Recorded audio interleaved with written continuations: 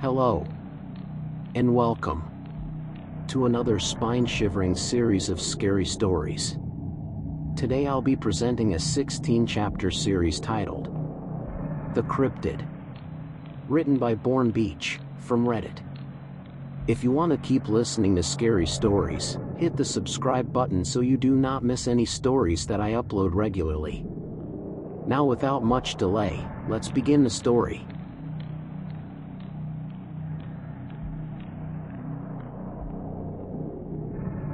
Chapter 1. My grandma died and passed down her secluded cabin in the woods to my brother and I.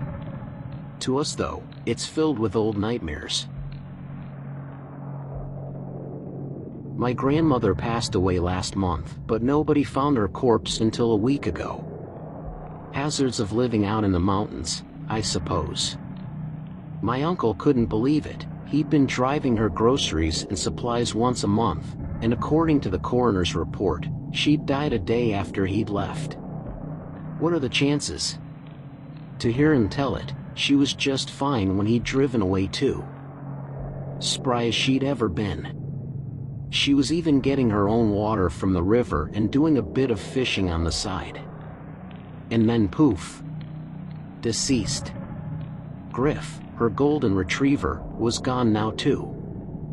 My uncle thought he probably took off after realizing Grandma wasn't waking up, maybe got hungry and went off chasing squirrels in the woods or something.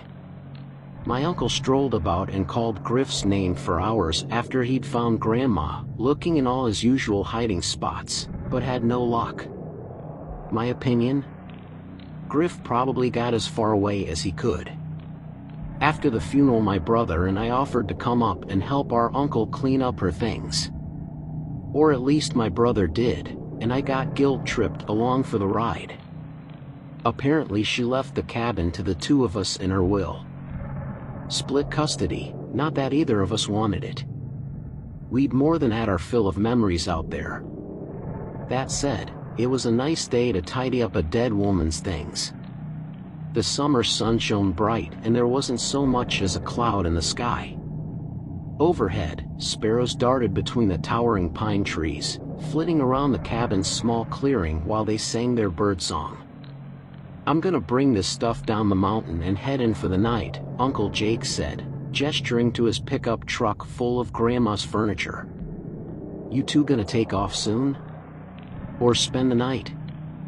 He looked like the spitting image of a mountain man, standing there with his tree trunk arms and red flannel shirt.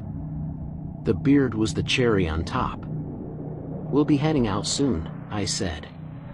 "Don't worry about us, the car got us up here just fine, it'll get us back down." Uncle Jake was suspicious of any vehicle that didn't have a cargo bed. "Sure thing, boys. Take it easy now." He hopped into the cab of the pickup and slammed the door with a metal clang. A moment later, the engine turned over and the mountain air was replaced with the thick smell of diesel and rust. With a rumble, the truck rolled out of the cabin's dirt driveway, bobbed down the makeshift road and disappeared to the faint riffs of AC/DC's thunderstruck. "Stay the night," my brother Eric said, snickering. "As if we'd spend a night in this hellhole." Eric was tall and lanky, poor of eyesight and blindingly pale. He pulled his thick glasses from his face and wiped the lenses clean on his Marvel t-shirt. "I say we finish these last couple boxes and follow on down." He peered up through the pine trees overhead, where the sun was beginning its slow descent into the evening.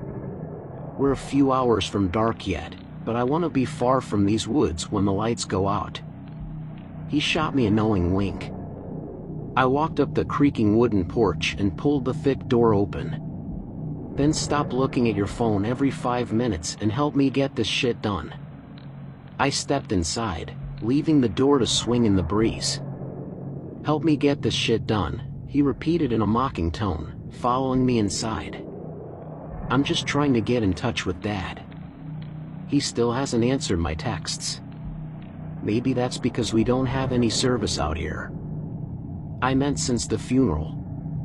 The dude's been a total recluse since Mom died. Yeah, well I could care less. The guy's a complete asshole anyway.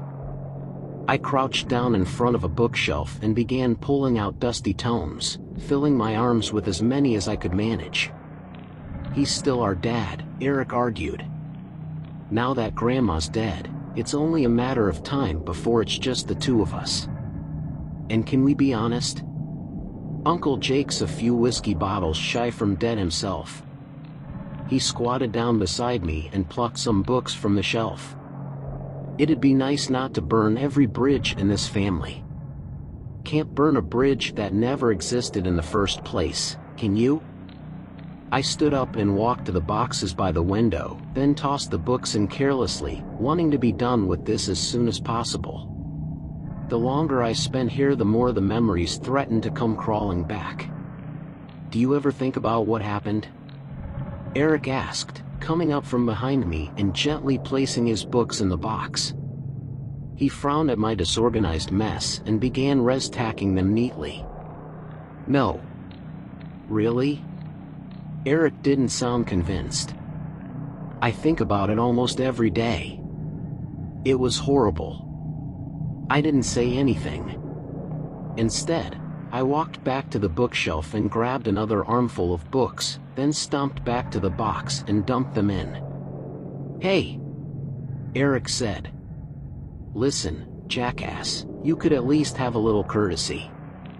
He gestured to the books he was arranging inside, neat and tidily with their spines facing upward. One of them was called Mysteries of the Cryptids. I looked away. See the effort I'm putting in, he said. Do you really need to chuck your shit everywhere? Sorry man, I just don't like this place. I shook my head, feeling a chill wash over me. I want to finish this and go. So do I, but don't you think talking could be good? Not really, no. I stalked toward the den. Time to put some space between me and this conversation. He grabbed my arm. Please, Matt. It was 12 years ago, but it feels like a lifetime. I don't even know if I'm remembering real events anymore or just inventing things in my head. I shrugged him off, but his expression was pleading.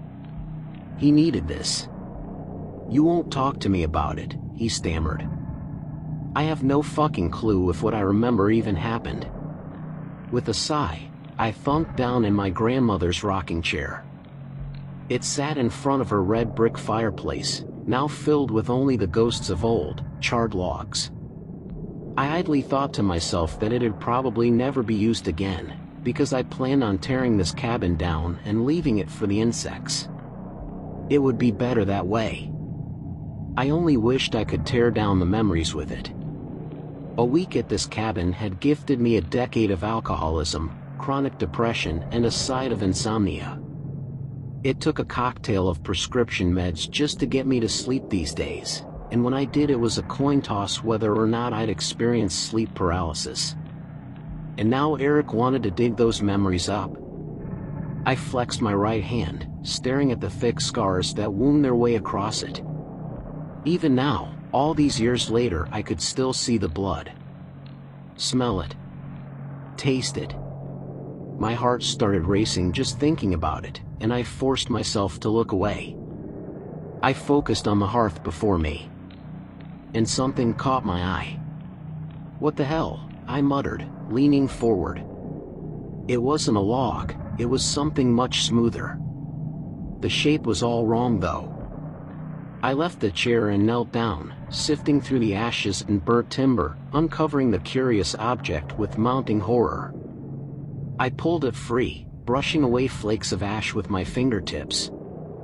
My arm quivered. Eric, I said, pushing the word from my mouth. What's up? He called. I swallowed. Is this Griff? Footsteps sounded from the other room and he came bounding in, face brimming with excitement. You found Griff? I didn't say anything. I stared at the skull in my hand, doing my best to hold back the floodgates of memories. My eyes found Eric's, and I held the skull aloft. What the fuck? He shouted, stumbling forward. He dropped to his knees, looking at the skull in terror. No way, that's Griff. No fucking way. He shook his head furiously. What would he be doing in the damn fireplace, Matt? I didn't know what to say. I knew there was no reason he should have been in the fireplace. None. No dog would willingly let itself burn to death. Maybe it's a coyote, Eric reasoned, tripping over his words. Grandma probably killed it and chucked it in here so the scent wouldn't attract other animals, and there's no coyotes out here, you know that. I dropped the skull, and it cracked against the solid wood floor. A shudder ran through me. And it's way too small to be a wolf. Eric looked on the verge of tears. Griff was probably the only happy memory we had of this horrible place. Matt, why would she do that? 1,000 reasons crossed my mind. All of them beginning and ending with one night 12 years ago. I stood up from the fireplace, my feet feeling weak and my sense of balance waning. I fell back into the rocking chair, and it croaked a haunting welcome. All right, I said quietly. I think it's time to talk about what happened when we were kids.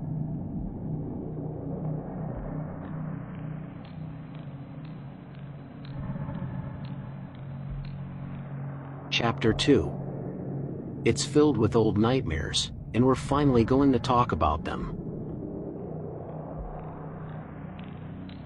Eric sat down across from me in one of the old wicker chairs we'd helped Grandma make. Where should we start? He said quietly. He stared at me with a gravity I'd never seen in him before, his hands fidgeting with the chair's wooden armrests. Poor kid was nervous.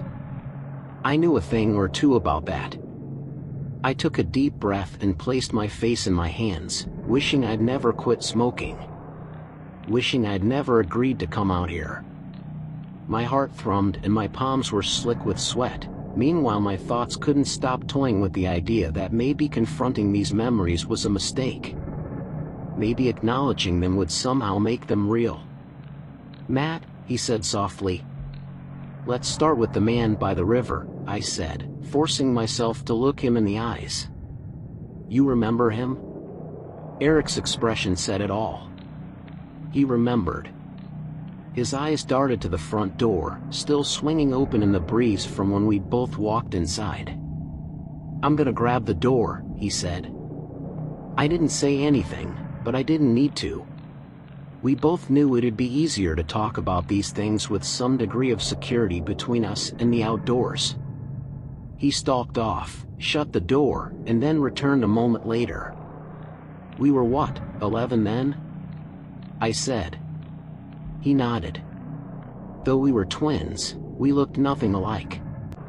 Eric was thin and gangly, with giant glasses and a passion for all things pop culture. I was short, a bit overweight, and had an unhealthy addiction to every form of metal under the sun. My hearing was practically shot, but the wall of noise that music created was the only time I felt like I got any peace and quiet. It was the second day at the cabin, I think. Eric looked out the window, toward where the river flowed, just past the treeline. You and I were out having a swim. Yeah, and he was watching us on the other side. How long was he there for? I shrugged. You were the one who spotted him. I wouldn't have noticed if you hadn't pointed him out. Tough to miss, really. He had that beige ball cap and the mask, yeah. Who wore a mask out in the woods? The kind of guy who liked to watch kids swim, I guess. It was a wolf mask, a really well-made one. Thinking back on it, it almost looked like a real wolf. Remember what he said? It was impossible to forget. His words had been the catalyst to everything, the jump-off point for the worst experience of our lives. It's nearly dark, I said. It's nearly dark, Eric repeated. The two of us were silent for a moment, the shrinking daylight and the implications of what that meant not lost on us. Maybe we should do this in the car, on the way down, he said. I shook my head. I don't think it works like that, and I think you know that now too. Standing up, I crossed the room and grabbed my leather jacket from the coat rack. I threw it over my shoulders like a poncho. Now that the sun had dipped behind the tree-line, the temperature had dropped with it.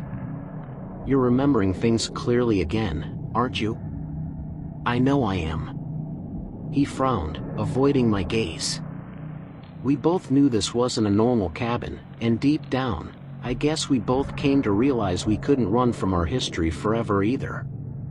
Eric was right. If we didn't confront this now, then we'd probably be running from it for the rest of our lives. I suppose things do feel clearer, he said. Being here feels strange. Like everything's coming back as vivid as the day it happened. I knew what he meant. I could picture the man by the river almost perfectly now. Dirty jeans, a checkered shirt, and that mask. It had to have been torn right off of a real wolf, because I remember the smell. It smelled dead. Decaying. Eric plugged his nose, contorting his face in revulsion. You smell that too? I asked. He nodded. What is that? That's what he smelled like. The man by the river.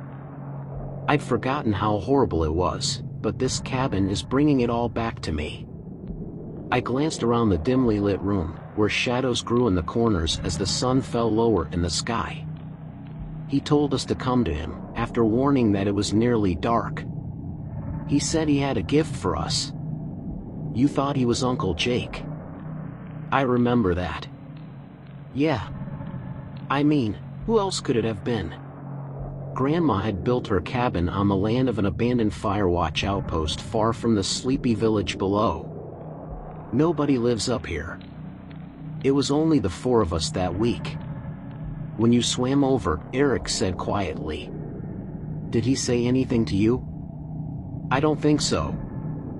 I closed my eyes and drifted back to that moment, 12 years ago. In spite of it being the height of summer, the river was freezing that day and the current had made it hard to get across. The man stood on the other side waiting patiently though. He was holding the gift behind his back, I said. I remember thinking it was a fishing rod. Eric cracked a bittersweet smile. We'd both been badgering Uncle Jake to let us use his fishing rod. I, too, remember hoping that's what it was. Talking about this was cathartic, but torturous all at once. My mouth felt dry as a bone. When I got closer, I got this weird feeling. Like something was wrong. Talking about this was cathartic, but torturous all at once. My mouth felt dry as a bone. When I got closer, I got this weird feeling. Like something was wrong. Yeah, it's hard to explain, but it's like, even then I knew something wasn't right. I gave in to the memory, letting it swallow me in my search for answers. Grandma's cabin seemed to fade away, replaced by a warm summer day. The river rumbled behind me now, and the mountain breeze caught at my wet, shaggy brown hair. Above, the sun beat down furiously, dressing me in a full-body sunburn. I realized it wasn't Uncle Jake when I stepped out of the river. You never told me that before. I don't think I ever let myself believe it. In the cabin, the branches swayed above us, their long arms scratching at the roof in the rising wind. So? Eric said. So what? So what made you realize it wasn't him? Oh. I chewed on my lip, my eyes staring at Griff's cracked skull on the floor. It was because he twitched. Twitched? Yeah, I said, looking Eric in the eyes. My voice cracked despite my best efforts to keep it steady. His entire body twitched, like some kind of predator reaction. Like a cat seeing a mouse. Or a wolf seeing a rabbit. The implication hung in the air between us. We were prey. I wanted to run back into the river. I wanted to scream for help. I wanted to hide. but he held the gift out. "The book," Eric said. "That's right. The Mysteries of the Cryptids." I'd gotten halfway back across the river when Uncle Jake came down, I continued. He was on your side of the river and dressed entirely different from the man. I paused, recognizing this was one of the memories I'd never fully accepted. How could I have? Accepting it meant I was more broken than I was comfortable admitting. That's when I realized we weren't alone on the mountain. I opened my eyes and pulled myself out of the memory. It felt a little disorienting, like my senses were being thrown about in some sort of amnesiac tornado, but I did what I could to reground myself in reality. I focused on my weight in the rocking chair, the cool feeling of leather around my shoulders, and the roaring wind outside. Eventually, the cabin returned to focus. Eric ran a hand through his curly brown hair.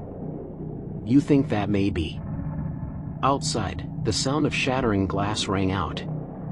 Eric and I jumped to our feet. My heart thundered in my chest. The two of us stood frozen, each knowing we needed to act, but not knowing how. Being the older twin, I breathed deep and stepped forward, forcing my body to act in spite of its fear. I slid along the wall toward the 4-pane window.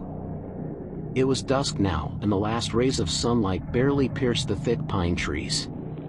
Darkness began to overtake the landscape, and the once lush treeline now looked more like a gaping, nightmarish maw. I peered out the window at an angle, so that I wasn't squarely in front of it in case anybody was watching from outside. "Fuck!" I shouted, catching a view of my car. A massive, broken branch lay flat against its now equally broken windshield. "What?" Eric took a furtive step forward. "Is somebody there?" "No." I pulled my jacket from around my shoulders and shoved my arms through the sleeves, zipping it up proper. Fucking branch just smashed my windshield.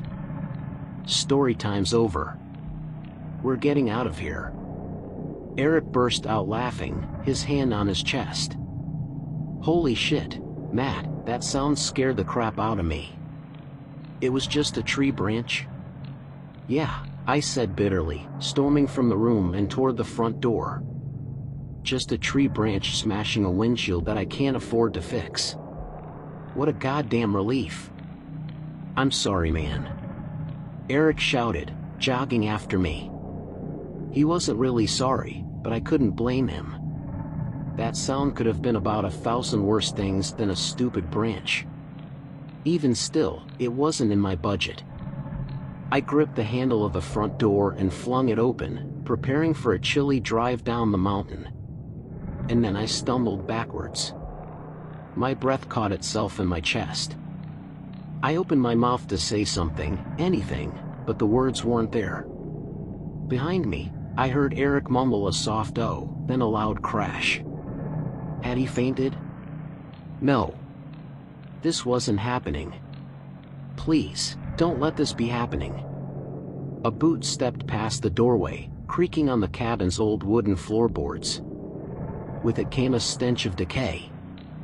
I reached blindly, desperately around me, unwilling to take my eyes off of the figure but also needing a weapon. Anything. I only found empty air. Uncle Jake had already moved most of Grandma's things.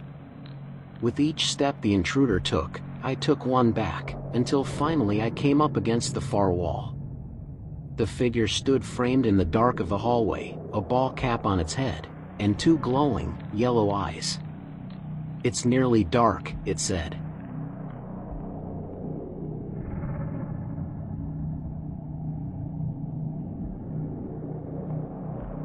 Chapter 3.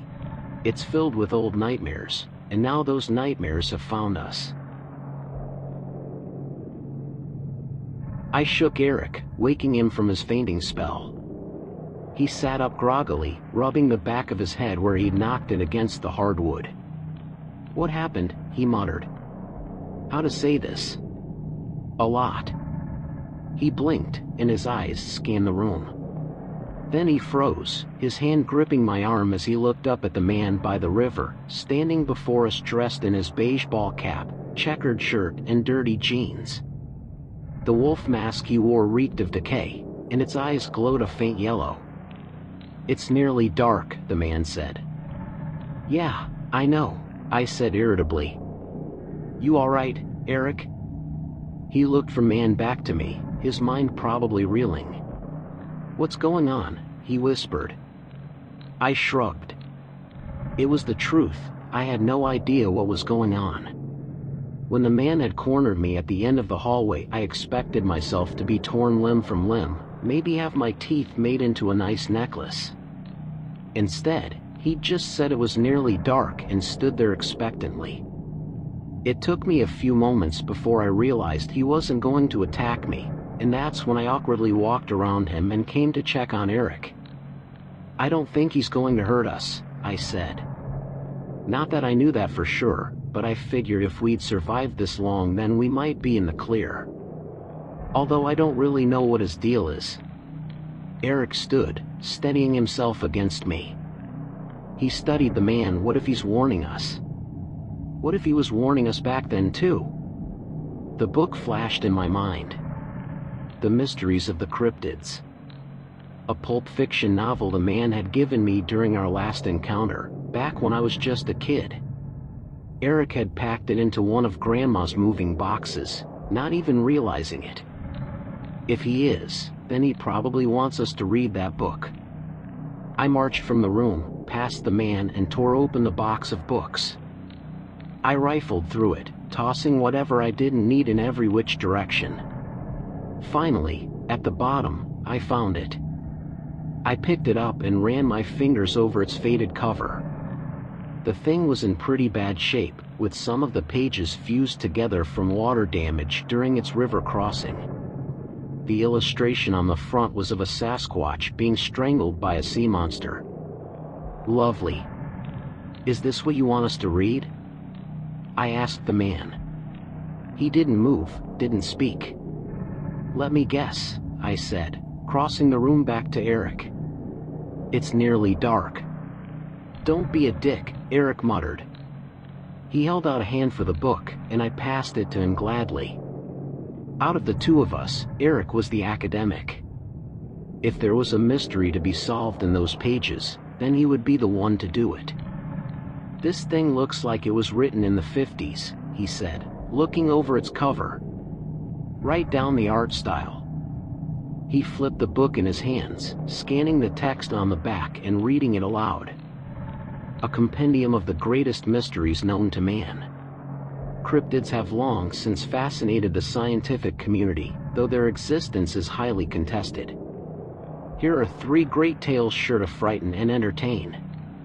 He furrowed his brow, his eyes rescanning the text as if he might have missed something. A moment later, he shook his head. "This just looks like an old monster novel." He stared at the man. "Is this a prank?" "I mean, if it is, it's pretty good." "How'd you know we were coming back up here?" The man didn't speak. Eric looked at me and sighed. "I guess we can read it."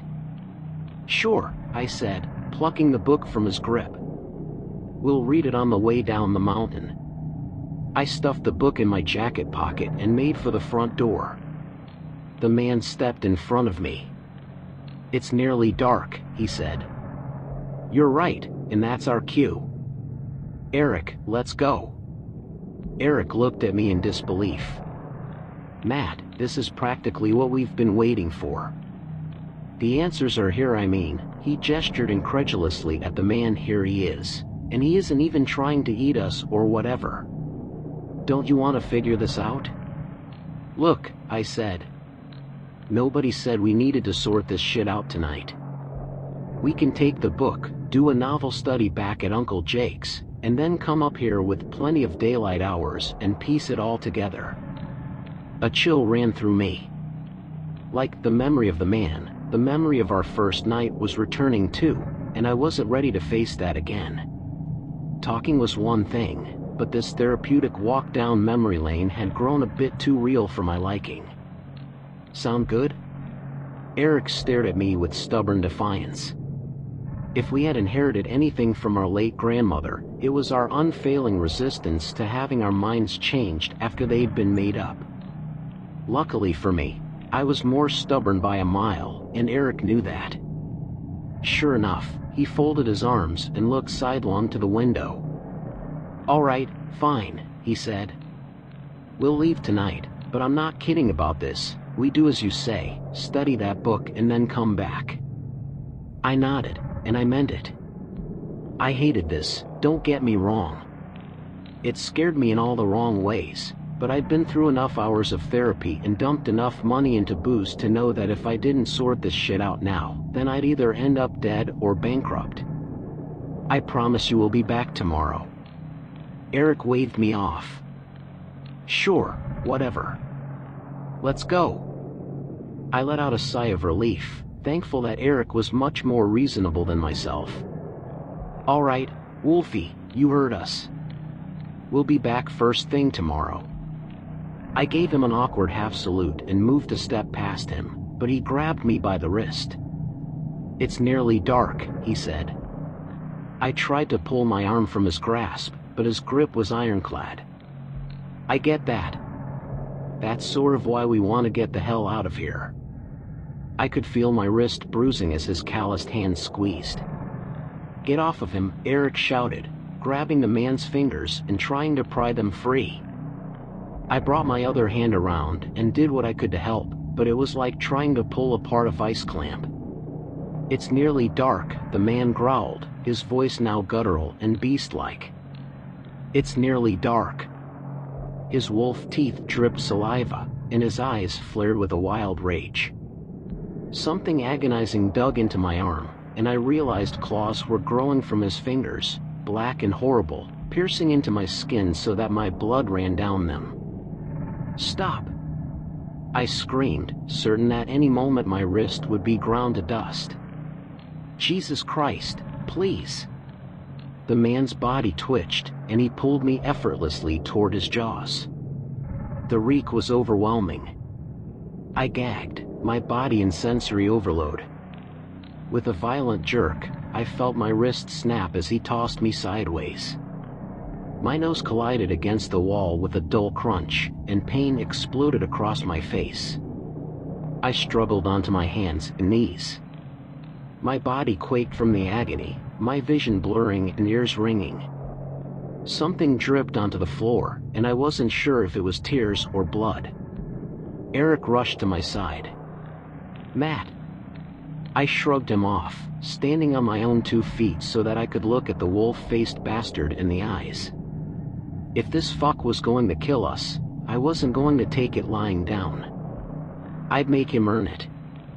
I dashed into the den, Eric staring after me dumbfounded. There, by the fireplace. Exactly what I was looking for. I gripped the fire iron, holding it before me with my good hand, and rushed back into the kitchen. "Get behind me, Eric!" I shouted. "We're getting the hell out of here." Eric didn't move. Had he seriously given up? No, it wasn't that. It was that his attention had been stolen by something else. He stood, gazing transfixed out of the 4-pane window. Between my broken wrist and smashed nose, I could hardly think past the agonizing pain rioting through me, but I still found the will to fight. "Eric?" He was sightseeing. "Matt," he muttered. "Get behind me, Eric." He turned toward me, his hand pointing hopelessly toward the 4-pane. "Something's out there, Matt." My legs felt weak, and for a moment I forgot about my wrist and nose. I forgot about the throbbing hurt. "What's out there?" Memories clawed at the edges of my mind, and I pushed them down. I needed to focus. Eric looked back to the window, and a moment later an ear-splitting roar rang out, so loud that I couldn't tell which direction it came from. It felt like it was everywhere all at once. "Get away from the window!" I shouted. He took a couple unsteady steps backward. "It's starting." I turned to the man, who stood as still as ever. "What the fuck are you doing to us?" I screamed.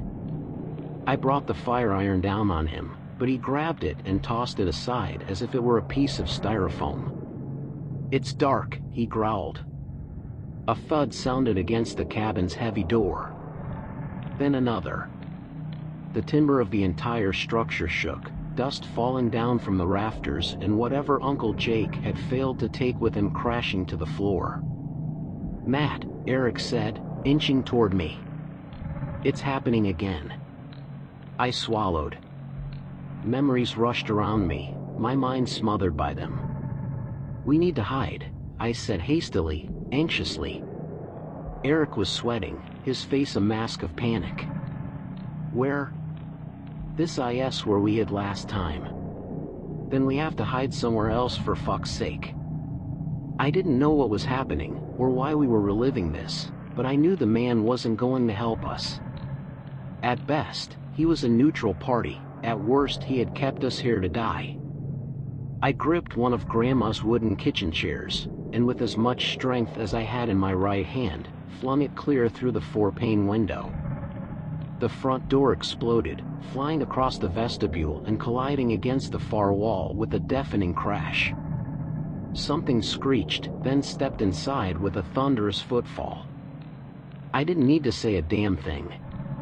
Eric had already climbed through the shattered window. He reached inside and helped me to get myself up to the sill, then I rolled over it and landed in the dirt outside. Throwing his arm under my own, he heaved me to my feet. I immediately noticed a tire where it shouldn't have been, with a massive bite mark in it. My eyes drifted to my car in horror. Its roof had been caved in, and half of its wheels were flattened. I spared a moment to look back at the man. He was motionless, though it was hard to call him a man anymore. The mask looked to have fused with his neck, and his hands, or paws, were now covered in fur, with long, dark claws. His jeans had been torn, and he stood upon 2 legs curved in the fashion of a bipedal wolf. His jaws salivated as he stared back at me. "We're going to read it," I shouted at him. I don't know why I did, or if he could even understand me. All I knew was that he had given me that book for a reason, and whatever was happening was intrinsically tied to it. If there was an answer to this, it was in those pages. I felt myself being dragged away by Eric. "Holy fuck, Matt, let's go." The two of us fled into the treeline, our footsteps muffled by the sounds of the cabin being torn to pieces.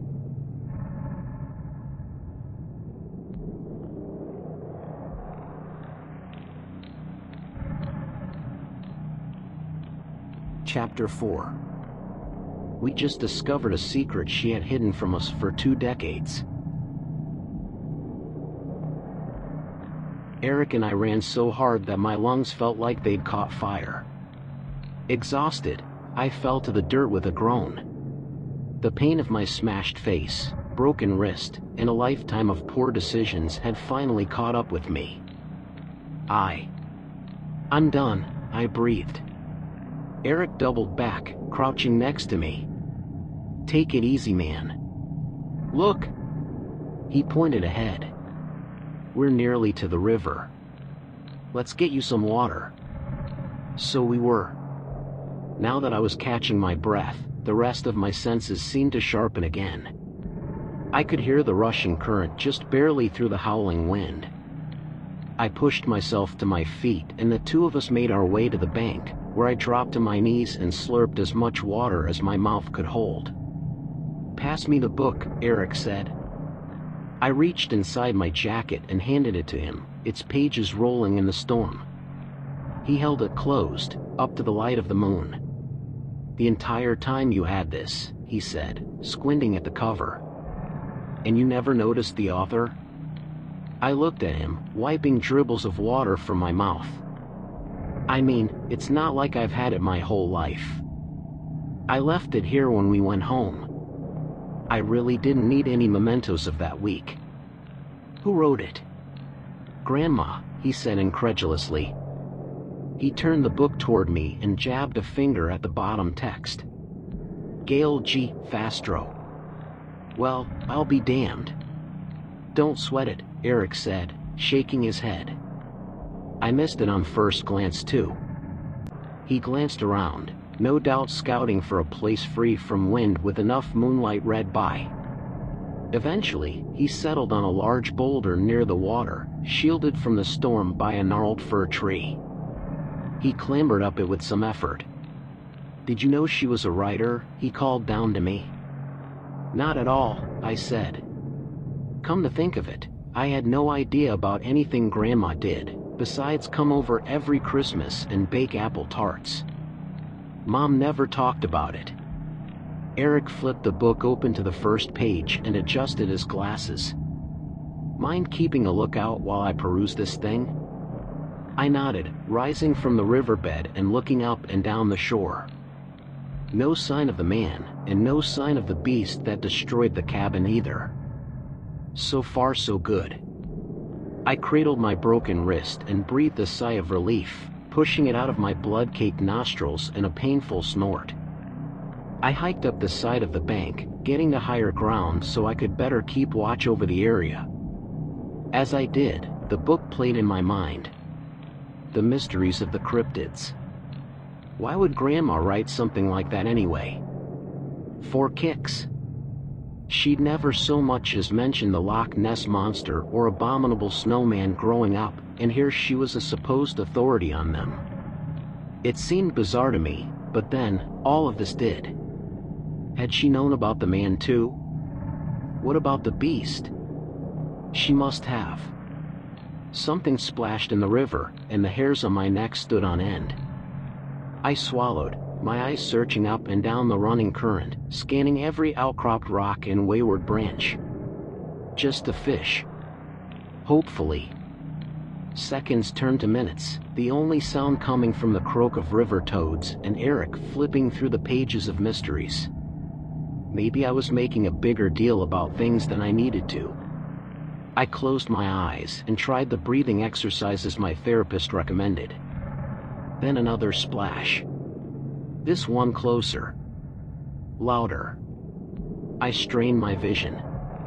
Even beneath the glow of the full moon, the river's dancing waves were difficult to keep track of. Light gleamed off of them one moment, then died the next. Small flickers caught my eye, but when I'd look, I'd see only dark water staring back at me. Was something swimming toward us?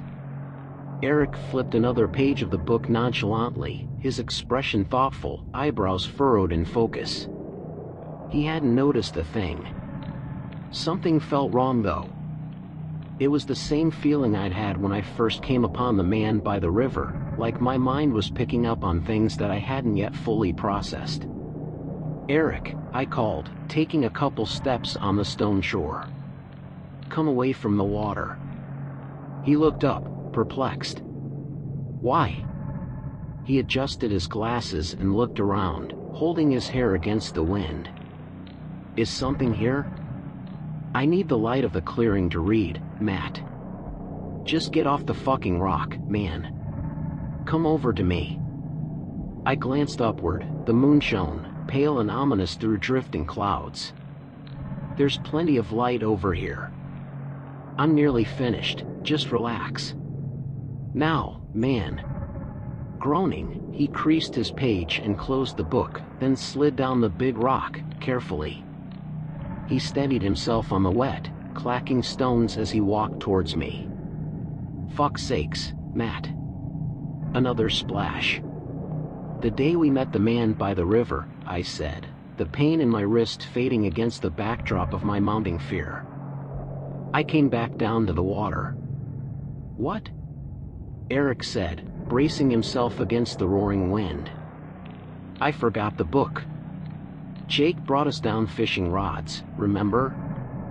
I was so excited that I'd forgotten all about mysteries.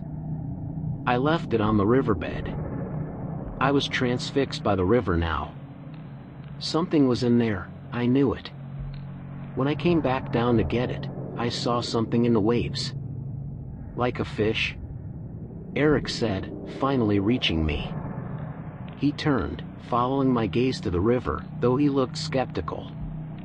I shook my head. Bigger. I think. I don't know. I just grabbed the book and ran. Another splash, this one near the shore. I backed up, nearly slipping on the stones. Behind us, the pitch black of the woods, and in front of us, whatever lurked in the water. You hear that? I said. Eric nodded, stashing the book in his pocket.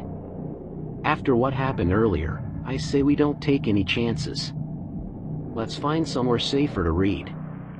Where though? The woods? We'd get lost, and there was no question of that. Back to the cabin, or whatever was left of it.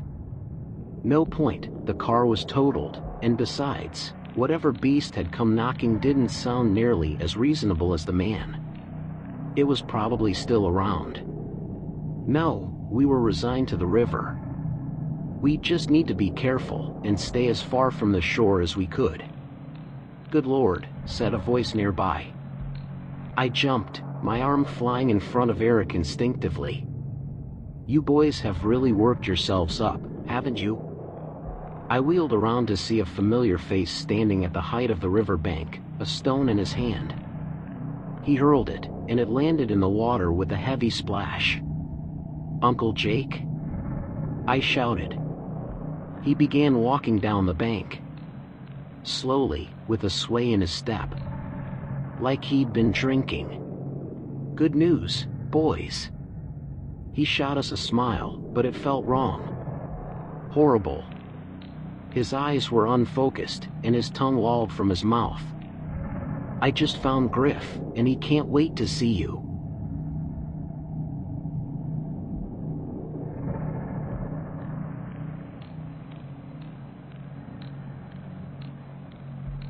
Chapter 5.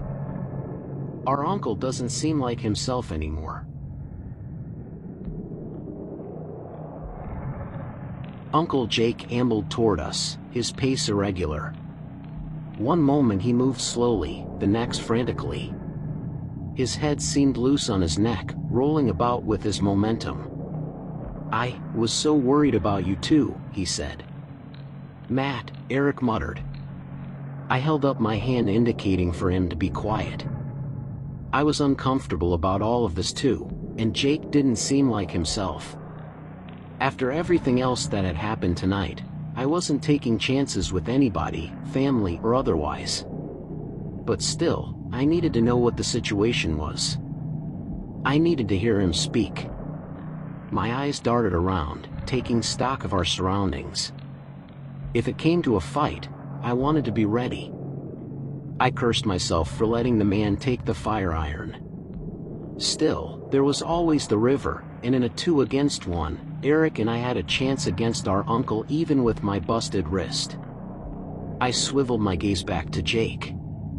He was only a couple car lengths away from us now, and I could see him more clearly. His eyes were pale, milky and faded, like he was drugged. His mess of dark hair shot out from all angles beneath his trucker hat. I'd never seen him in such a sorry state. Boys, he said, burping. I just need to talk to you for a second. About Griff. He's just up ahead, but he's scared of the water. He gestured toward the wood, swaying on the spot. Come see him? I didn't say anything. I knew Griff was dead. I pulled his scorched skull out of the fireplace myself, and Eric had been there with me. Jake took a couple frantic steps forward. I recoiled, putting myself in front of Eric. Call it older brother instincts, call it stupidity. All I knew was this cabin wasn't going to claim any more of my family. Ah, Jake said, stopping and tilting his head. Are you afraid? Another burp. Of me? What's going on here? I said quietly. I'm talking to my nephews, he chuckled, feet dancing to keep his balance. Come on. Matthew. Eric. Let's go. Another step forward. Don't take another fucking step. I shouted. Stay the hell back. He paused, his demeanor changing. His face drooped, his sing-song smile replaced by a snarl showing a row of yellow teeth. You boys were supposed to join us a long time ago, you know. But she got soft. What?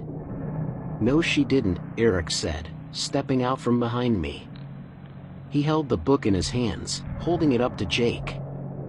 She realized how sick this whole thing was. She spared us. I had no idea what either of them were talking about, but Eric had clearly read something in mysteries while up on that rock. And whatever he'd read, Jake knew about it too. Spared you? Jake spat. He took off his cap and chucked it to the side, the corner of his mouth twitching. At the cost of the rest of us, maybe. He took a shambling step forward, his eyes cold with menace. What makes you better than me? I knelt down, using Eric's tall frame as cover from Jake's vision.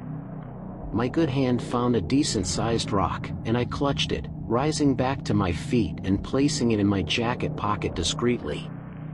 We're not better than you, Eric said. But that doesn't mean we deserve to become monsters either. Deserve to become monsters? What the hell had Eric read? You think I'm a fucking monster? Jake bellowed, eyes bulging. He slammed his finger to his chest. I'm a product of progress, just like you should have been. My heart thundered. I didn't know this man anymore. Have you been drinking, Jake? I hoped the answer was yes. I needed something to make sense tonight. Drinking? Jake said, his wild, cataract eyes looking from me to my brother. You ain't told him yet, have you, Eric? Didn't invite him to your book club? What's he talking about? Eric swallowed. He's talking about mysteries. No shit, I said, getting impatient. What about it? Help me the fuck out here, man. I am sorry, he said, shaking his head. More anxiety. When it came down on Eric, it came down thick. The book's written like an autobiography, Matt.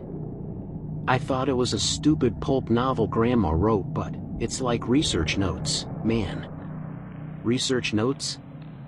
Jake took another half step forward, and my hand tightened around the stone. Stay back, I'm not kidding.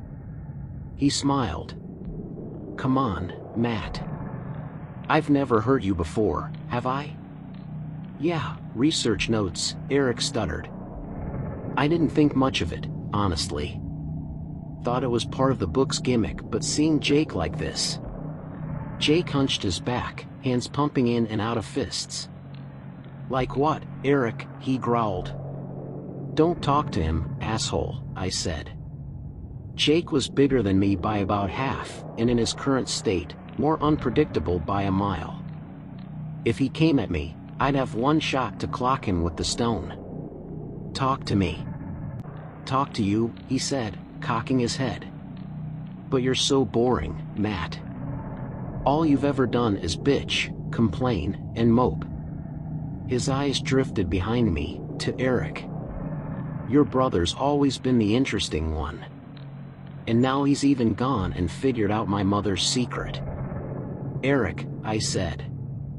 I really need you to get me up to speed. T the book man. It's English. Man. What about the book? I kept one eye on Jake, my hands gripping the stones so hard that I could feel my palm cramping. Grandma wasn't some writer documenting cryptids, Matt. He brandished the paperback, then snapped it open, flipping through it aggressively until he hard stopped on a page. He thrust it in my face. I pulled my head back and squinted. The ink had faded from years of aging, not to mention the water damage from the river crossing.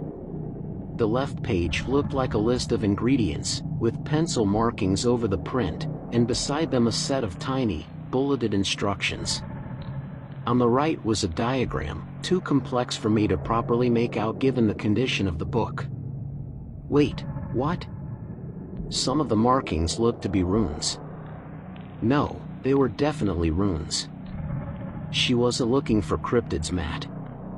Eric said breathlessly. She was making them.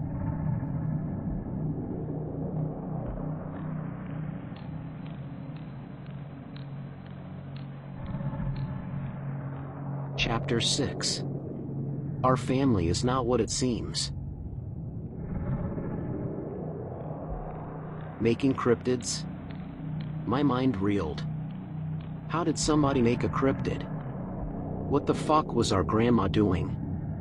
I brought a hand to my forehead, wincing as memories hit me like a cement truck. It's medicine, Matthew. Now be still and no crying, we don't want to worry your mom. But I feel fine, Grandma. I don't need any medicine. Everybody needs this medicine. Give me your arm. What about Eric? He'll get it too. Now give me your arm. Uncle Jake clapped his hands and broke me from my reverie. Oh, good work, Eric. Good work. This is why I always said you'd be great for the cabin. His eyes gleamed. Now, why don't we all go for a little hike, as a family? I have something I'd like to show you. After all of this? Eric said incredulously.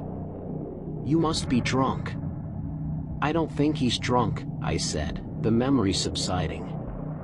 The sound of the rushing river returned, along with the frigid chill of the wind.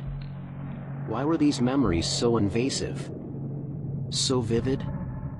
I shook the thought away. I needed to get us out of this situation first. He's taking something to keep him normal. What? Eric said. He glanced at mysteries in his hands. Did you read this when we were kids, Matt? I shook my head. No. I was never the reader between us, was I? My hands found the stone in my pocket, and I thumbed at it. Feeling the weight, the shape. I remember Grandma giving me a kind of medicine. My stomach felt upside down just talking about this. I hardly knew what it even meant. I think Jake's taken some medicine himself. Maybe something that keeps him from becoming whatever Grandma meant for him to be. Jake frowned, his small, milky eyes narrowing. Quite the theory, Maddie. Is it? I said quietly. He stepped forward, 2 rapid paces one after another. His body swayed at the sudden stop. From the edges of his mouth, his tongue flicked out, licking at his lips. Is that why you're so afraid of me? He said. Because you think there's a monster underneath? I'm not afraid of you, I lied, squeezing the stone. I just don't want to kill my own uncle. Jake let loose a howling laugh. Matt, Eric said, stepping closer to me. I don't think we should be provoking him. Too late for that, I thought. Jake was here to finish something and it involved us. I wasn't interested in letting him see it through. Tell you what, Uncle, I said, stepping forward. His eyes darted from my striding feet to my face. He looked offended that I'd even consider myself in the same league as him. Walk away right now, and I won't fucking murder you. His shoulders thrust back, and his head jerked forward. His milk-white eyes bulged. Murder me, he said in a voice that was beginning to sound nothing like his own. Does your therapist know you're delusional? His entire body tremored, his feet stumbling in an effort to stay upright. Something's happening, Eric said seriously. Now cut it out, Matt. A lot was happening. More would be happening soon, I could guarantee that. Now come at me, dear uncle. Give me an opening. My therapist thinks I've got the right idea, actually. That my family is a bunch of hillbilly trash. I am, Jake said, dropping to a knee and snarling. A product of progress. Whatever he had taken to keep him level, his emotions were throwing it out of whack. "Show me," I said, doing my best to keep my voice level. With a growl he launched himself toward me, his catatonic limbs flying about, slaves to his own momentum. I took a step backward, steadying myself on my rear leg while I pulled out the stone with my good hand. I smashed the stone against his skull with all the force I could manage. I heard a sharp crack and then a groan as my uncle dropped wordlessly onto the rocky shore. Eric and I stood there transfixed for several moments, my heart feeling like it might beat out of my chest. My breaths came in heaps. Was he unconscious? "You were trying to provoke him?" Eric said, stepping carefully around the other side of Jake's unmoving body. I nodded. "Yeah. Now let's make sure he stays down." I lifted the rock in my hand, ready to bash my uncle's skull to fucking pulp. Eric pushed me away. "What the hell?" he said. "You can't kill him, Matt." "I can't kill him." I did my best not to punch Eric square in the jaw. "Look around you, man. We're fucked out here. You think Jake's a friend of ours? That he's gonna help us down the mountain?" I took a few steps away, running a stressed hand through my long hair. "What do you think happens when he wakes up, huh? You think he just calls it a day and lets us go?" "I don't know," Eric stuttered. "But I know we're not murderers. We're not like him." His eyes drifted to Jake's unmoving body, his expression torn. "If we do that, how are we any better?" I stomped toward him and grabbed him roughly by his shirt. "How are we any better?" I growled. "How about we're better because we didn't lure two nephews out here to try and get them to become fucking Draculas?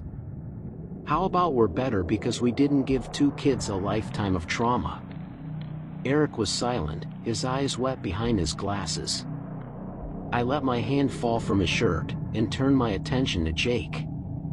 His eyes were closed, but after what I'd seen in him earlier, I didn't trust him to stay out for much longer.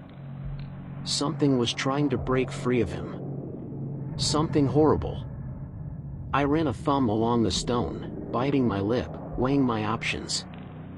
"Matt," Eric said, his hand on my shoulder, voice cracking. "We have so many good memories with Uncle Jake.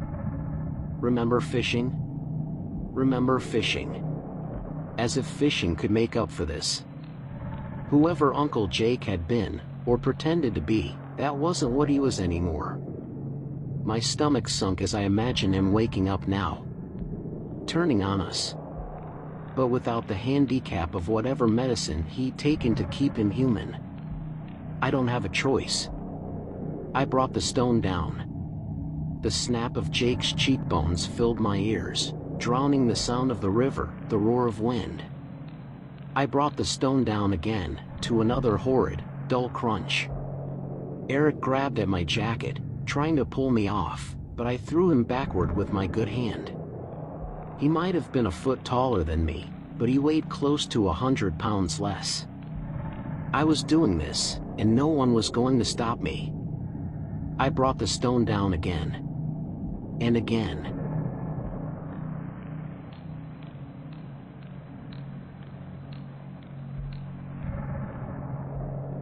Chapter 7. I've done something unforgivable, and now I don't feel so well. I feel like I'm losing control. Blood caught me in the eye and I paused with my arm in the air, still clutching the stone. Jake's face had been smashed apart, his orbital bones caved in and his eyes rolled from their split-open sockets. I dropped the stone to the ground, heaving breath after breath. I blinked, wiping at my face with my sleeve and looked down to see a thick layer of crimson on my arm. "Are you finished?" Eric said softly, his voice uneven. I turned around to face him, mouth half open with 1,000 reasons on my lips. Reasons that I had done this. Reasons I had to do this. But they all evaporated when I saw his red, tear-streaked eyes. His hair was even more disheveled than usual, like he'd been tearing at it for the past 5 minutes, and his face was as pale as the moon. He stifled a sob. "Because I'm pretty sure he's dead now, Matt." I looked back to Jake's corpse, and slowly rose to my feet. His face was mangled. Bone splinters lay scattered around what remained of his cheeks.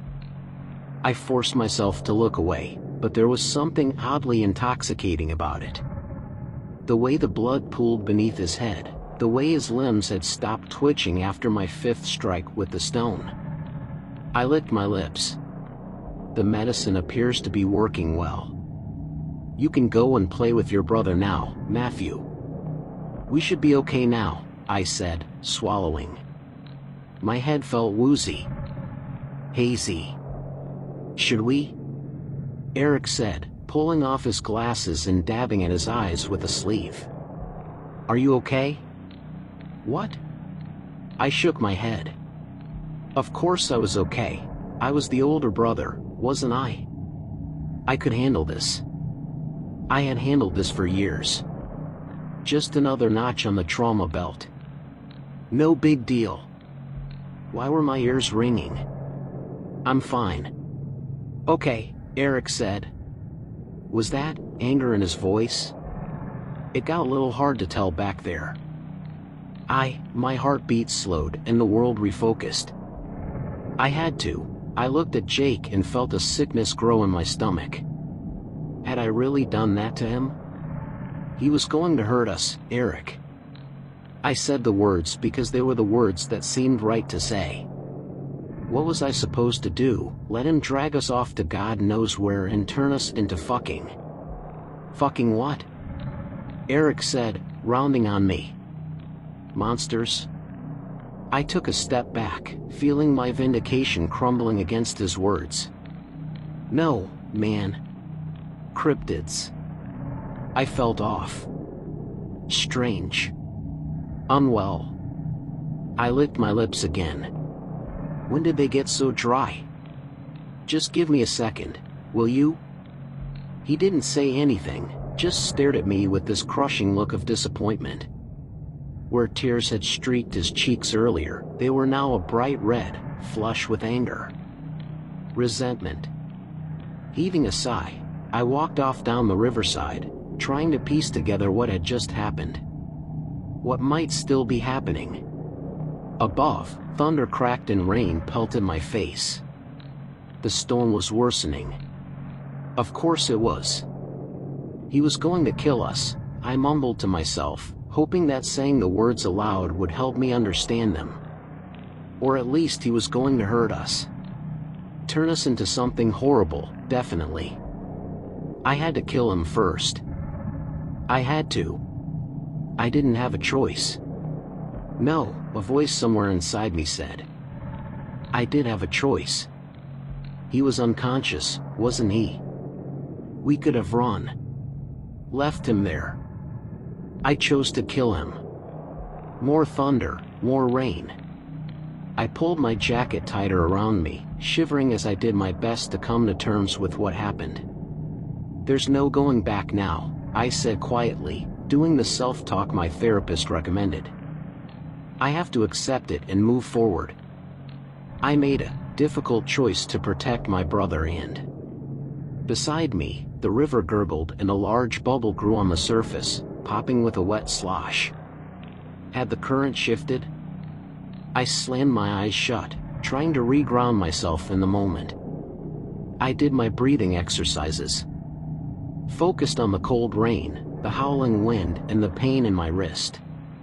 Then a splash. Bigger, louder than any before. Like an entire tree fell into the damn drink. Eric! I called. No time to feel sorry for myself. We weren't safe yet. Fuck off, Matt. He was further up the river.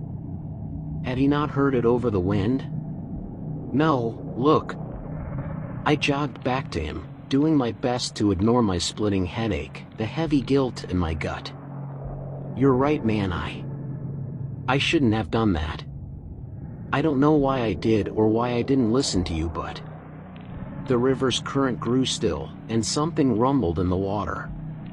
Stones rolled from the riverbank into the drink, and a dark shadow began to fill the surface of the channel. Eric took a step back, eyes wide in terror. I knew exactly what he was thinking, because it was all I could think of too. Something was in the water. Had Jake summoned it with the stones? Eric, I began, but he turned away from me. He started clambering up the bank of the river, toward the wood. Eric! I shouted, scrambling after him. Can we talk? I don't really feel like talking right now, he said bitterly, stalking into the tree-line. Let's just get away from the damn water. I reached the top of the bank and then ran to catch up with him. I just need to talk about what happened earlier. Please. I don't want to talk about earlier, Eric said flatly. He squinted up at the rainy sky through the forest canopy. The storm's getting worse, and we're not exactly dressed for the weather. He tugged pointedly at his hoodie, wiping a wet mop of curly hair from his forehead. We need to find some shelter. We're not making it down the mountain tonight. No, that much was true. It was an hour drive just getting up the mountain, and that was without whatever creatures the darkness had coaxed out. We can try the cabin, I said, not feeling much like I deserved to be making suggestions anymore. The beast knows about the cabin, Eric argued. That's assuming the cabin's even still standing. He shivered, bringing his hood up and over his head. But there's the cave. The cave. We'd meant to explore it when we were kids, but Grandma had stopped us. She said it was too far from the cabin, and that there were cougars in the woods. Bears. Right, I said. Do you remember? Yeah, I remember, Eric said, stepping off. Uncle Jake was the one who told us about it when we were younger. It's why I suggested it. If she didn't want us going near it, and he did, then there's a good chance that's exactly where we need to be going. He said the words with a finality that told me the conversation was over. We walked for 20 minutes in silence. My conscience ate at me, the weather beat at me, and my body ached all over. But it was the small voice in the back of my head that haunted me more than anything. Familiar, but distant. Like a faint echo. My mother weeping. Matthew, she said. Please. There it is, Eric said, stopping suddenly. I stumbled, nearly colliding with him. I'd been so lost in my own thoughts that the world sort of melted away. He pointed up a small hill, where a pitch-black cave mouth yawned from the earth. It had a large entrance, easily big enough for an entire trailer to fit through, if not two. Eric reached into his pocket and pulled out his phone, turning the torchlight on. He scanned it into the mouth of the cave, and it looked as if the thing went on for some distance. Then the light sputtered, blinking, before vanishing completely. Fuck, he said. Battery's dead. Too many texts to Dad. Mind using yours? Of course, man. I fumbled into my pocket for my own, feeling thankful I could be useful again. Feeling thankful I could do anything to make our relationship feel normal again. Here, I said, flicking my torch on. We stepped into the cave carefully, our sneakers not ideal for walking on slick, wet cavern floors. Our progress came slowly, but that was fine by me. I didn't know what we were likely to find in the cave, but I had my suspicions it wouldn't be unguarded. I'd rather see the trap before it was sprung. Smell that? Eric said, bringing his finger to his nose. It reeked like the worst smell I'd ever experienced.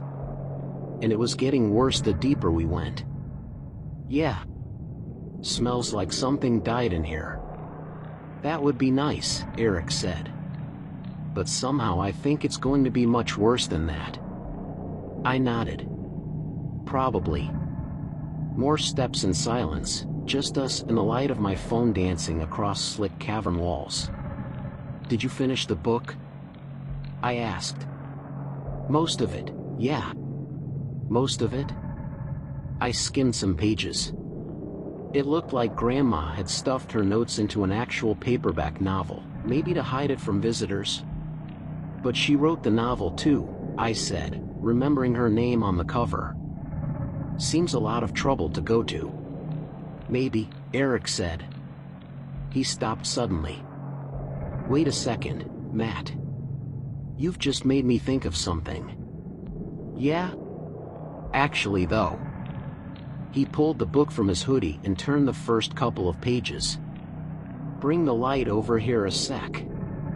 I came closer, holding my phone aloft so that we could see the book clearly. He slid his finger down the page before jabbing at it with a victorious aha. "What is it?" "Have a look," he said, handing me the book. I squinted at the faded lettering. "Dedicated to my three little monsters, Jacob, Alice, and Nolan." It's a dedication page, to Uncle Jake, Mom, and Nolan? Eric shook his head, his face a mask of disbelief. I just assumed anything to do with the novel portion I could comfortably ignore. Why bother, right? We wanted to know about the research. What was really going on? But this? Who the fuck is Nolan, Matt? I blinked, trying to pull up any memory of the person. Had Mom talked about him before she passed? Had Dad? I have no idea, I said, feeling useless all over again. "This is something, though," he said, his previous coolness replaced by a sense of academic excitement. If there was one thing that improved Eric's mood, it was solving a problem, or at least getting partway there. She called them her three little monsters, which means Grandma had another son. He grinned. "Exactly, and we've got another uncle." Something moved in the distance. Like a footstep, echoing through the cave. "Shit," Eric said. "The light, Matt." I was already fumbling with it, my fingers swiping the screen in an anxious flurry. Eventually, I managed to shut it down. Darkness engulfed us. Eric, right beside me, disappeared entirely from my view. I reached out, grabbing his arm, and he jumped back. "It's me," I whispered. "I don't want us losing each other." "Right, sure." The footsteps echoed closer now, but they sounded distinct from our own. Padded, almost. Like an animal. Like paws. My palms grew slick with sweat. Was it the beast? Had it found us? A growl reverberated through the cavern, low and guttural. Monstrous. I squeezed Eric's arm tighter on instinct. I wasn't going to lose him. I couldn't. Then, a voice. "It's dark."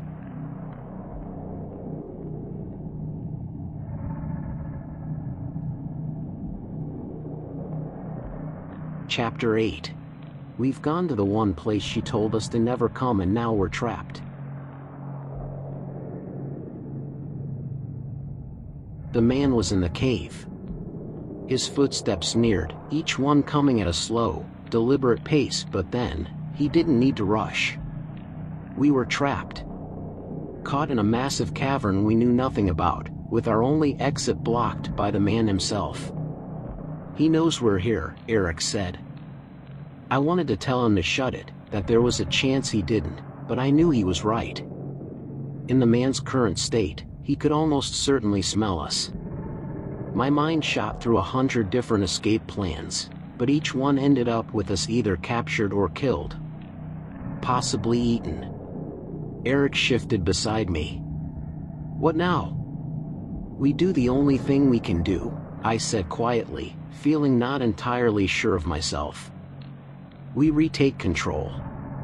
Retake control? I took a deep breath, hating myself for what I was about to do, but we were out of options. Running blindly into the cave wasn't on the table, and neither was running blindly into the man. That left one thing. Took you long enough. I shouted into the dark. The man's footsteps stopped. Matt. Eric hissed. Nolan, right? I continued, ignoring my brother. You are our grandmother's other son, which means you're our uncle. Silence. Seriously, Eric said, trying to put his hand over my mouth. I pushed him away. We know what she did to you. What she turned you into. A growl echoed through the cave, low and ragged, then the footsteps resumed. They were faster now. I sucked in an anxious breath, second-guessing my plan, but I was all in on this now, and there was no going back. We can help you. I shouted. The footsteps thundered, like a beast on all fours. And close. I stumbled backward, my body acting on instinct, my muscles twitching to flee. But I couldn't. There was nowhere to run. Please dash. I crashed to the floor with a gasp, the wind knocked from my lungs. The man's heavy paw pressed on my chest, his breath smelling rancid and rotten, his eyes a horrible, glowing yellow. I struggled at him and his claws dug into my flesh. Eric cried out beside me, bashing at the man, before he too hit the ground with a dull thud. Eric? I wheezed. I kicked and bit at the man Eric. His paw moved from my chest to my mouth, where it clasped itself almost entirely about my head. I screamed muffled cries into it, my fist beating at him uselessly. This was it, I thought, I'd killed both of us. My chest heaved, emotions rioting within me. Tears fell from my face, adrenaline raced through my veins, and regret filled my thoughts. I should have listened to Eric. I was a fool. The man had only advanced once I made it clear we were there. If I hadn't. A roar sounded from outside, one deeper, more feral than even the man's. It filled the cave, its echoes ear-splitting and its tone like gravel in a carburetor. I fell still, my resistance fading as I realized what the man was doing. It's dark, the man growled. It's dark. The same warning he'd given us the first time the beast had shown up. He'd meant to warn us again. I nodded beneath his grip, and he removed his gnarled paw from my face. I sat up slowly, my eyes still useless in the pitch of the cave. Eric? I said quietly. I'm here, Matt. I heard the man rise to his feet. Then, he grabbed me by the back of my leather jacket and heaved me up with him. Eric grabbed my shoulder, steadying himself as the man easily plucked him up next. The beast is back, Eric whispered beside me. Looks that way, I said. The man grunted expectantly. It's dark. Oh, right, I said, getting his meaning. I flipped my phone's light on and cast it ahead. The man had already begun walking deeper into the cave, though this time more slowly. He intended for us to follow. Eric and I exchanged a brief look of unease, before nodding and shuffling after him, my heart racing as I prayed we'd made the right decision. This feels too convenient, Eric whispered. Don't forget the last time the man showed up we nearly died. Don't have much of a choice, do we? I said, cradling my broken wrist. If it's between the beast and the man, I'm taking the man every time. If the man was Nolan, then he might be trying to help us, and maybe that was his intention all along. Likely, he knew about Jake too. We walked only a short while before we came to a halt in front of a rusty cage door, which separated our half of the cavern from the one ahead. The man sniffed at the bars animatedly, before heaving the heavy door open to a symphony of metallic screeching. Christ, I said, plugging my ears. When's the last time that hinge got greased? Might have been a while, Eric reasoned. Grandma didn't seem to care much for her hobby in her later years, if Uncle Jake's words were anything to go by. Uncle Jake. We were both quiet for a moment, guilt swimming in my stomach, and only stirred when the man beckoned us forward with a great, gnarled paw. We made our way to him. As we neared, the light of my phone began playing across man-made objects against the stark, black stone of the cave. Tables were scattered about, stacked with books and various surgical tools, while chairs sat tucked neatly beneath them. On the smooth wall ahead was a great, sprawling diagram written in white. I recognized it as the same diagram from Mysteries. "Do you think this is it?" Eric said breathlessly. "Where she made them." It seemed that way. Grandma hadn't wanted us exploring this cave, and after passing that steel gate, she clearly didn't want anything in here, human or otherwise. I picked up a beaker of fluid, gazing at it like I knew anything about chemistry. This definitely fits the mold of Evil Lab. Where did she get the time to do all of this? Eric said. There was the snap of a match, and then a flame hissed quietly to life. I turned to see Eric lighting a large candle. "Sorry if I startled you. I just figured we ought to save your phone's battery." "No, that's a good idea." I stuffed my phone back into my pocket, while the two of us made our way around the lab lighting the other candles. "I've been thinking," Eric said, waving out his match as we lit the last of the wicks, "about what we might find down here." I could still hear our mother weeping in the back of my thoughts. I could still feel, no matter how far I pushed it down, the thrill I'd felt at bashing in Jake's skull.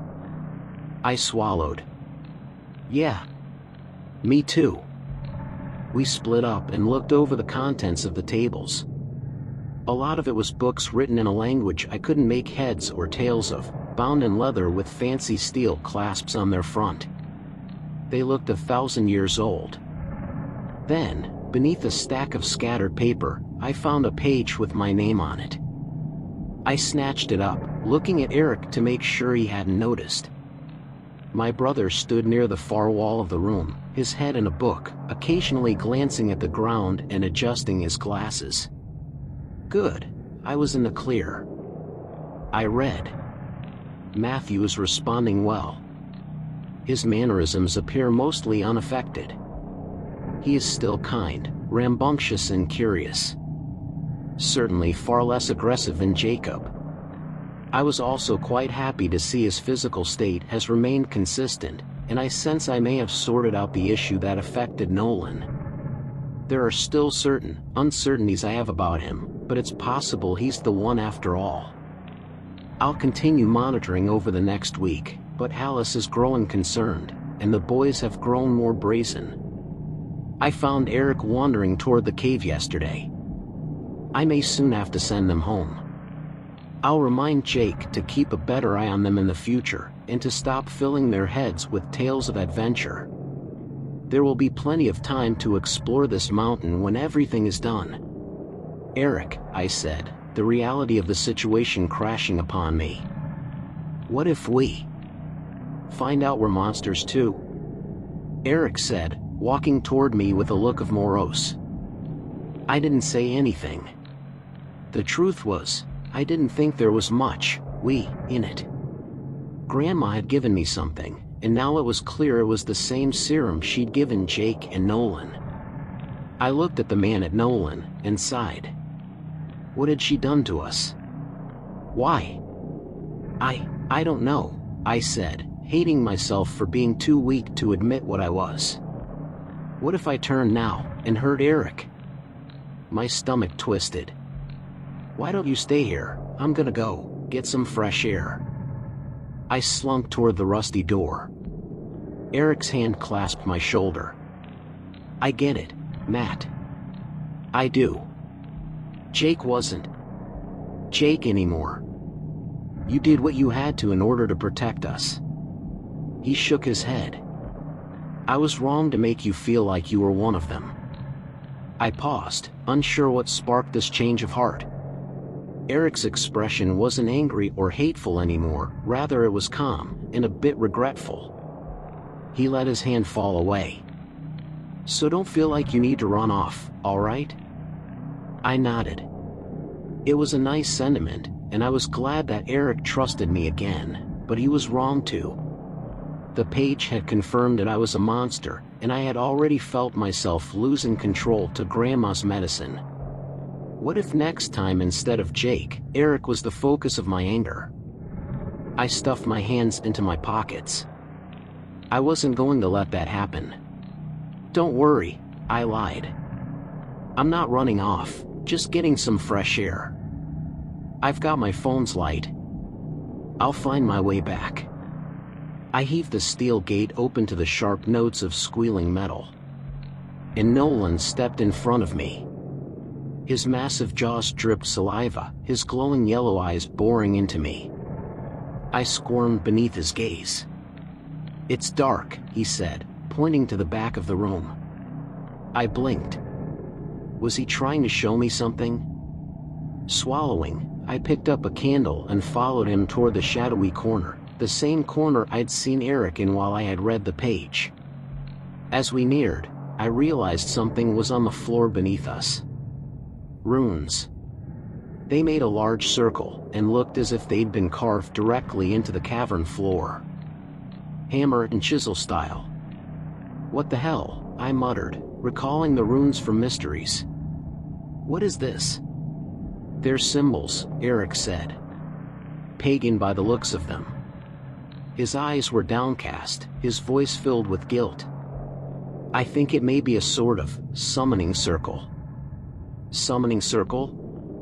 To summon what?" Eric fidgeted with his hands. He started to speak, then the words escaped him and fell silent again. "Eric? Matt." His words came between whimpers. Another anxiety attack. No sense badgering him right now. Nolan had led me here. Perhaps he had more information. "Nolan, right? What's going on? Can you tell me anything? Help me understand?"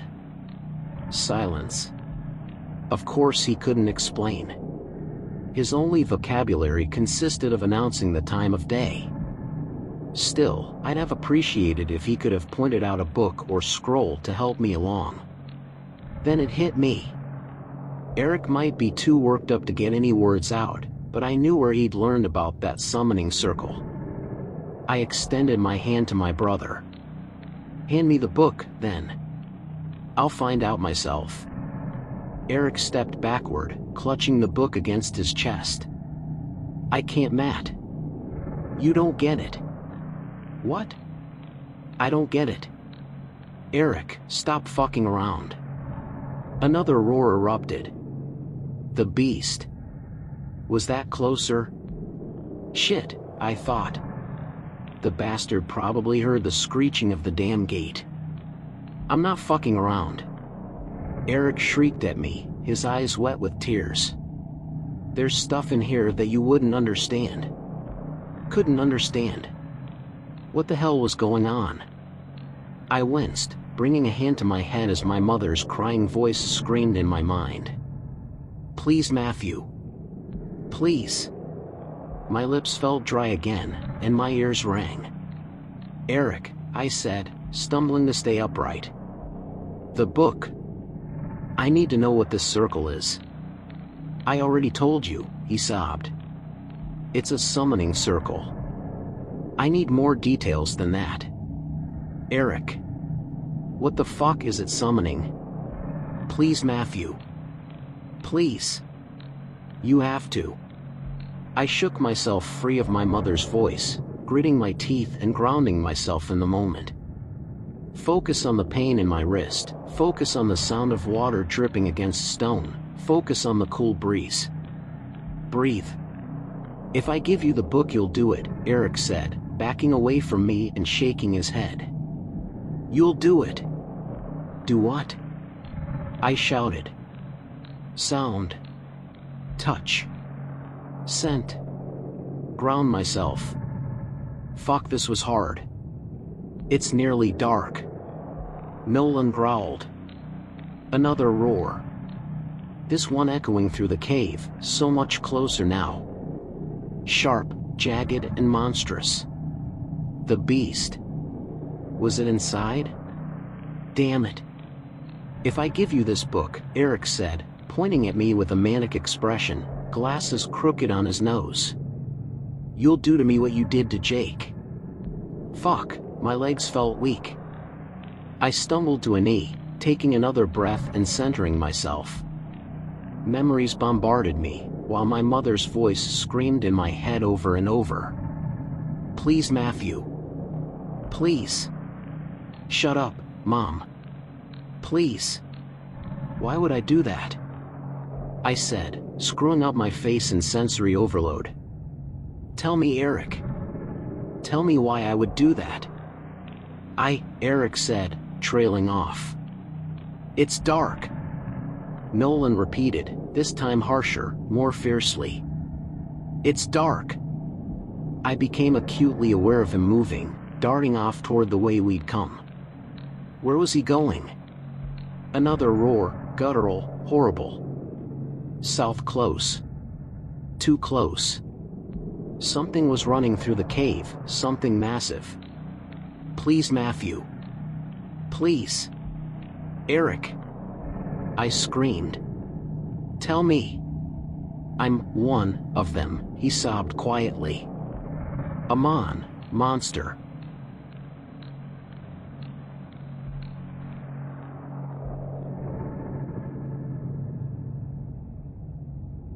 Chapter 9. We've gone to the cave, where she told us to stay far away from. I think something's found us in here. I shook my head. No, I was the monster. Eric couldn't be, there was no way, it didn't add up. He was too kind. Too selfless. He was my little brother. Please, Matthew. I winced, my mother's voice nearly as shrill as the shrieks erupting from within the cave. My wrist was still in agony, and my head still swam with old, unbidden memories. Grandma's needle of medicine. Her calm voice telling me to recite the words. Wait, what words? Why? Focus, damn it. You're not the monster, I told Eric through gritted teeth. I am. I shoved my hand into my pocket and thrust the page to his chest.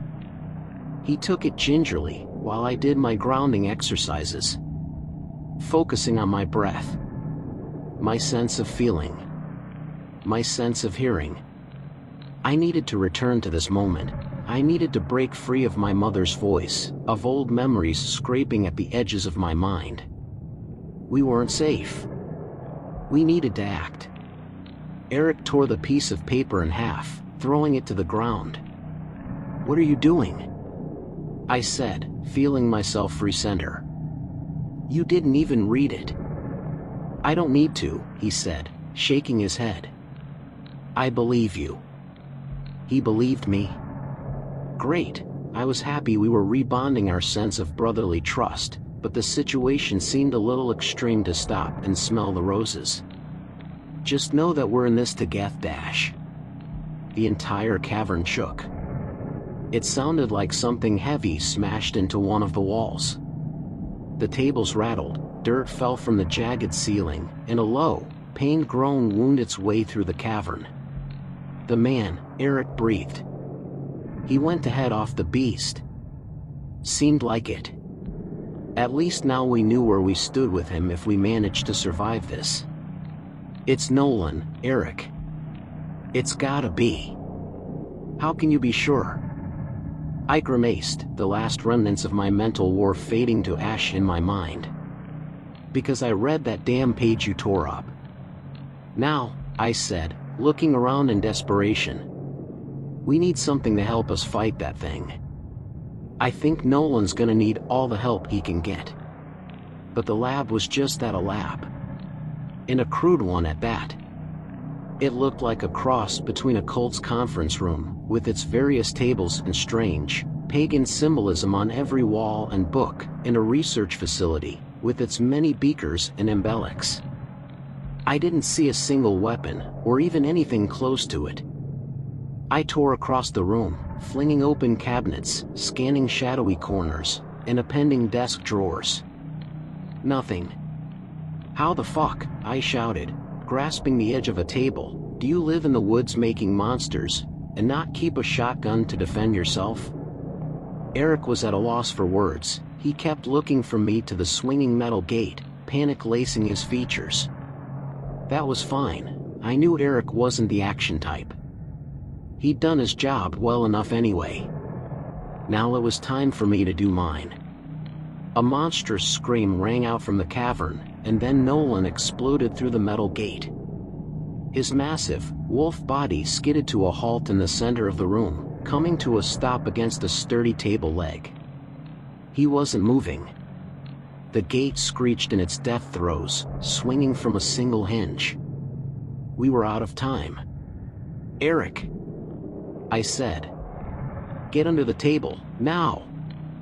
He shook his head, grabbing a scalpel from one of the drawers. "No way. You're not facing this thing alone." Fucking hell, I thought. What was it with younger brothers and always needing to prove how grown up they were? How mature?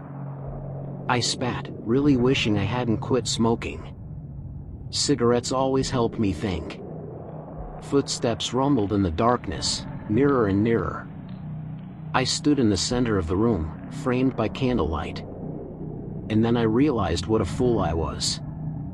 "The candles," I said, rushing to the nearest one. Eric's eyes lit up. "Of course."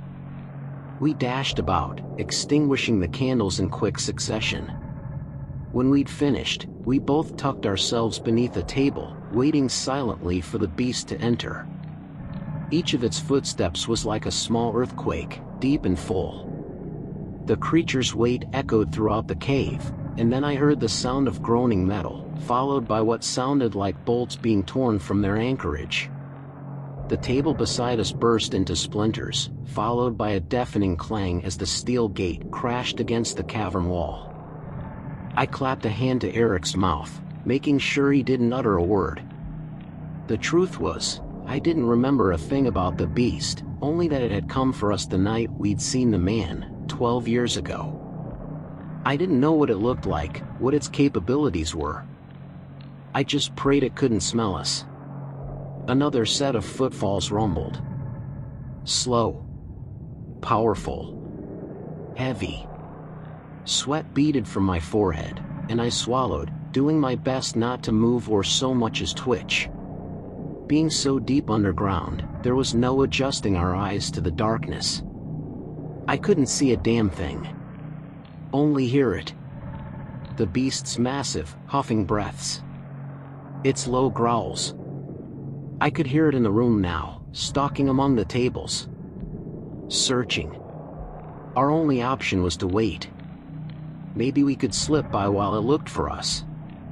Make for the exit. Tum. Tum. Each footfall caused our table to rattle, and all of those around us. Not far from us a beaker crashed to the floor. Then, my entire body froze. "Still so frightened, boys?" The beast said, its voice raspy, unnatural. "I'd have thought you'd feel nice and confident after your last performance." The table next to us, where the beaker had fallen, exploded, its wood fragments raining down atop our own with sharp thuds. I slammed my eyes shut, waiting for death. But it never came. Instead, the creature's great footsteps moved toward the other end of the lab. Still speaking. Why could it speak, but not Nolan? A question better suited for Eric, but now wasn't the time. "I have to say, Maddie," the beast said, making my heart skip a beat, "that I'm impressed. I never thought you had it in you." Its voice gleamed with malice. I felt Eric shift beside me, and I knew he was as confused as I was. Had the beast seen me murder Jake? It didn't matter, we weren't having a conversation. We needed to get out of here. Now that the monster was on the other side of the room, I nudged Eric and began quietly slinking out from beneath the table. He followed my lead. When you brought the rock down on my head, I was surprised. I froze, my body halfway out from beneath the table. Had he just said? But then you brought it down again. And again. You bashed my fucking brains to mush, the beast chuckled, its laugh inhuman, horrible. I actually thought you might have killed me. This wasn't possible. Jake was dead. His damn eyeballs weren't even in their sockets by the time I'd finished. I let out an exhale, as calmly as I could, and then pulled myself from the table and rose to my feet in the pitch blackness. Next to me, I faintly heard Eric doing the same. Keep monologuing, you asshole, I thought. Your loud-ass fuck voice makes great cover. Another snap of wood rang out, followed by the sound of splinters falling to the cavern floor. He was destroying every table in the room.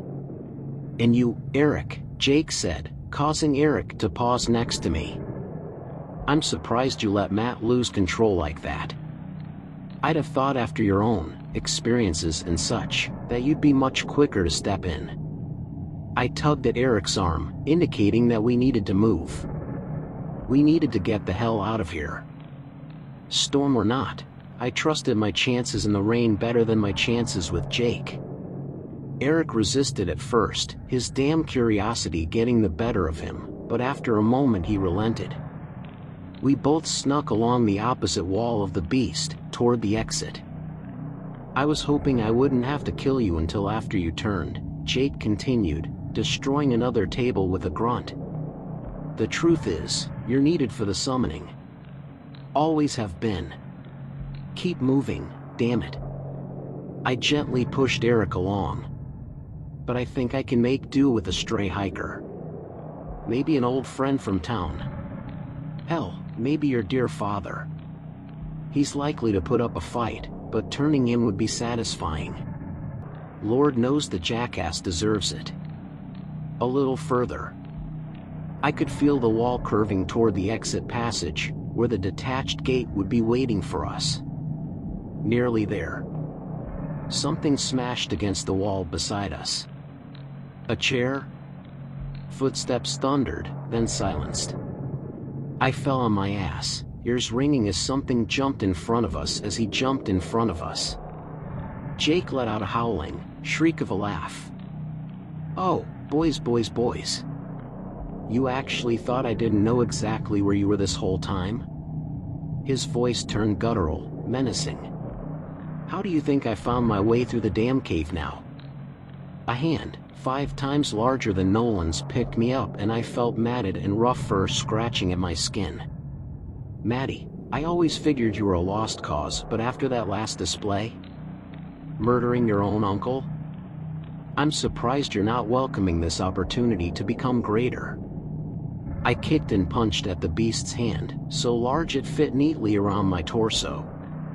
Fuck you, asshole. I shouted.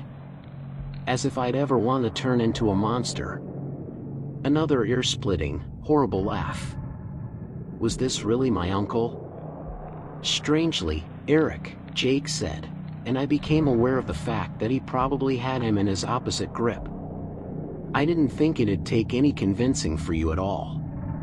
Or, are you still pretending you didn't murder my sister? No. No way. Don't listen to him, Eric. I screamed, my body flailing uselessly against Jake's strength. He's trying to convince you to turn into whatever the fuck he is. Our mom died in a riverboat accident. I knew that. We both did. Shut it. Jake shouted, spit flecking across my face and his voice so loud that my head rolled back in a daze. His giant hand squeezed, and I felt my breath trapped in my chest. Don't hurt him, Eric said. His life, Jake said in that horrible, uneven, and gravelly voice, depends on what you choose. Eric, I wheezed, and Jake squeezed tighter yet, extinguishing my next words. I sucked at the air, but my chest was too constricted. I was suffocating. I can't choose that. Eric screamed. I never want to feel it again. It must be voluntary, Jake growled. You must say the words. Please, Eric said. I sputtered, rasping as my adrenaline-soaked body ran through the last of the oxygen in my blood. My vision blurred, limbs twitching in the primordial panic of death. Fine, Eric shouted, his voice more desperate than I'd ever heard. Stop it. Fucking leave him be. Jake's grip fell away, and I dropped to the hard floor in agony, heaving for air. Good, Jake said, disregarding me. Let's go get you some medicine, Eric. It'll help the process along. Jake's footsteps thundered away from me, the cave still cloaked in absolute darkness. I choked and wheezed on the ground, reorienting myself in the moment.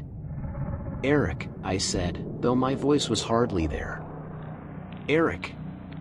I stumbled forward, following the mighty footfalls, following my terrified brother. Don't touch my brother. Now, here's what we're gonna do, Jake said.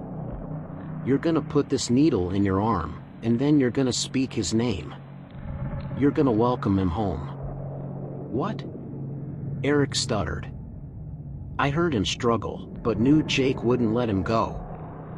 His name, Jake growled. Surely you remember that by now? Or are your memories still as fucked as Maddie's? Chairs scraped on stone, followed by what sounded like Eric being seated in one. Speak his name when I inject you. Say it. Predium. Predium? Eric. I said, slipping on the slick stone. I crashed to the floor and pain shot through my kneecap. No time. Ignore it. I pushed myself back to my feet, head still spinning. Eric. You're next, nephew. Jake roared. Wait your turn. I inched closer to them, my breath and senses returning to me. Who the fuck was Predium? Why was it so important that Jake turn Eric and I? Don't you dare, take that needle, I said hoarsely. Don't. Enough from you. Jake's weight shifted, making the entire cavern rumble, and I felt him moving toward me. And then a shot rang out. And another. Gunshots. Light filled the cavern for 2 terrifying moments, as I watched the beast's mangled face, just inches from my own, drop wordlessly to the ground. I gasped, stepping backward. Wasn't sure I'd get up here in time, said a voice. Did I know them? A beam of light erupted from the entrance to the lab, illuminating the shattered tables, my horrified brother, and the beast. Jake's face had stayed as mangled as I'd made it, with his bones jutting out at grotesque angles. His eye sockets sat empty, just 2 gaping, flesh-tinged voids, while his long fangs were shattered, sharp and jagged things. Vomit formed in my mouth and I swallowed it. He looked like some kind of monstrous approximation of a Sasquatch. Who's there? Eric said nervously. What's the matter with you? Can't you recognize my damn voice? The light swung around, retreating from the room and framing the figure in the entrance. I blinked. Dad?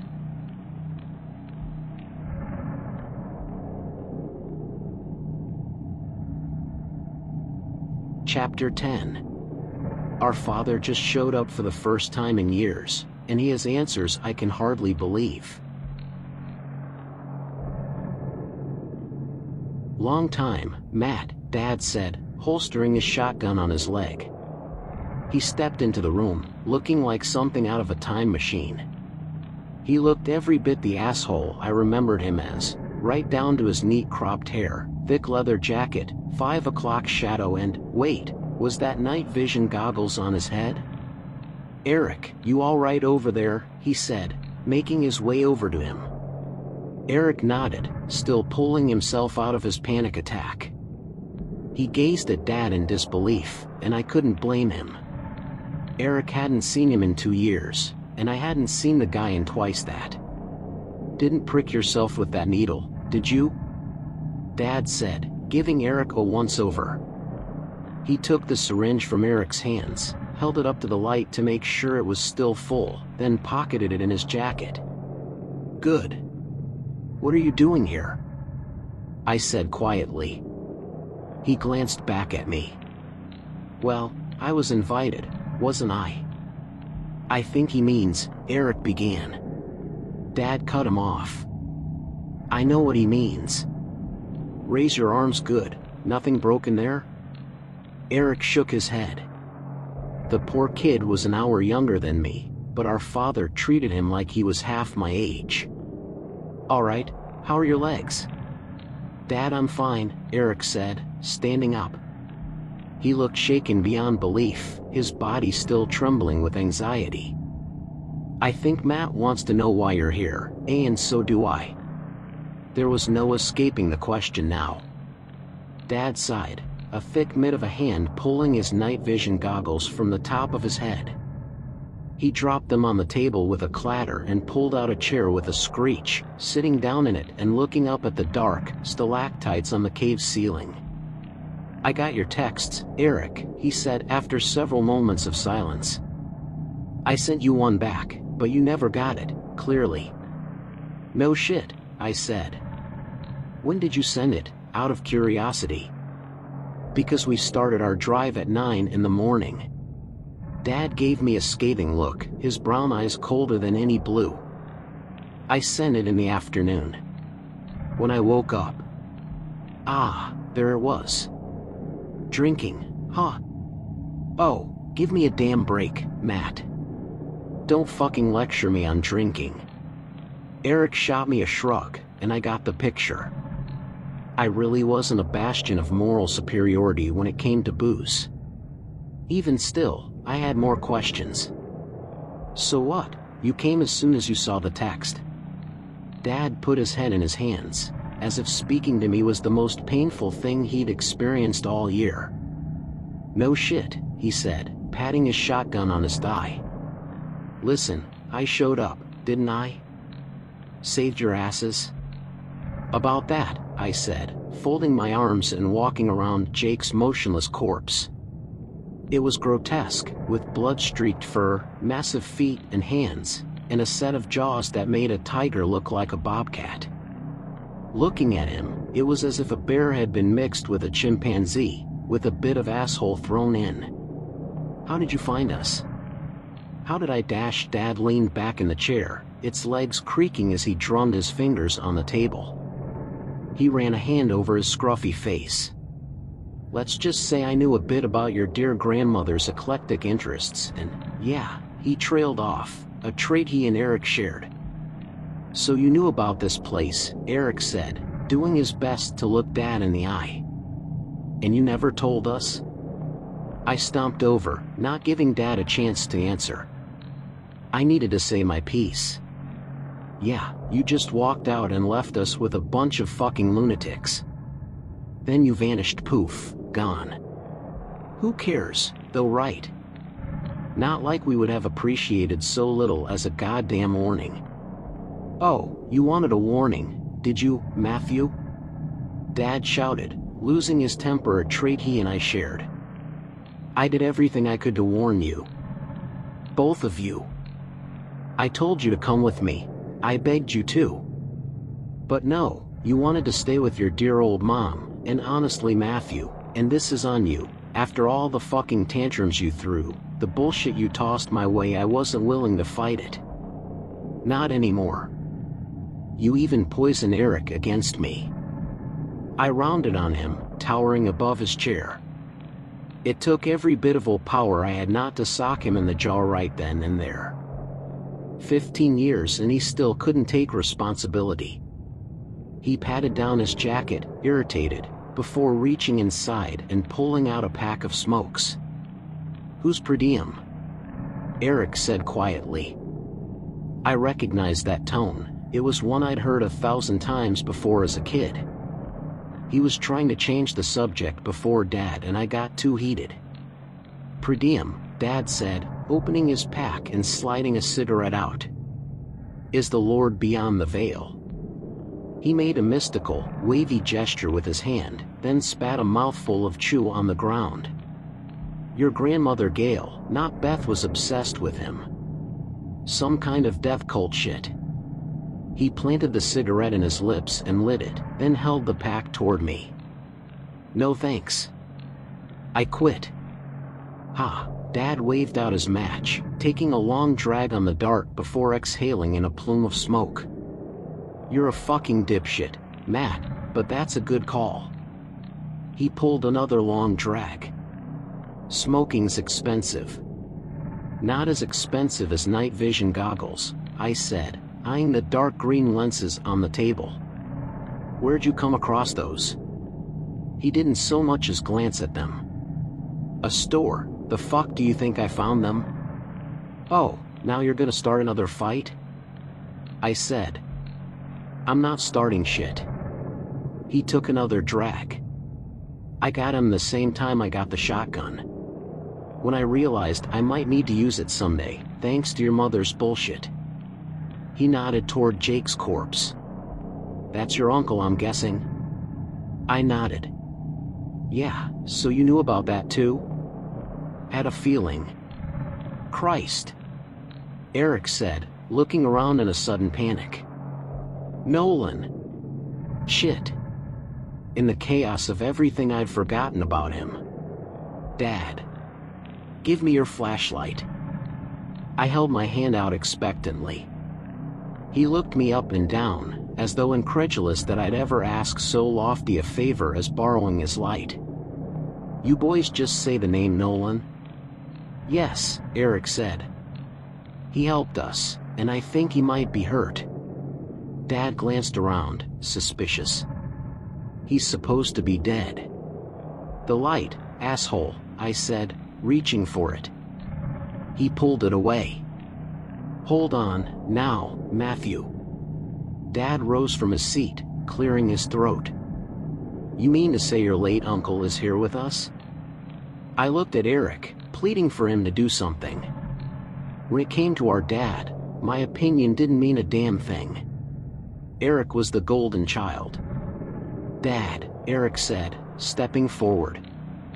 "Hand me the light, and I'll show you to him." A moment passed. "All right then. Show me the ghost." Eric took the light and swung it around, toward the center of the room where we'd seen Nolan crash against the table leg. Sure enough, his body was still there. Unmoving. I ran to him, Eric following, the light bobbing up and down. Our dad took his time, still dragging on his cigarette. I fell next to Nolan's body, racking my mind to recall my first aid course from years ago. I leaned toward his jaws, his stench overpowering, and listened for breathing. Nothing. Not good. "So," Dad said, coming up behind us and giving Nolan a nudge with his boot. "This is the brother your mother mentioned. According to her, he died in a fishing accident." "Clearly not the case," I said, frustrated. I opened Nolan's eyelids, and his yellow eyes had lost their glow. They gazed lifelessly at the ceiling.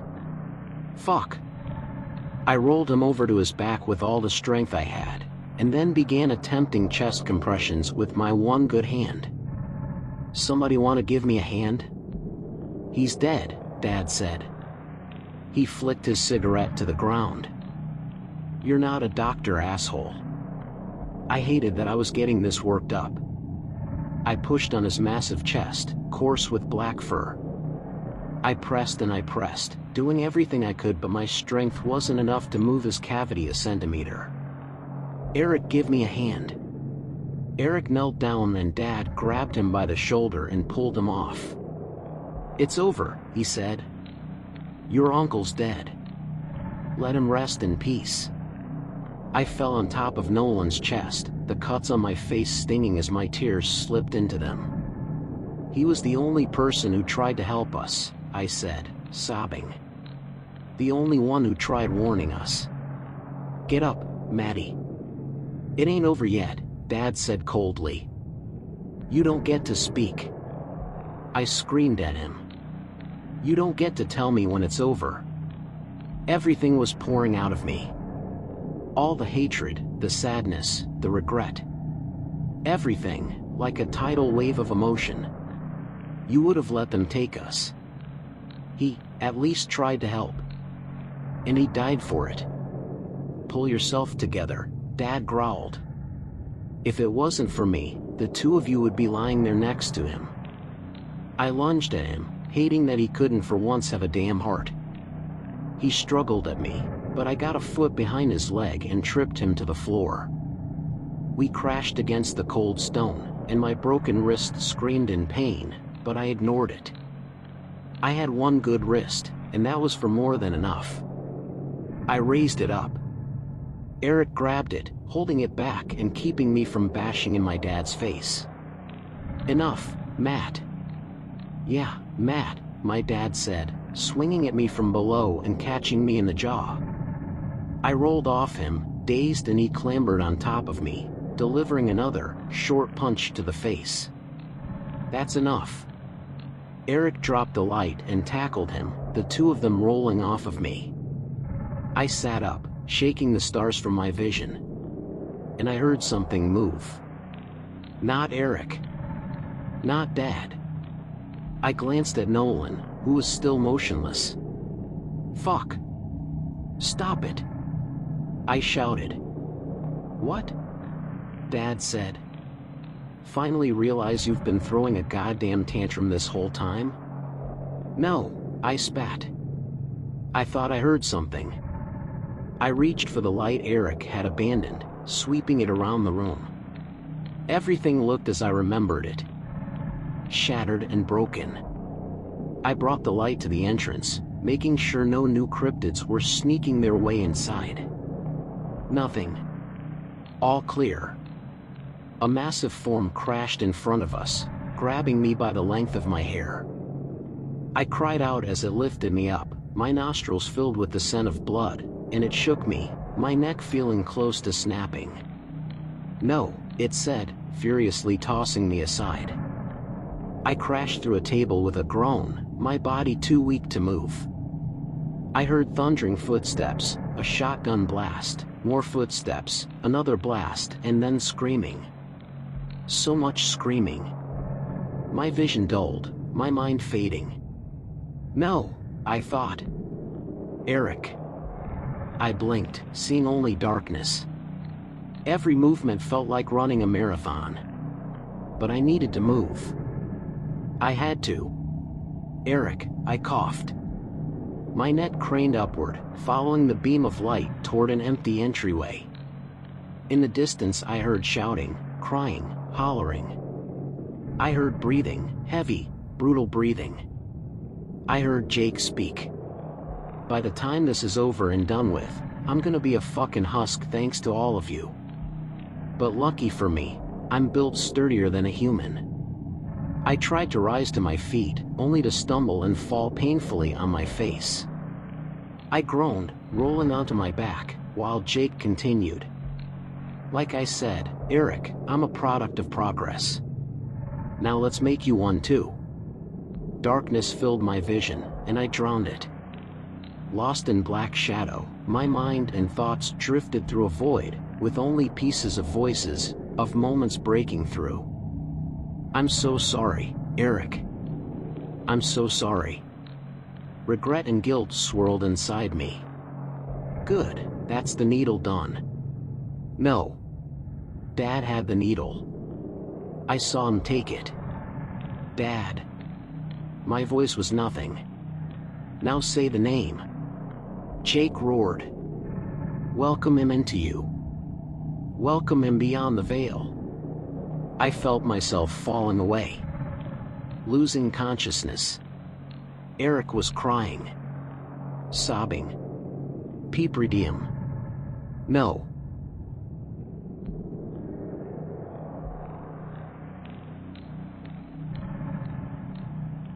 Chapter 11. Something horrible happened to my brother, and I think somebody's coming. Somebody not from this world. I opened my eyes, hating myself. I'd nearly done it. Nearly lost control again. I'd tried doing to Dad what I'd done to Jake, beating him until there was nothing left. I sat up and pain shot through my neck. Jake. He was still alive. How though? His face had been beaten to mash, and he'd been shot with 5 or 6 slugs. I groaned, rising to my feet. Darkness surrounded me, with a single beam of light piercing through and illuminating drifting dust. The cave, right. We were in the cave. Focus, Matt. I stumbled to Dad's flashlight and picked it up. The light was fainter now, thinner. The batteries must be nearly dead. How long had I been out? I brought a hand to my neck and massaged it, feeling like I'd spent the night doing my best impersonation of an owl. Eric, I called, my throat dry. God, I needed a drink. Dad? My light beam swept across the cavern, revealing only scattered books and splintered wooden tables. The place had been demolished, only a handful of desks and tables still remained in one piece, and even they had their drawers pulled out and tossed. That's right, I remembered. I'd done that trying to find a weapon to fight Jake, and all Eric managed to find was a scalpel. That was the best we had. Then Dad charged in and saved our asses. Until I fucked it up. I staggered forward, still feeling like I'd been hit by a Sasquatch-shaped truck. The fuck was wrong with me? Jumping Dad like that? I tried to shake the self-loathing, but this time it was all-consuming. I'd really screwed us over. Jake had probably used our fighting as cover to make his move. And now Eric was paying the price. He'd been injected with Jake's medicine, and then forced to say Per Diem's name. To welcome the Lord beyond the veil, whatever the fuck that meant. It didn't mean anything good, I knew that much. I swept the light to the summoning circle and my stomach dropped. Its runes glowed a dull red, casting a crimson tinge to the black stone they'd been carved in. Eric! I shouted again. Dad? No. God, no. I fell back into a wooden chair, putting my head into my hands. Where were they? Please, Matthew. Not now, Mom. Please. I screamed, as loud and as hard as I could. My throat felt like sandpaper, but I didn't care. I screamed and screamed until I was out of breath, until the voices in my head shut up, and then I cried a while. Even if I could find them, how the fuck was I supposed to help them? I picked up the scalpel Eric left on the table and stared at it. Hated it. How was I supposed to save them with this? Jake took shotgun blasts and shrugged them off, and all I had was a damn scalpel, a busted wrist, and something inside of me trying to get out. It's dark. I looked up, not sure I'd heard properly. Was that? I brought the light around, scrambling from my chair, my sneakers slipping on the slick cavern floor. Nolan! I shouted, falling to my knees beside him. He was sitting upright, breathing heavy, and no longer the bipedal werewolf he'd earlier resembled. He was human again, or at least, as close as he could get with a wolf mask fused to his neck. Are you? He raised a hand, then pointed the scalpel still in my hands. Dark. Dark? I said, with more frustration than I'd meant. I felt so much angrier here on the mountain, like I was desperate for violence. I swallowed the rage. Breathe. Just breathe. The scalpel, right? He nodded, slowly, as if the act was painful in itself. What do you want with it? I said, completely at a loss. I wished he would just say some real words for once. Dark. He brought a finger along his neck, tracing the stitching of the mask. "You want me to cut it off of you?" "The mask?" Another slow, pained nod. That made more sense than anything I'd heard all night. I shifted closer, and then paused. My heart thrummed in my chest, and I could feel the rage boiling inside me, thrashing to get out. I thrust the scalpel toward him. I don't trust myself right now. "You do it, and I'll help you if you need it." He shook his head. Fuck. He didn't understand. There was something inside of me, and whenever I saw blood it clawed closer and closer to the surface. It had happened with Jake. It had nearly happened with my own father. I couldn't risk losing control on Nolan, not when he was all I had left.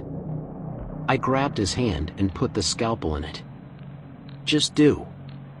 He recoiled with an agonized scream, his body writhing. The scalpel clattered to the floor. I leaned closer, panicked. What had I done? He cradled his hand, and I saw scorch marks on his palm. The red, seared flesh made an outline of the scalpel, and steam hissed from it in snaking tendrils. "You can't touch the scalpel." I breathed, the puzzle pieces forming in my mind. "But you could touch the iron gate." A decade of monster lore swam in my head. "Is the scalpel silver?" "It's dark." "Hold still," I said, doing my best to steady his head with my broken wrist. I used my good hand to make an incision along the mask's stitching. His body jerked and seized as the blade sliced through the threads, and in some places, his flesh. "Nearly there," I said. A thin trail of blood wound its way from his neck down his chest, and I did my best to ignore it. Thankfully, the rancid smell of his wolf mask made a good mental anchor and helped me stay in the moment. Avoid the pull of whatever was inside of me. "Please, Matthew." "There," I said, cutting the last pieces of the mask free. I pocketed the scalpel.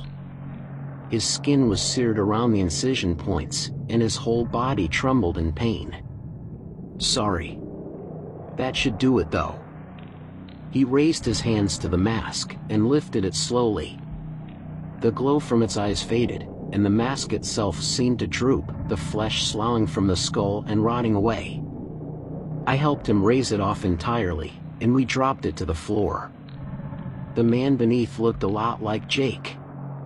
He had a wide jaw, a mess of hair, and a short beard.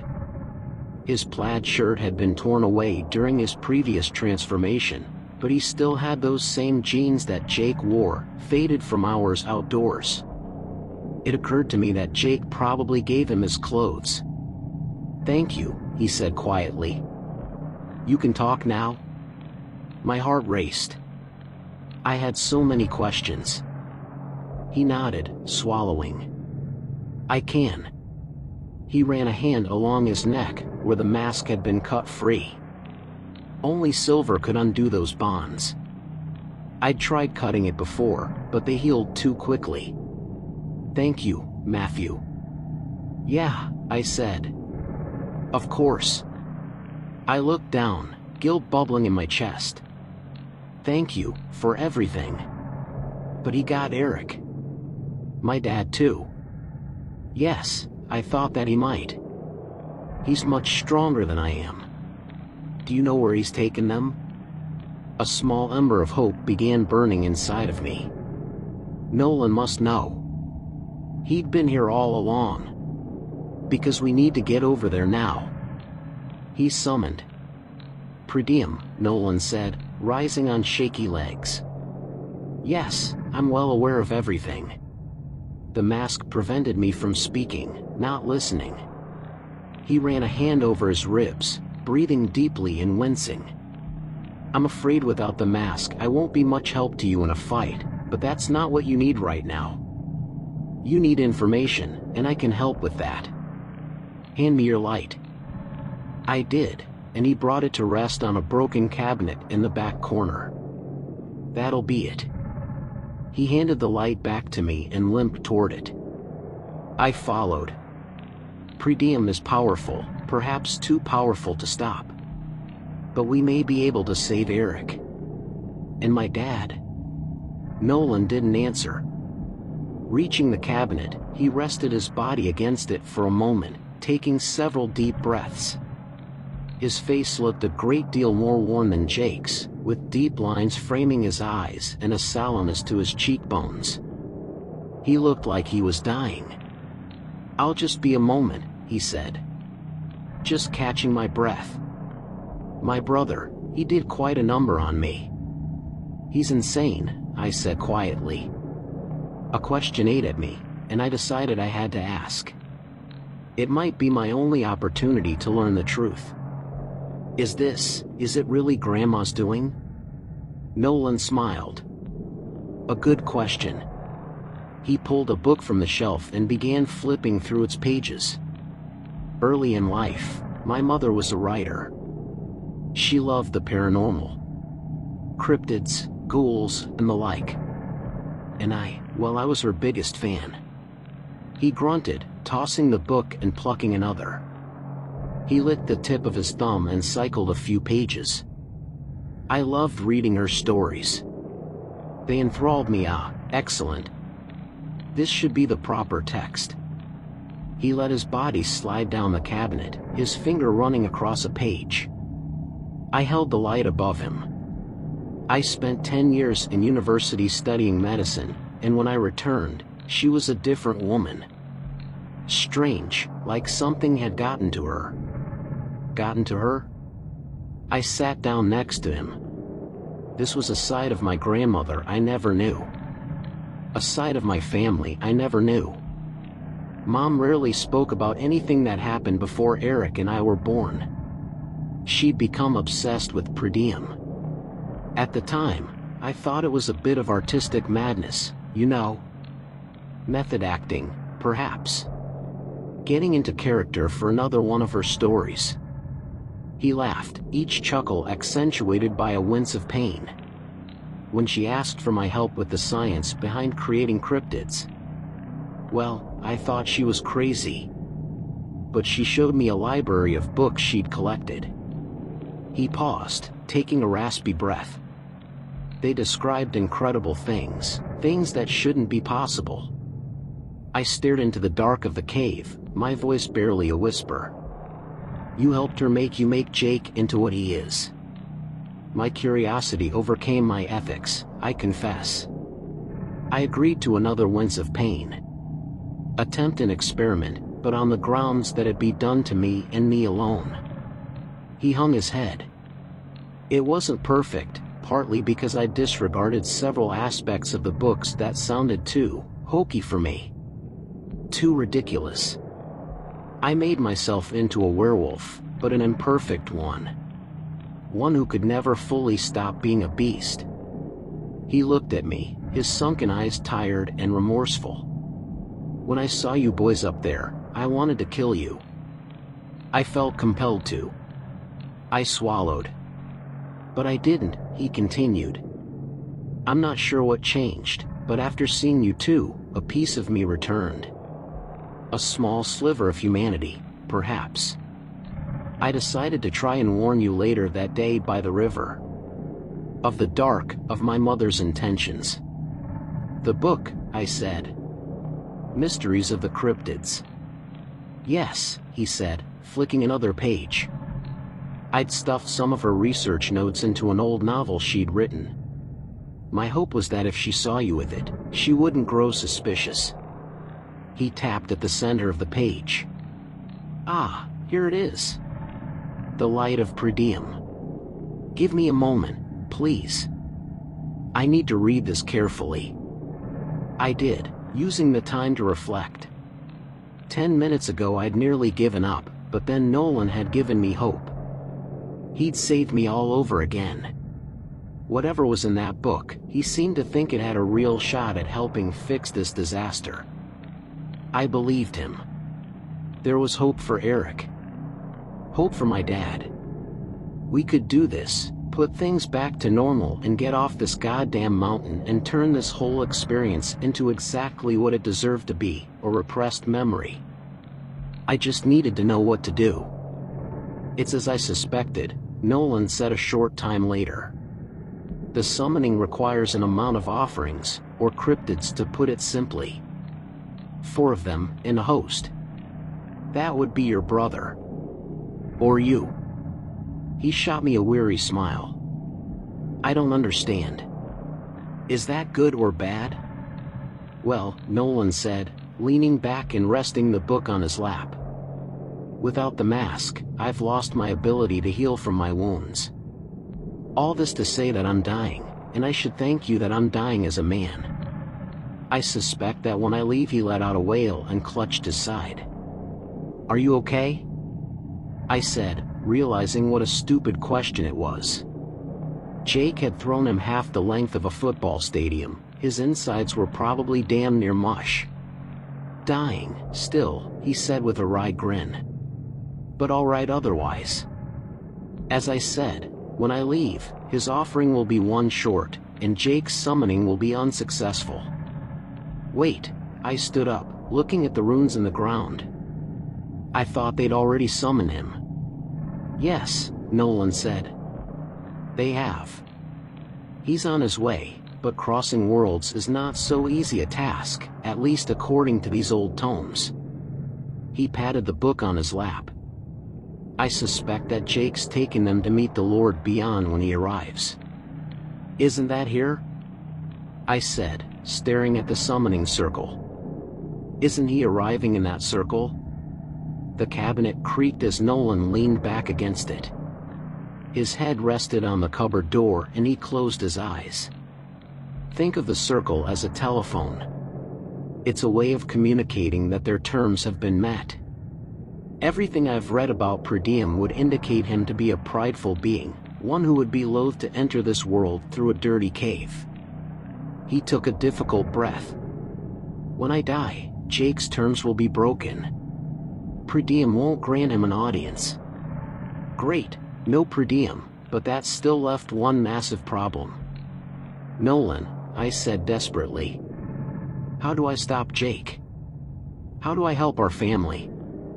Silver, Nolan grimaced. Haven't you been paying attention? He gave me a grim smile. The trouble, of course, is getting the silver into my brother's heart. That's putting it lightly, I muttered. I doubted the scalpel was long enough to even reach his heart. Once my brother realizes, he said slowly, his words spaced by flinches of pain, that the summoning is being prevented by something, he's likely to realize I've passed on. I don't know what happens then. He's unpredictable, at the best of times. He coughed more blood, and it speckled the book in his lap. What do I do? I said. There wasn't much time left, and there was so much I still didn't know. I can't kill Jake with a scalpel. How do I stop this? His head rolled to the side, looking towards something in the dark of the room. Operating table, beneath it, my father's dagger. Grandpa's dagger? Eric and I hadn't known much about our late grandfather, only that he had been an archaeologist in life.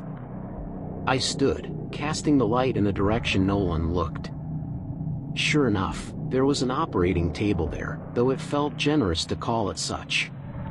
It was really more a slab of wood with some leather straps dangling off of it. Is the dagger silver? Nolan nodded. Not much, but it will have to do. Now go, get a head start on me. There was one last thing I had to know first.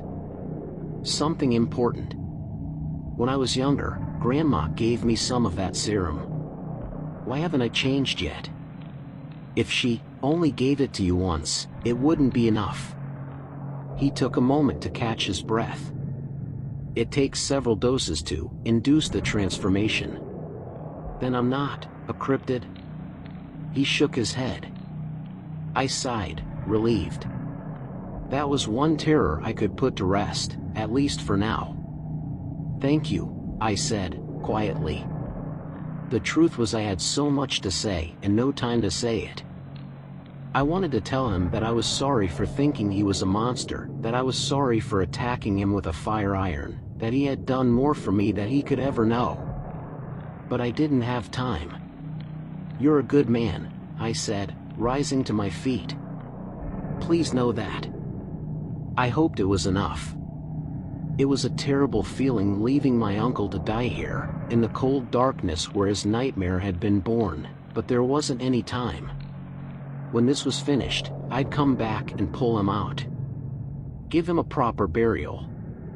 But right now there were still lives I could save. Lives I needed to save. I made for the exit. "Matthew," Nolan wheezed.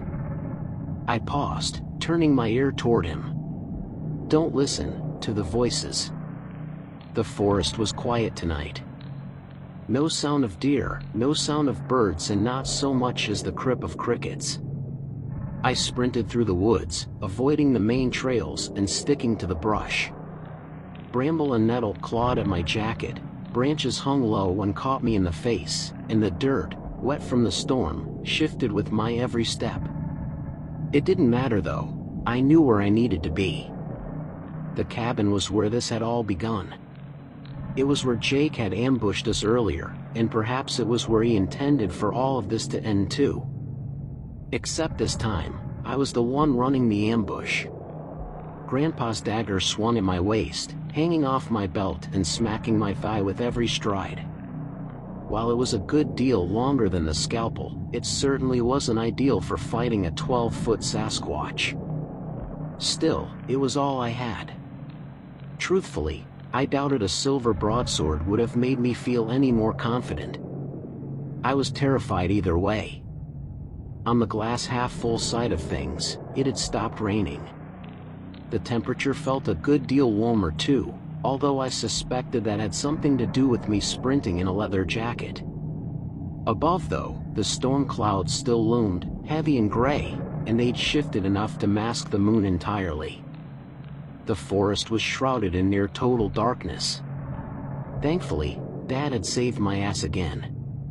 I brought a hand to my face and adjusted his night vision goggles, seeing a landscape of greens and blacks. Normally, I'd be concerned about the lenses drawing attention, but I knew Jake couldn't see, not after I'd gouged his eyes out. He did, however, seem to be able to smell us. I reared back my head and spat out a mouthful of mud. I'd rolled around in a puddle of it outside the cave, drenching myself head to toe in muck and grime, and it had managed to get absolutely everywhere. Disgusting? Yeah. But maybe enough to mask my scent. At least, until I got close enough to stab Jake. Or something. Stuff to think about when I got there. Eric was the planner, not me. I operated more on instinct, and I hoped those instincts would serve me better than they had in the cave. All of us were relying on it. It didn't take long to reach the cabin. I slunk along for the last leg of the journey, careful not to make any sounds, since I figured Jake's ears were still in working order. Through the trees, I saw a weak light spilling from one of the windows, though no sign of any movement. I needed to get closer. I glanced about, making sure the area was clear. To my left, there was only Grandma's old spinach patch, and beyond that the walking trail to the river. Good. To my right, my beat-up car, and the road that led down the mountain. Wait. I focused my goggles down the roadway. Was that a fender? No, that was an entire truck. Its front end jutted out of the bushes a short way down the road. No doubt about it. That was Jake's. I wanted to fist pump the air, but I composed myself. Maybe we didn't need to fight Jake after all. If the three of us could get to his truck, we could almost definitely outrun him. Then we'd just come back in the daylight and deal with things once his transformation had worn off. Perfect, I whispered. First though, I needed to get Eric and Dad. The hard part. I dashed across the clearing and pressed myself against the cabin's wall, moving along it to the kitchen window. The light that spilled from it flickered, as if cast by a candle. I pulled the goggles off my head and peered inside. Nothing. Shit. The place looked exactly as I remembered it, right down to the chair I'd busted the window with. Alright, I thought, no need to panic. Somewhere else then. Maybe Grandma's bedroom. Or the living area. I crouched back down, slipping along to the front of the cabin. Its entrance had been torn apart by Jake's previous visit, its front door missing and its entire vestibule sagging. Even the steps that led up to the front porch were cracked and broken, probably not built to withstand the weight of a worse Sasquatch. I froze. There was a sound coming from the cabin. It sounded like moaning. Long, anguished groans. Fuck. I slipped past the front door, following the sounds along the side of the cabin. There, a few feet away was the dark window to the living area. That's where the sounds were coming from. I flicked on the night vision goggles, orienting myself beneath the window. I wanted to do this as carefully as I could. I slowly rose my head, peering inside. The fireplace was empty, just as I remembered, and I could see bits of Griff's cracked skull where I'd dropped it earlier. The wicker chairs were there too, along with the boxes of Grandma's things, and there, near the far wall, Dad sat in a chair, a rope zigzagged across his chest, lashing him to his seat. I scanned the rest of the room. No sign of Eric. No sign of Jake either. I gave the window a gentle push, and it slid. Good, unlocked. Made sense. What did Grandma have to fear out here? She was the one making the monsters. I opened the window quietly, so quietly that Dad hadn't noticed. His head lolled in the chair, his eyes distant and spacey. The guy looked exhausted. I took another look around, double-checking I was in the clear before raising myself up onto the windowsill.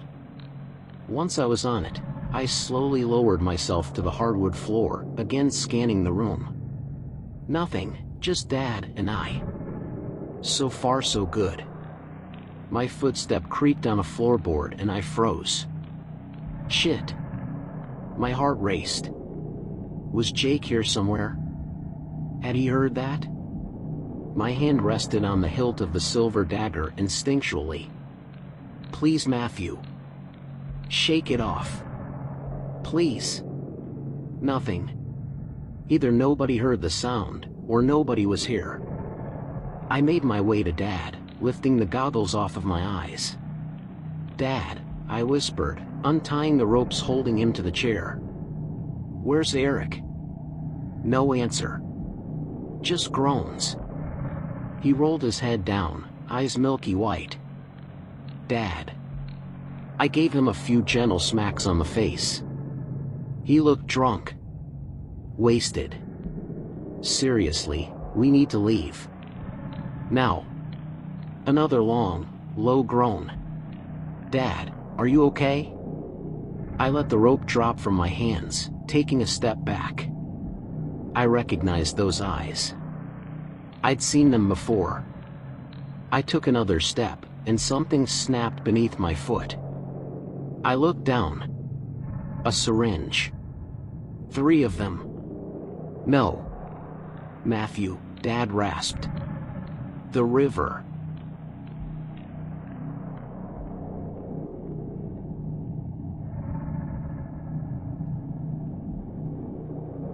Chapter 12.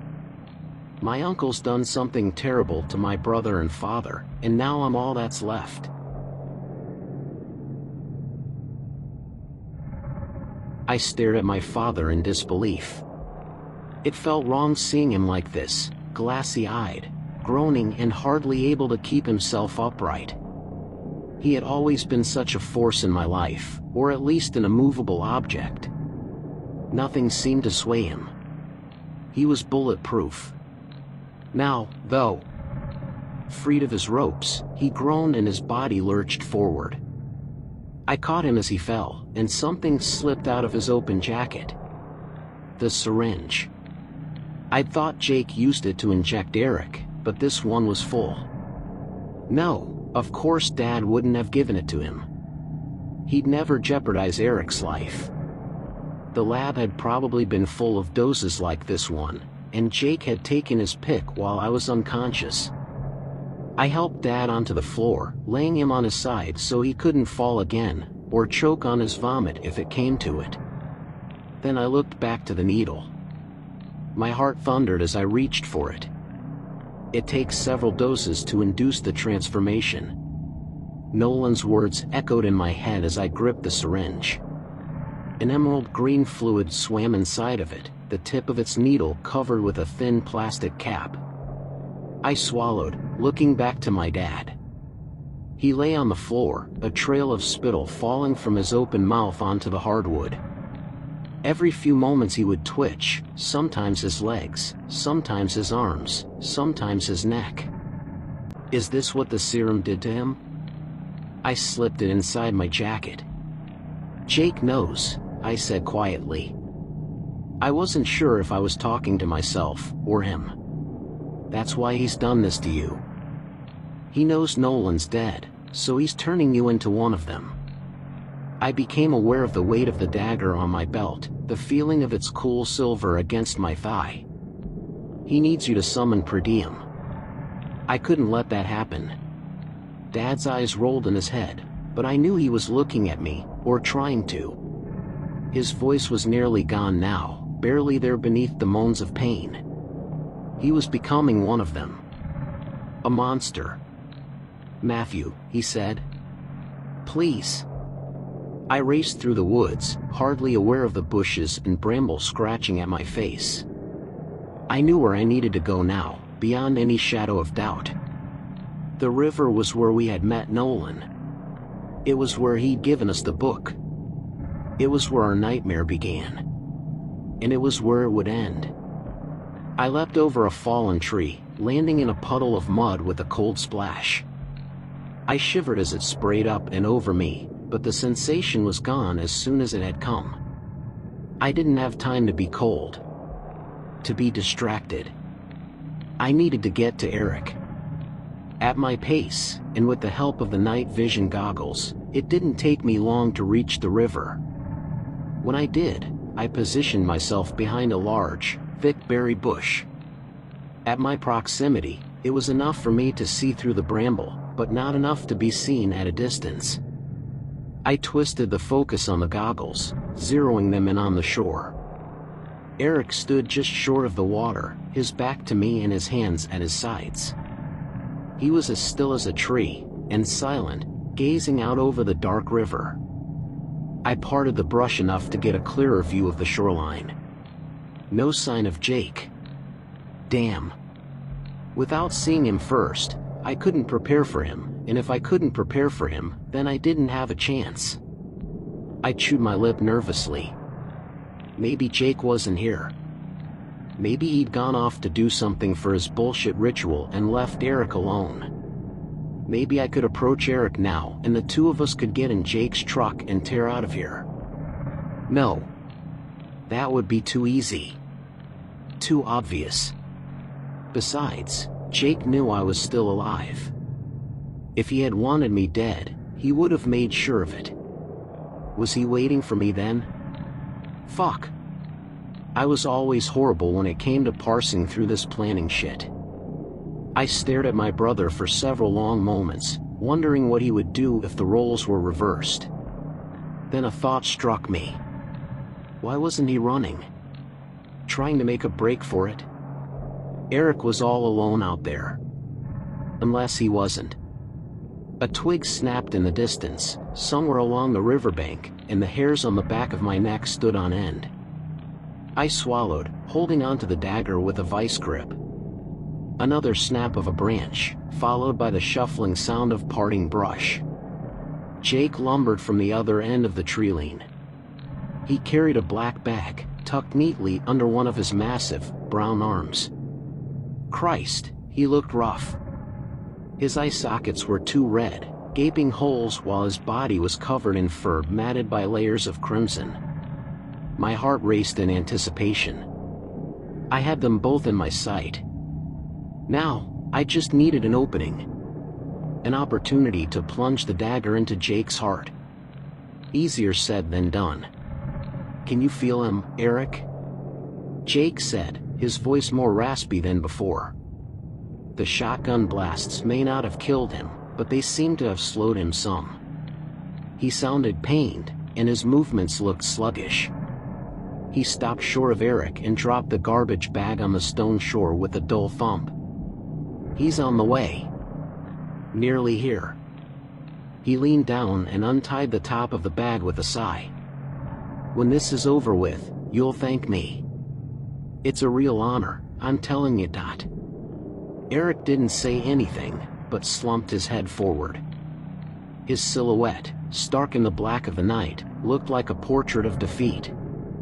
He'd given up. Maybe he had the right idea. I was too stubborn, though, by about 10 miles. Jake reached inside the garbage bag and pulled something out. Something large. I narrowed my eyes at it and then choked back a retch. It was a corpse. One mostly rotten, its flesh blue and black, with fungus growing all over its face. And I knew that face.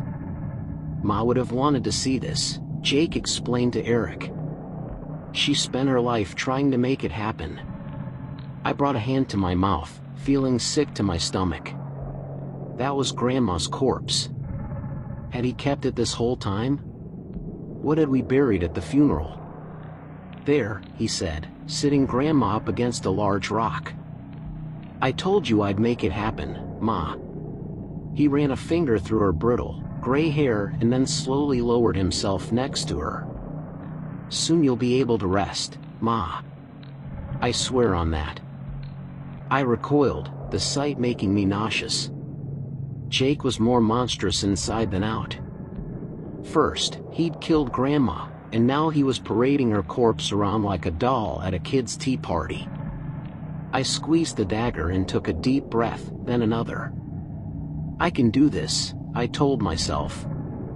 "I have to do this." It didn't seem like there'd be a better opportunity. The way he sat now, looking toward Eric and the river, meant his back was to me. The trouble was, he was sitting in damn near the center of the stone shore.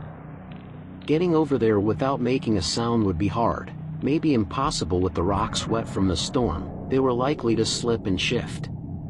Damn it. Think, Matt. I ran a hand through my hair, considering the various ways this scenario might play out. In each of them, Jake turned around, found me and beat me to death. I looked to Eric, who remained as still and silent as ever.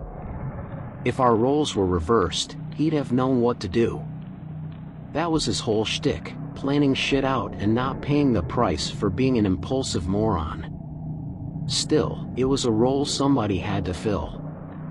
I said a quiet prayer and then moved from the brush as silently as I could. The forest floor was loamy and soft, ideal for my sneakers to live up to their namesake. The stone beach, on the other hand. I paused upon reaching it, gazing forward with THR goggles. Jake still hadn't moved, though it sounded like he was whispering something to Grandma's corpse. A shiver ran through me and I ignored it. This was far from the weirdest shit I'd seen all night. "Shake it off, Matt." I stared at the slick stones and swallowed. One stray pebble clacking against another would quite literally jeopardize everything. I had to do this carefully. Perfectly. "Go on, Eric," Jake said. The sound of his voice nearly made my heart beat out of my chest. "Welcome him home." I don't think we should," Eric said. "Have you thought this through? What do you really know about per diem?" His voice was uneven, stuttering and anxious. "Good. That meant he was still my brother."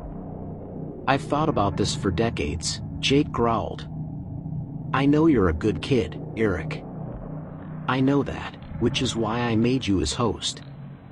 His massive, furry hand tussled Grandma's decaying hair.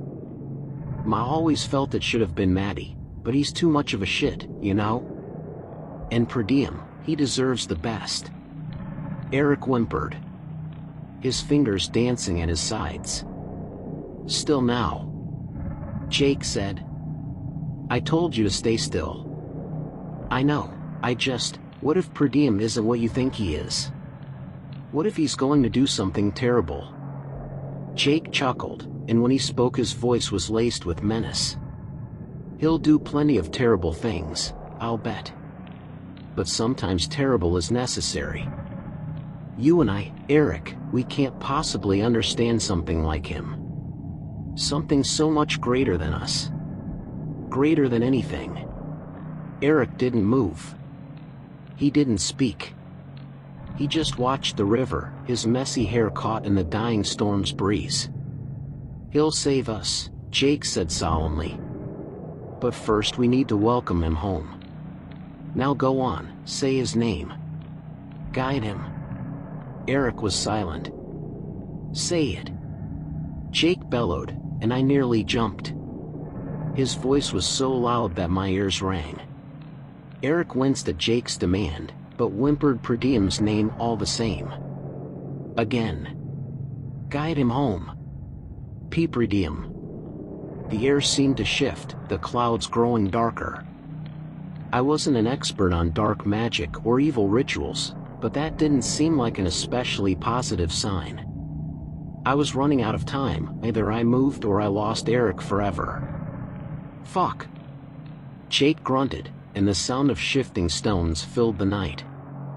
He adjusted his position while holding a hand to his side, over a blood-matted strip of fur, most likely one of the places Dad had shot him. So, I thought, regular punishment couldn't kill him, but it definitely still hurt him. He groaned, leaning back, and stones began tumbling down the shore, clacking into the river with dull splashes. Now. I slipped forward, my footsteps in concert with his movements, using their sounds to mask my own. Yes, this could work. Another stretch from Jake, another step for me. But then he stopped moving. Comfortable, at long last. The stupid ape. Shit. I was left standing in the middle of the stone shore, halfway between the treeline and Jake. If I risked moving again, there was a good chance he'd hear me, and then that'd be it. Game over. But if I didn't... Almost there, Eric, Jake said, looking up at the darkening sky. Keep speaking his name. Guide him and you'll be rewarded for it. He chuckled. You'll be the body of a god. Eric did, his voice sounding broken, fragile, and scared. Per diem, he said. His shoulders quaked with silent sobs. Per diem. Per diem. Louder. Jake screamed. He beat the ground with one of his massive fists. He needs to hear you from beyond the veil, don't he? Shit, I can hardly hear you from over here. That answered one question. Jake's hearing and mine weren't so different after all. That was good. I just hoped my head-to-toe mud bath would be enough to hide my scent from him. I ain't gonna remind you again, boy. Say his fucking name and be loud about it. Eric whimpered, and I felt horrible, but I needed him to speak louder too. I needed his voice now more than ever. Per diem, he said. Pridom. Good. With each of his shouts I stole another meter of space, and soon I was close enough that I smelled the rot and decay of Grandma's corpse. Another 2 steps and I smelled the matted blood on Jake's fur. Being so close to him, with such a clear view, made me appreciate what a monster he truly was. I shifted the dagger in my grip, swallowing as I tried my best to determine just how I was going to plunge this thing into his heart. Where was his heart, anyway? His torso was massive, it seemed liable to be swimming around anywhere in there.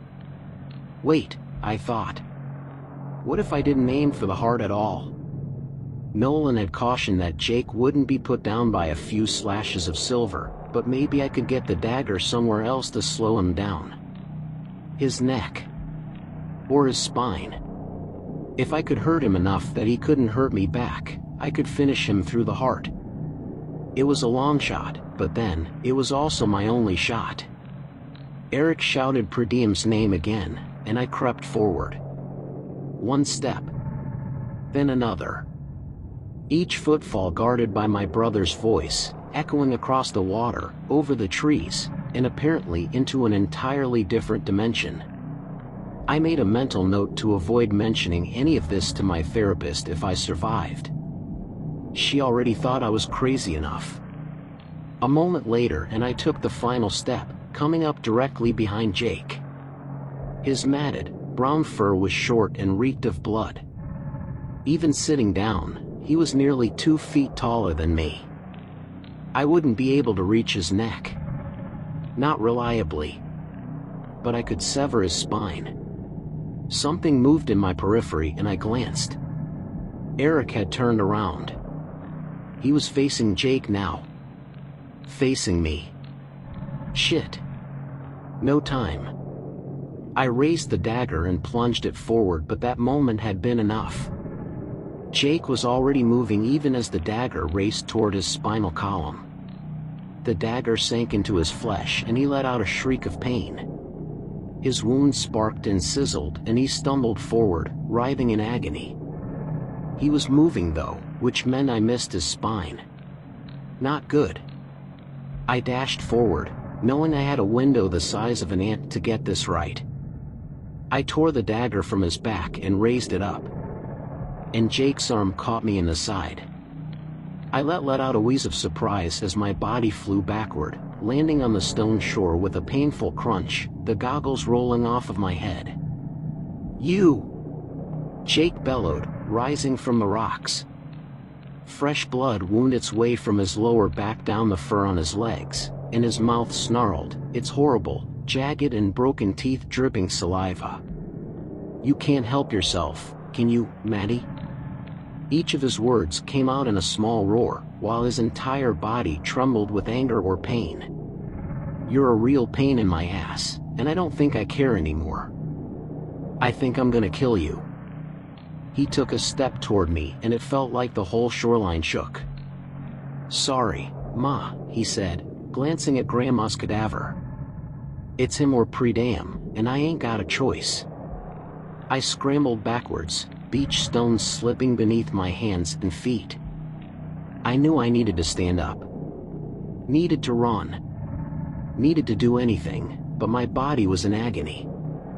Jake hadn't held back with that last smack, and it was all I could do to gasp breaths from my panicked lungs.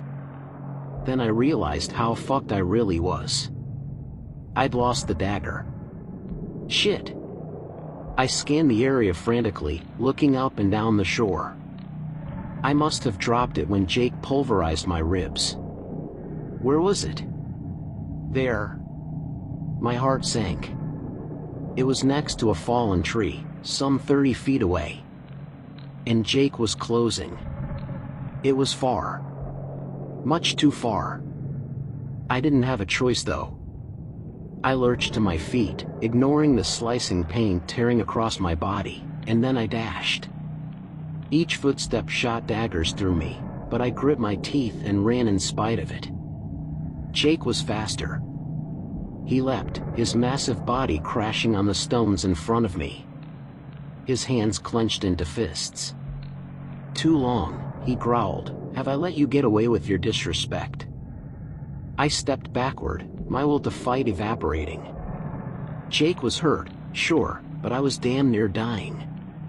I wheezed another breath, tasting blood in my mouth, and dropped to a knee. The only shot I had at stopping this was on the other side of a worse Sasquatch, and I could barely move. It was over. Damn it. Something warm slipped down my cheeks and I realized I was crying.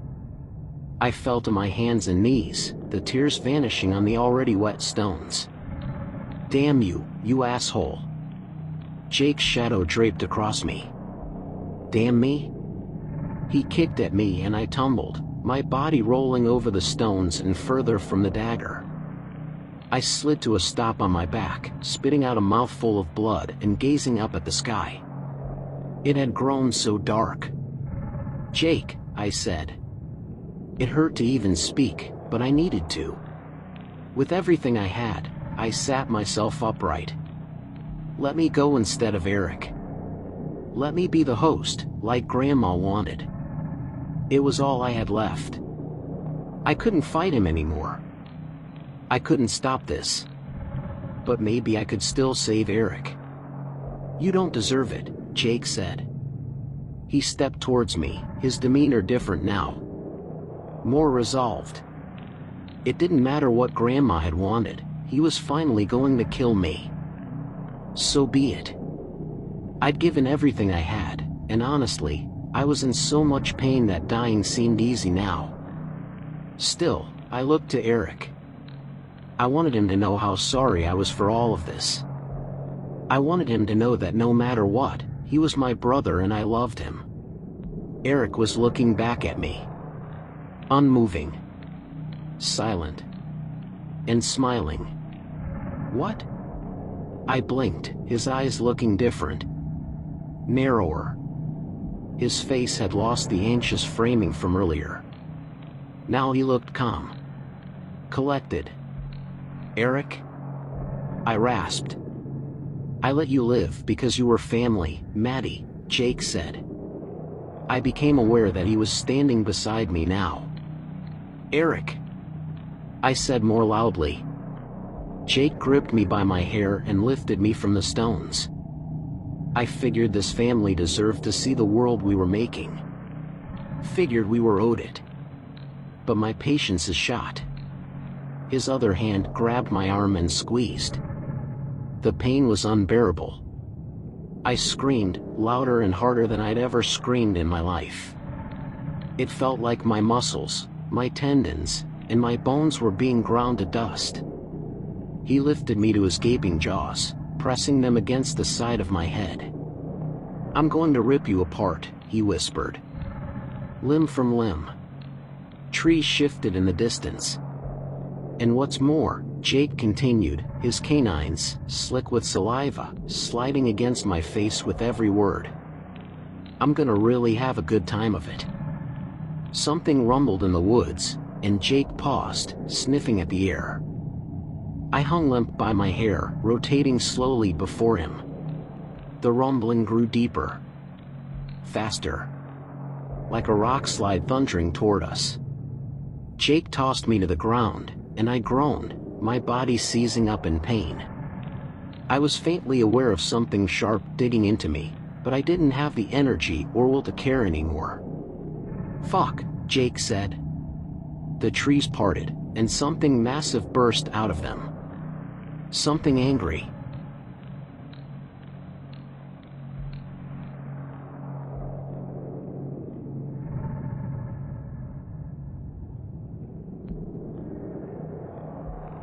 Chapter 13.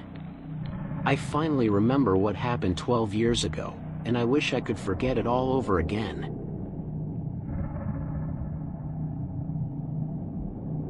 The great creature crashed down on the shore and the ground trembled. Its eyes were a wild purple and its skull was pointed, with a thick, jutting brow. The beast lowered one of its massive arms to the ground, breathing furiously, each exhale marked by a plume of steam in the chilly night. Jake left me, slowly circling the newcomer. He sniffed at the air like a dog in a butcher shop, his simian hands flexing in and out of fists. "Didn't think you'd take so well to the serum." The serum. Was that thing my dad? If it was, it looked nothing like him now. It stood at least 15 feet tall, towering over Jake by 2 or 3 heads. Its skin was a mottled gray, and 2 fangs grew upward from its lower jaw. A trail of tangled, thick hair fell over its naked shoulders. It looked like a mountain troll. Or is it even you in there? Jake continued, chuckling. Maybe you just smelled the blood of an Englishman and came running on over." The troll let out a deafening screech, its voice like nails on a chalkboard turned up to 20. It dashed at Jake, but Jake was faster. His ape-like body gave him agility that the creature couldn't match, and he clambered up the thing's backside, wrapping his thick arms around its neck. "Now I know where Matty gets his temper from," Jake grunted, squeezing his chokehold tighter. "His dear old dad." The troll bucked and hollered, its short legs kicking up stones in every direction as it lashed about, attempting to reach Jack and toss him off. Fuck, so that thing was Dad. Worse yet, Jake had him in a bad position. He lacked Jake's flexibility, and apparently his capacity for human thought. Whatever self-awareness Jake and Nolan had learned over their years was missing from my father. He was near mindless, thrashing about like a rabid animal. He looked feral. Jake was distracted though. The dagger gleamed in the corner of my vision, framed by the last, dying rays of moonlight. If I could reach it, maybe I could catch Jake unaware and hurt him enough for Dad to get the upper hand. Once Dad had knocked him around some, I could stake the bastard and put an end to this summoning bullshit. I pressed down with my good arm, trying to use it to leverage myself upright, but the pain was unbearable. I collapsed back onto the beach, battered and broken. It was no use. I was just some guy trying to fight literal monsters, and I'd paid the price. But I wasn't alone. "Eric!" I called, craning my neck to look at him. He hadn't moved. On the contrary, he looked to have settled in. His eyes danced in the moonlight, and the faintest hint of a smirk played at the corners of his mouth. "Eric!" I shouted again. In the background, the sounds of our father's voice grew quieter, more labored. Jake's chokehold might not be able to kill him, but we'd seen with the shotgun blasts that enough punishment could slow the cryptids down. "Eric! Look at me, for God's sake!" Eric did, but it didn't seem like my brother. He looked identical to him, but his eyes were cold. Dead. His anxious fidgeting had been replaced by a calm indifference. "What is it, Matt?" he said. The tone was all wrong. Damn it. Had the summoning finished? If it had, it lacked the climatic flair old horror movies had promised me. "That's Dad," I said, looking sidelong at the wheezing troll. "He needs our help." My brother walked toward me with an uncharacteristic swagger, his messy black hair swept up in the breeze. "Why don't you help him then?" "I'm a little hurt," I spat, gritting my teeth. "In case you couldn't tell." Eric drew up in front of me, his skin sallower, paler than I remembered. His eyes flickered with hints of gold. We spent several long moments staring at each other, my heart beating out of my chest. He looked perfectly comfortable though. Amused, even. When he spoke, it was a word I didn't understand. Something from another language. Diaruel. The world began to melt away.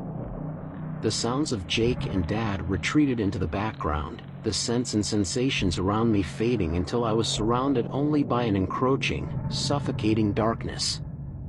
What was happening? Was I dying? My mother's voice echoed around me. "Please, Matthew," she wept. "Please." I could see her now, her figure coming to life through the black of my memories. She wore her favorite summer dress, dotted with bright sunflowers, and on her head, a wicker gardening hat. She smiled at me. "Mom?" I said, my voice stronger than it had been earlier. I felt whole again here, in the depths of my memories. She brought a finger to her mouth. "SHH, Eric's coming. We don't want to ruin the surprise, do we?" I blinked, staring at her. I'd almost forgotten the shine of her dark hair, the playfulness in her eyes, the kindness in her smile. She was such a nice memory. Why had I avoided it for so long? The light that framed her spilled out, illuminating the hardwood floor we stood upon, and then the walls with their dull, baby blue wallpaper, and finally the ceiling, where an old fan spun lazily, cooling us from the summer sun. We were in the room I shared with Eric. In each corner were our 2 beds, dressed in bright Power Rangers blankets. The floor was covered in action figures and unfinished rounds of board games. The memory shifted. Eric was with us in the room now, small and young just as I was. We must have been 9 or 10. He didn't look happy though. He was throwing toys about, stomping around the room and screaming at Mom. I don't care about my birthday, I just don't want to hear him anymore. I want the voice to leave me alone. The voice? The bedroom began to twist, spin out of focus. I was back in the unending darkness, that blank void where my memories lived. She wants this to be her last dose, Grandma said. She sounded hazy, dreamlike. Her words drifted in from somewhere in the unending abyss. She'll have one last swim and then she wants it stopped. For all of them. She's a coward, Jake shouted. The memory began to build again, and I was in the outhouse. Their voices were right outside of it. Eric has all the potential and she's jealous of him. Matthew, Grandma said. Not Eric. Matthew is the one best suited, he's less affected by the serum. But that's exactly why it needs to be Eric. Jake argued. We want somebody powerful, somebody willing to do what needs to be done. Hush. Keep your voice down, the boys might hear. Relax, Ma, Jake said with a sigh. They're swimming in the river, and Nolan's keeping an eye on them. I heard him pacing. Eric's potential is enormous, and we should be leveraging that. He's not himself on the serum, Grandma snapped. And by the way, Alice suspects you've been dosing him. I've assured her that I've forbidden it, but I'm beginning to think that you're not listening to me either. Jake kicked something. A bucket, or a large can. Come on. You know Alice doesn't believe in this anymore. She's killing herself fighting the damn serum. You've seen her, she looks half dead. It's her choice to make, Grandma said. I'll remind you that she's watching the boys from the water. I wouldn't try anything if I were you. Jake laughed. She's the little sister. I'd be warning her not to try anything. The memory lurched again, this time taking us back to the mountain. Except it was a bright day, and Mom, Eric, and I were on the river, sitting up on the big rock where he'd read mysteries. Mom looked more unhappy than she had earlier. Her eyes were framed by dark bags, and her posture was slouched, exhausted. She smiled in spite of it, though, and I smiled back, so happy to be with her again. So happy to feel like a family again. If we catch a fish, can I kill it? Eric said. The comment caught me off guard. Eric was staring blankly into the water, his skin paler than before. He kept scratching at the back of his neck and I saw marks there, some scabbed over. I call it, Matt. I get to kill it. Don't worry so much about that, Mom said calmly. I tried to speak too, but the words weren't there. I was an accessory to this, it seemed, and nothing more. Still, it was nice to be back here, before things had turned so bad. Before that night had ruined everything. Try to enjoy the water, Mom added.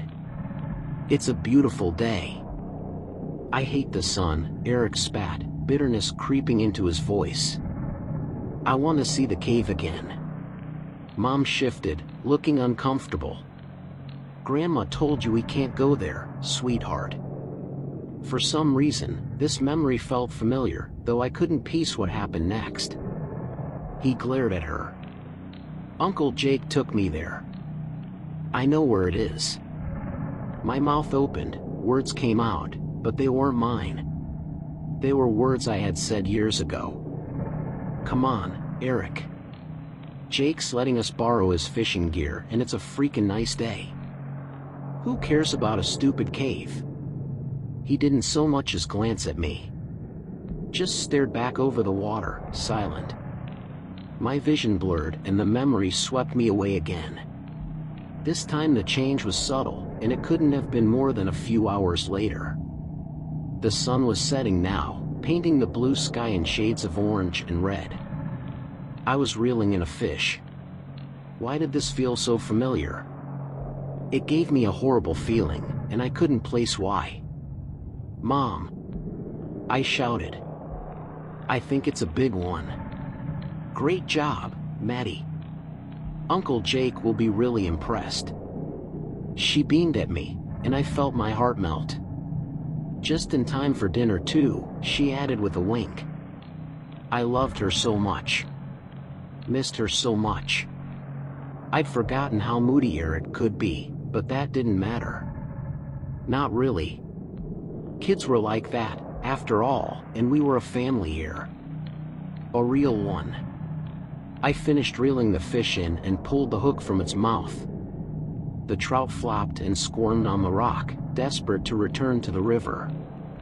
My young stomach twisted, realizing this was the part where we had to kill it. I'd never killed anything bigger than a bug. "Can I do it?" Eric said, doing a poor job of masking his excitement. He eyed the fish hungrily. Mom looked tired. Exhausted. "Maddie caught it. I think he should." "It's okay," I said. I honestly didn't think I had it in me to kill the thing. "You do it." I tossed the fish to Eric, gladly, and he held it on the rock. "I think it'd be easier with the knife," Eric said. "Jake always uses the knife when he kills his fish." He looked at our mother expectantly, his eyes drifting to the tackle box at her side. She hesitated, but opened the latches on the tackle box and pulled out Jake's gutting knife. She passed it to Eric, handle first. He took it eagerly, and gazed at it reverently before stabbing it down through the fish's head. It wriggled, and he hacked at it again, and again. Then he cut into it, carving at it on the rock. Guts spilled out, and blood coated his fingers. "Stop!" I shouted. "You're ruining it." He looked up, and I felt uneasy. Those eyes, that panting excitement on my brother's face. I was beginning to remember this moment, and I wanted to leave. The sun inched behind the tree line, casting a shadow over the rock, and over us. "Shut up, Matt," Eric growled. "That's enough, Eric," Mom said. A nervousness had slipped into her tone. She held out her hand.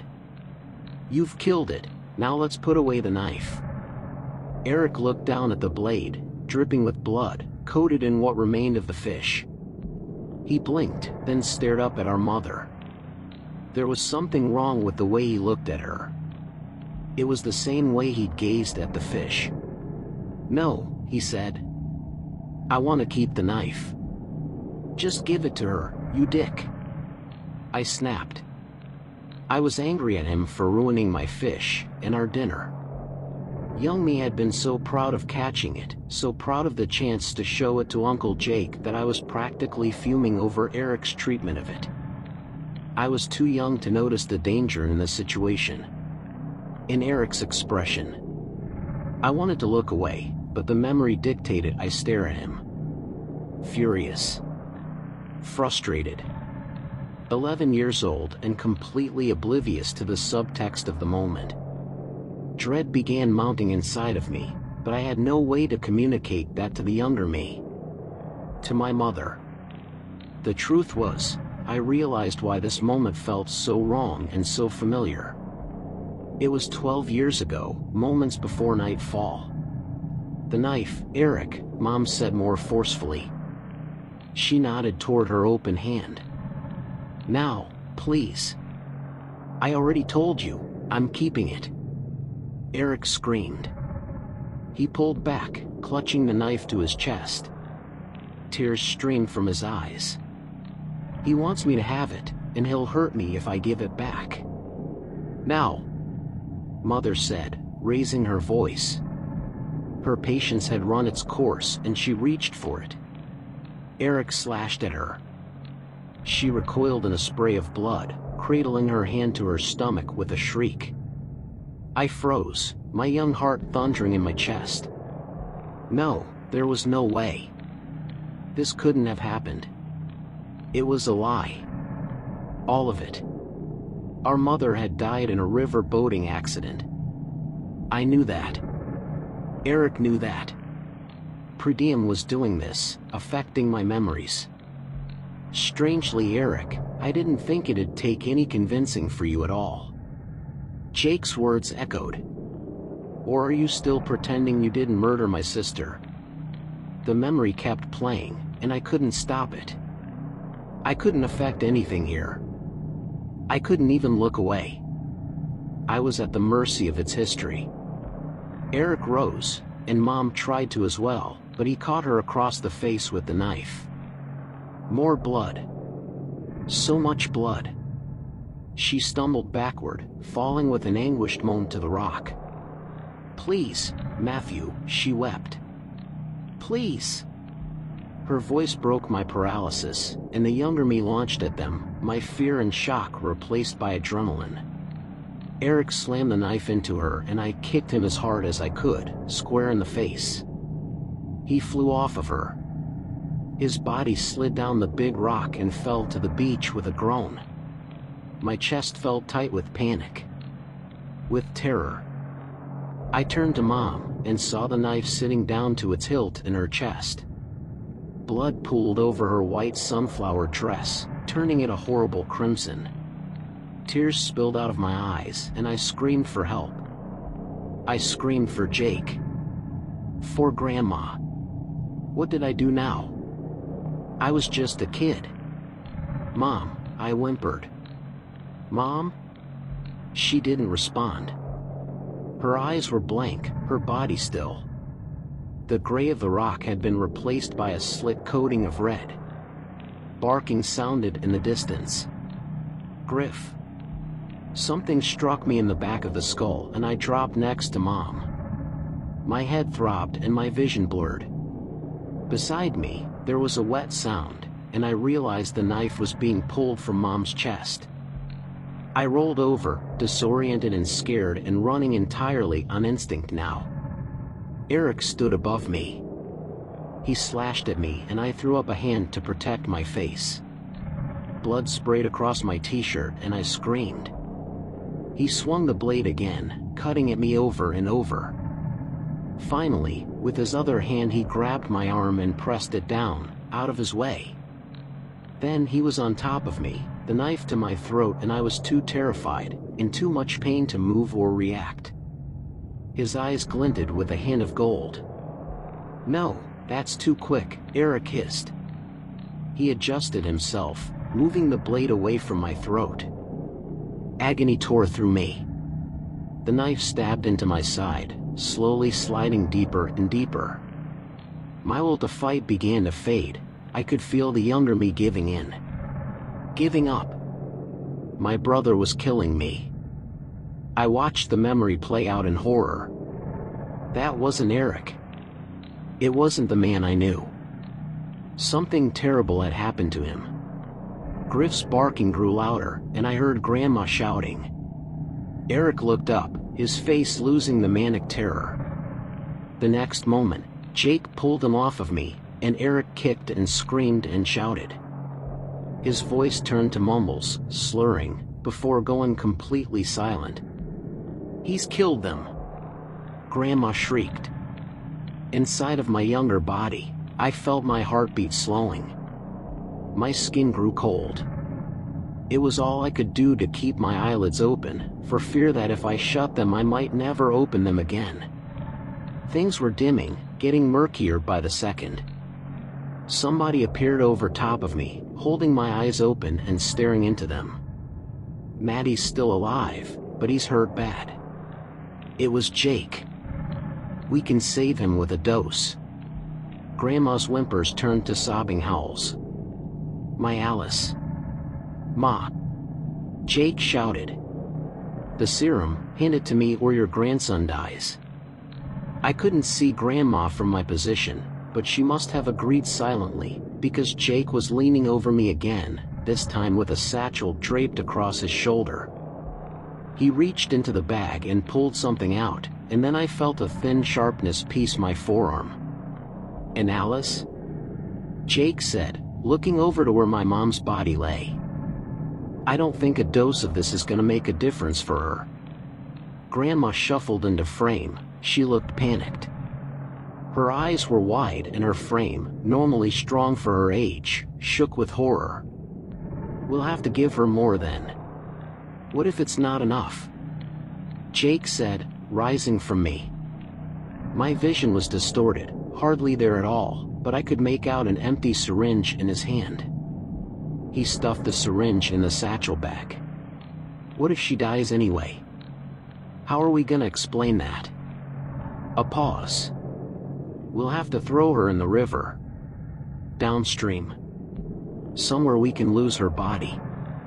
Fair enough, Jake said. Can't have the authorities poking around up here. We'll need to make sure the boys don't remember a thing. This was a river boating accident, nothing more. You hear me, Jacob? Poor Maddie's hand got cut up by the propeller when the boat toppled over. Grandma nodded to herself, running a hand through her short curls of gray hair. That's it. We'll scuttle your fishing boat and tell the sheriff it was an accident. Nothing more. Let's hope she survives then, Jake said with a grim chuckle. I love that boat. My vision faded to black and then slowly, gradually sounds returned. The high-pitched screeches of my father being choked by Jake. The words of Eric, or the monster wearing his skin, still standing before me. You see now, that this was him all along, Eric said. He leaned down, and opened my jacket with a look of fascination. Jake did all of this. A good effort, but unfocused. Messy. He gently put a hand near my stomach. Ah, and there you go. I suspected as much, given your glassy expression. You've already done it. I looked down, following his gaze to my open jacket. Shit. The syringe I'd pocketed earlier was sticking out of my side, still halfway full of swirling, emerald serum. Its cap must have fallen off when Jake tossed me around. I'll let you in on a little secret, Matthew, Eric said, leaning down to whisper in my ear. It's finished. Eric's gone. I've crossed from beyond the veil, and now there's no turning back. I wanted to scream. To cry. But it was too much. I was too weak, too hurt. Prediem brought a cold hand to the side of my head and tilted it, so that I was staring at Jake and Dad. Their fighting had escalated, and Dad was losing. Badly. Jake's Sasquatch arms still squeezed his throat, but now he had bit into him as well. His long, jagged canines pierced his neck. Blood leaked from my dad by the gallon, drenching the shore beneath. Your father is weakening, Prediem said. Once your uncle's weakened him enough, he'll kill him. He can't touch the dagger. I said. My words were slurred now. Was that because of the serum? It's silver. Prediem chuckled, standing up and dusting Eric's jeans off. You've caught on to this pretty well. Alas, no need for the silver. Not when your uncle can merely rip his heart free and be done with it. I didn't feel well. I felt nauseous, dazed. It was hard to think, like each thought was moving through molasses. You can stop it, Matthew. Prediem's words seemed distant. Difficult to make out. Join me, and we can stop it together. Another screech, and Dad's body crashed to the ground, shaking the shoreline and causing a small rock slide of pebbles into the river. Splash. Splash. I wanted to rest. close my eyes, and go to sleep. Forever. I wasn't afraid anymore, I was ready. Another screech, weaker this time. Dad was hurt, and he needed me. I'd lost everybody. Mom. Eric. Grandma. Dad was all I had left, and I was letting him down all over again. I didn't have a choice. If per diem was already here, then it didn't matter whether or not I became a monster. Not anymore. The war was lost. But I could still win this battle. I could still kill Jake, and still save my father. I found the syringe in my stomach, and pressed down on the plunger.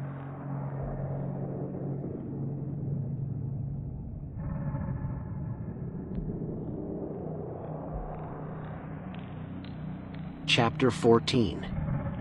I've run out of options, and I've taken the final dose of the serum. I'm changing into something horrible. Adrenaline rioted through me, each breath like fire in my lungs, and each movement sending pins and needles shooting through my nervous system. My eyes bulged as pressure built in my skull, and I felt thirsty, so thirsty that my mouth was parched and my tongue was fat, but I wasn't thirsty for water. I wanted blood. I needed it. My bones snapped and twisted, piercing my skin at points while I choked on my teeth as they fell free of my gums. I let out an anguished scream as my spine elongated, popping and cracking as it snaked its way further and further up my growing torso. I clenched my fists, willing myself to bear this pain. Was this what Dad had gone through? Mom? My neck cranked, snapping in all the wrong directions. Fuck. I'd never been in such agony. It was like my entire body was being torn apart and reassembled from the inside out. My consciousness flickered, but my grounding exercises kept me awake. That and Dad. I had to save him, even if it killed me. I had to, because he was the only person left to save, and I couldn't bear to let another person down. Lucky for me, saving him meant killing Jake. I blinked and my eyelids felt slick, wet and heavy. My vision was no longer the dim, shadowy thing from moments ago, rather now it was a mess of colors, an abstract painting of madness and instinct. A shotgun blast rang out and I staggered to my feet, searching for the source. Nobody else was here, though. It was still just per diem, my father and Jake. No shotguns. No firearms. I shook my head, feeling dazed and disoriented. Another blast sounded, and another. I realized they were coming from right beneath me, and I looked down, catching sight of my fingernails falling to the stone shore. They dropped in slow motion, like leaves drifting down from trees, or something descending through water. One struck the ground and I recoiled, its gentle collision creating another ear-splitting blast of sound. I became aware of my ears tugging upward, growing on the side of my head. A cacophony of noise began erupting around me, each sound amplified by a factor of thousands. Each bringing new agony to my senses. I could hear everything distinctly, too distinctly. My father's heartbeat, slow and labored, drummed like a death march, while per diem's laughter echoed like bats screaming in a cave. I was consumed by sound, pain, and terror. "Look at that," Jake's voice said, loud as a jet engine. "Your son's finally decided to come around." I heard the muscles in Jake's arm contract, followed by a chorus of my father's desperate wheezes. More blood thundering on the shore. Could I hear Jake smiling? I needed to get over there. I stepped toward them and stumbled, my legs numb and unresponsive. Damn it. Clearly my body was still working its way through the transformation. It was all I could do to stand on my fast-growing legs and not keel over. I growled, staring at Jake. My entire being felt magnetized toward him. I was desperate to sink my teeth into him, to pay him back 100 times for all the horror he had caused my family. Soon, I promised. Soon. My breath quickened in anticipation, but each gulp of air felt different. Smoother. Easier. Where before my exhales would steam in the chilly night, now there was nothing. The air inside of me was frigid cold. I was leveling out now, adjusting to the serum. The ungodly pain that had been omnipresent before was slowly tapering off, and I realized the transformation must be nearly finished. I looked down, gazing at my new body beneath my leather jacket and torn t-shirt. I was lean, but I felt strong, stronger than I ever believed I could be. Stronger than I ever believed anything could be. Yes, I could do it now. I could end Jake. I could drink his blood and wash away this horrible thirst. I licked my lips and found my tongue much longer than before, serpentine and forked. "Welcome to the family, Maddie," Jake shouted. "Why don't you come on down and convince your dad to see some light of reason?" Dad. I flexed my hands and realized they, too, were different now. My fingers were long and thin, playing host to a set of horribly sharp claws. Good. Those would come in handy. "I won't lie to you, Matthew," Ch said. "I'm impressed, but unsurprised." I looked to him, willing myself to speak but only managing guttural grunts and snarls. He chuckled, placing his hands on his hips. "Still learning, aren't you?" His eyes shifted to Jake, who was still perched atop my father, chewing into his neck, drenching the shore in blood. It took Jacob years to master sentience, and longer still to truly control his true form. I shouted at him to stop this, to let my brother go, but it materialized as an ear-splitting roar and nothing more. "You're adjusting incredibly well." Ch circled me, his gold-flecked eyes drifting up and down my person, his lips in a near-constant state of grin. "Your father is nearly as brutish as he was as a man, but you..." He twitched, his head snapping to the side with a choking cough. A moment later, he ran a gentle hand over his neck and smiled. "Sorry. Still getting used to my new suit. Looks like we're both acquainting ourselves to these new forms, aren't we?" I heard his words and understood them, but I couldn't respond. "Why not?" "What?" I managed to say, though the word came out twisted, broken and strange. Ch eyes lit up.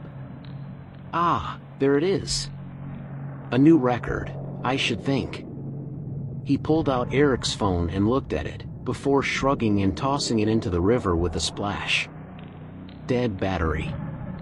Can't say the time for certain, but your arrival at speech is certainly impressive nonetheless." "What?" I said again, pushing the word out more naturally now. I tried to say the next piece, but only managed to choke and growl. "Easy does it, Matthew," Ch coached. "Try again, this time without the emotion. It's often such a stumbling block." "Fucking hell." "All right, once more." "What am I?" The words were harsh and their pronunciation unnatural, but they were there. Ch clapped his hands enthusiastically. "Oh, well done. I always knew you to be an apex, but to achieve this level of mastery so quickly? You're a true prodigy. I would have been happy to have you serve as my vessel." "What?" I repeated, and this time the anger seeped into my words. "Am I?"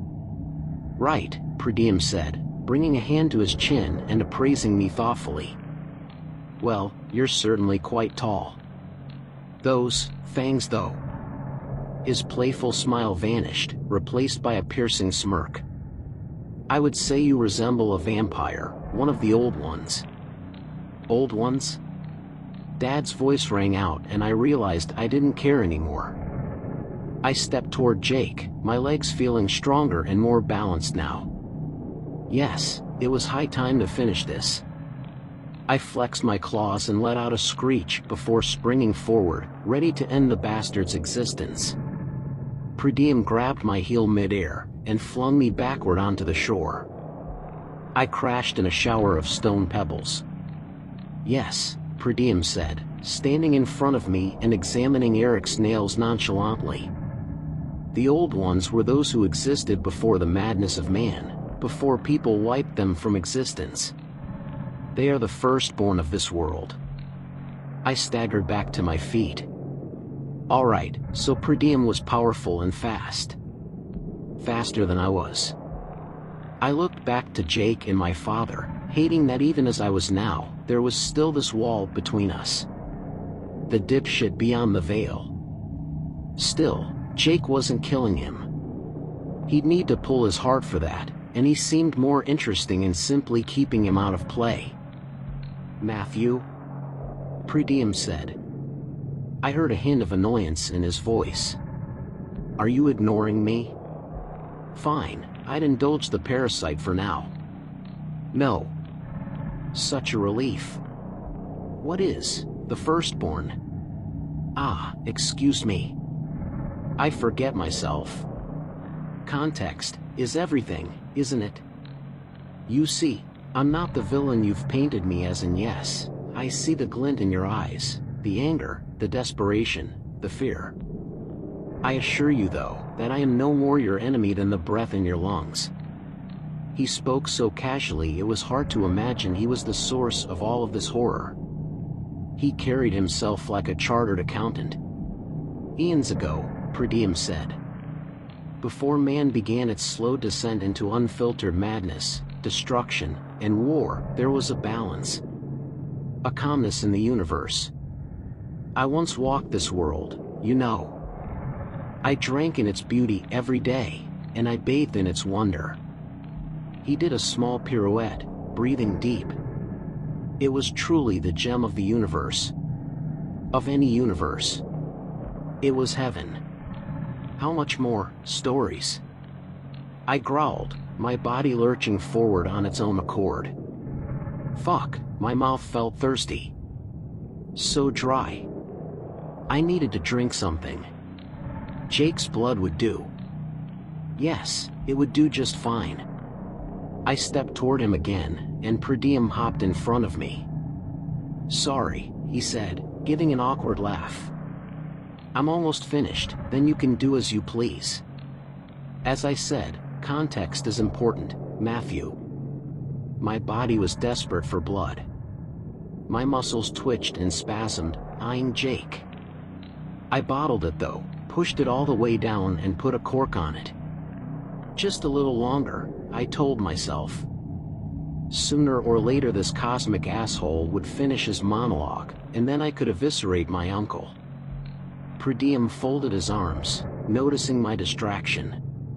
"The truth is, you humans have ruined everything, haven't you?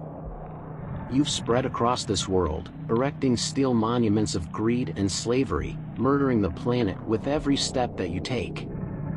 His face, my brother's face, fell into a snarl. "You've drained this world of its minerals, its oils, its very lifeblood. You've cast a shadow of poison across it, filling it with waste and fallout. You think yourself gods, but you treat each other as ants." He took another breath and shook as he did so. He was furious, and growing angrier with each word. His gold eyes began swirling, glowing and brimming with an impossible depth. "You've murdered the old ones, centuries ago of course, but with wanton cruelty." The words fell from his mouth like a guillotine. "You've wiped them from human memory, leaving them only as myths and legends.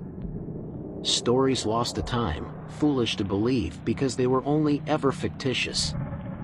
Who are you?" I said, surprised to find my voice sounding much more level now. "I am a means to an end, Matthew. I am the universe redeeming itself. I am the pride of this world come to excise the cancer that is man." My father let out a cry, and his massive head dropped to the shore.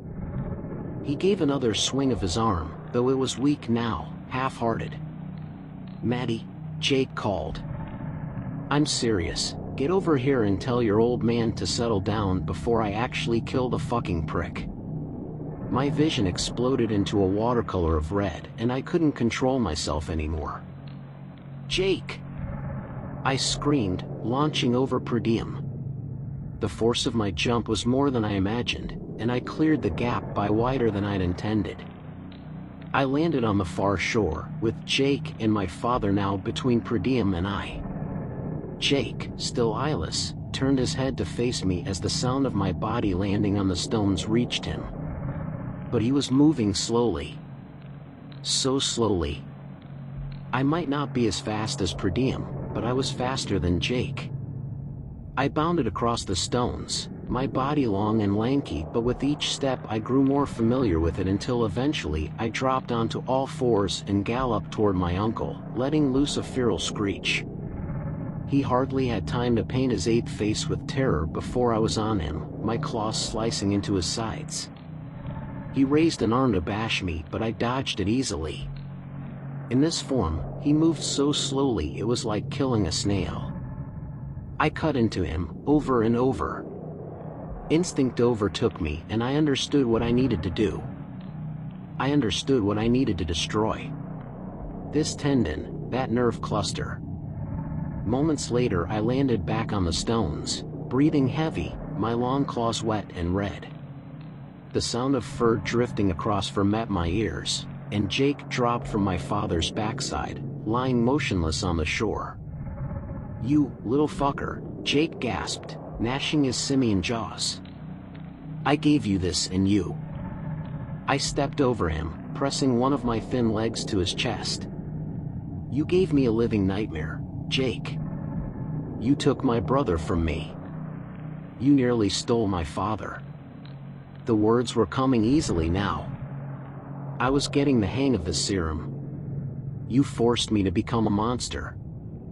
I leaned down, and the primal piece of me understood this fight was already finished. I'd cut his tendons apiece. He couldn't move anymore, not for a while at least. Worst of all, my fangs were inches from Jake's mangled face. "You dosed my brother, and stole my mom." I pressed my hand to his chest, my claws digging into his flesh. "Maddie," he sputtered, fear seeping into his tone.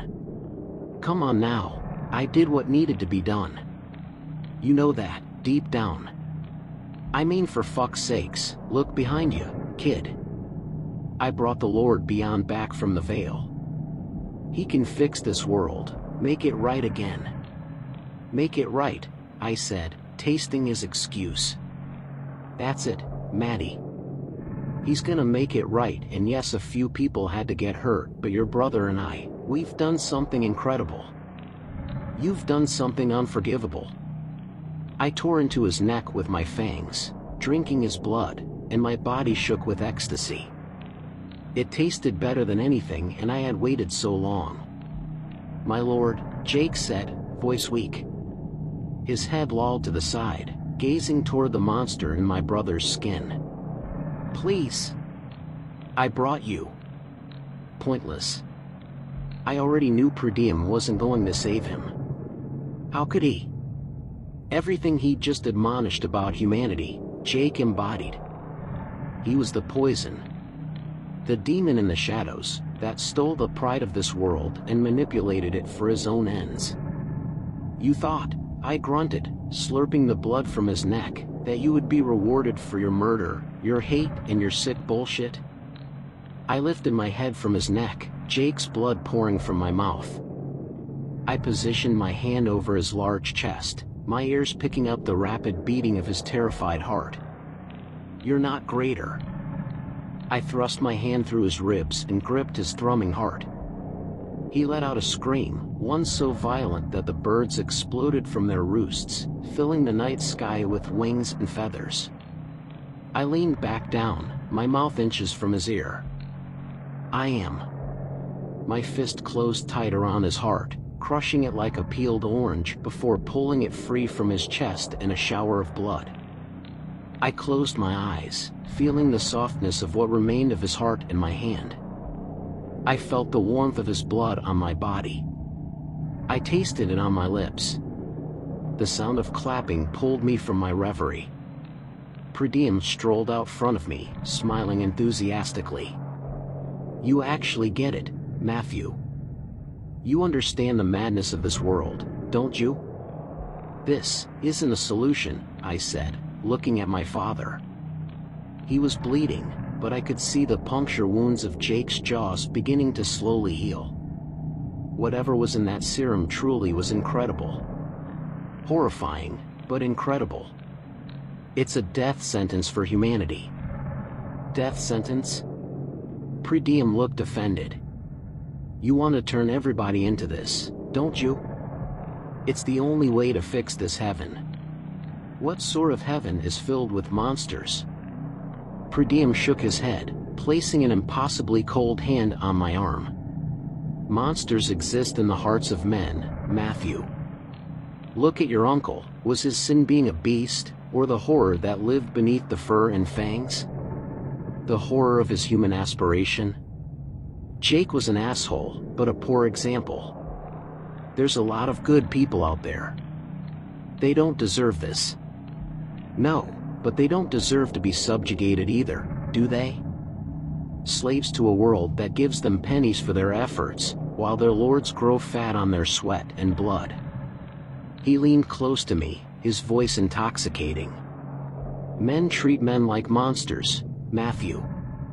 The beasts of the world live by a code, and a simple one. They exist to survive, and little else. They act as their instincts dictate, and even in their proliferation they could never bring this planet to its knees.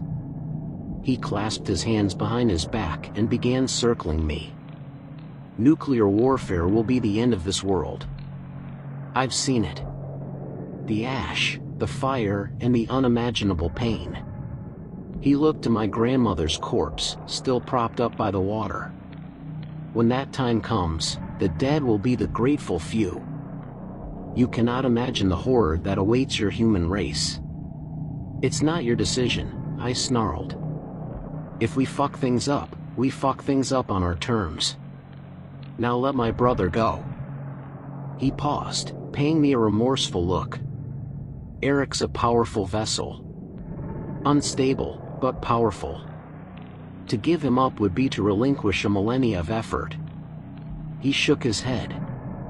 No, I'm afraid I cannot. Many times throughout history people have come close to summoning me, to opening the gateway between our worlds. They've made a couple offerings perhaps, or 3. But never 4, and never with a host so capable. He flexed his hands, and a nearby tree exploded in a shower of bark and leaves. I jumped back, stumbling off of Jake's corpse. I felt stronger than I'd ever dreamed, but that? What was this guy capable of? I swallowed, terror beginning to grip me as I realized the gulf between our abilities. What? What was that? Ch laughed. That was what I've been waiting for. He snapped his fingers, and the sky flickered blue before returning to the black of night. Eric's even stronger than you, you know. In this body, I can nearly touch the full extent of my power. I can almost wield the veil. His eye twitched. Barring some instances of insubordination. He gave his head an irritated shake. Though, those should come under control in due time. Point is, Matthew, I've waited far too long to give this up in the name of a single human being's emotional experience. He offered me a half-smile. I apologize, truly, but it is for the good of us all. Good of us all. I'd heard that bullshit before. So what? You're going to wipe us all out? Sayonara humanity? Not at all, I thought we covered this. I'm going to make everybody as you are, Matthew. Greater. I'm going to reroute this world from calamity and back towards simple beauty. I'll take the human mold and cast it into that of the old ones, into beings free from human ambition and horror.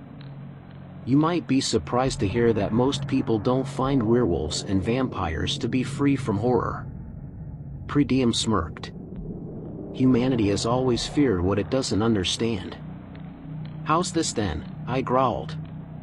Jake was every bit the monster he always was, old one or not. And your serum? That made my brother murder our mother. That was an issue with your family's serum, I'm afraid. Predium looked down, sighing. Regretful, of course, but ultimately necessary. To create a truly pure transformation within a human lifespan would be a near impossible undertaking. He winked and stones began to rise, floating around him. Luckily for me, I suffer no such limitations. In this body, I can recreate the old ones in their original image. I can free this world from the shackles of humanity, and return it to a simple reality of instinct and survival. You start turning people into monsters, and they're going to kill people. Billions, if I'm lucky. You're twisted. Unnecessary. If you could see your world's future, you would grovel at my feet, Matthew. But you're too absorbed in your humanity to care. To you, the only thing that matters is he patted his chest, your brother and the rest of your family. You lack the perspective to see things on a scale so wide as I. So, his end game was turning everybody into a monster in the name of stopping some future nuclear wasteland. I clenched my fists, my claws digging into my flesh. If that were true, it could almost justify it. Almost. But it meant removing the one thing we possessed, our free will. There was a chance we didn't devolve into nuclear war, wasn't there? A chance we figured this shit out as human beings. I had to trust in that. It was all I had left. Let Eric go, I snarled. I was done negotiating, done listening to his rationalizations. I wanted my brother back and I didn't care how powerful this dickhead was. I'm not going to let you turn this world into monsters. Predium laughed. Too late, the world's already full of monsters. They just look like you so you don't mind so much. I racked my mind for a way out of this. How was I supposed to force him out of Eric? I had no fucking clue. This was always Eric's area of expertise, the planning, the know-how. I hated myself for not reading more of the cave's books when I'd had the chance. Maybe there was some mention of a way to reverse the ritual. Yes. That was it. If Predium had walked the earth before and been banished, then there was definitely a way to send him back. I just needed to figure out how. I think I'll go ahead and get started, Predium said. What? He stepped into the river. No, he stepped onto it. He walked along the water, to the center of the current. This is where I was chained, you know. A bit further upstream, but still. It's almost poetic that this should also be where I deliver this world's redemption. He took a deep breath and raised his arms, and the water drifted upward, dancing around him. Sit tight, Matthew. Soon I'll show you that change is a necessary part of our universe, and that some change is inevitable. Fuck. Right now? He was gonna turn the world right now? Jesus. I looked around me, desperately hoping for some way to stop this. Some way to end this, but I didn't have a library here. I didn't have any counterspells or ways of reversing the summoning ritual. I just had me, my comatose father, and the dagger. I swallowed, staring at the gleaming blade on the shore. It was silver, but its hilt wasn't. I could grab it. Use it. Sar Thursday, Predium said, his voice so loud that the very tree shifted. Barthuan El Shrai. I didn't know how long his spell would take, but I did know I was running out of time. I screamed into the night and bashed my fists into the stone shore. What was I supposed to do? What options did I even have anymore? My mother's voice echoed in my mind. Matthew, please.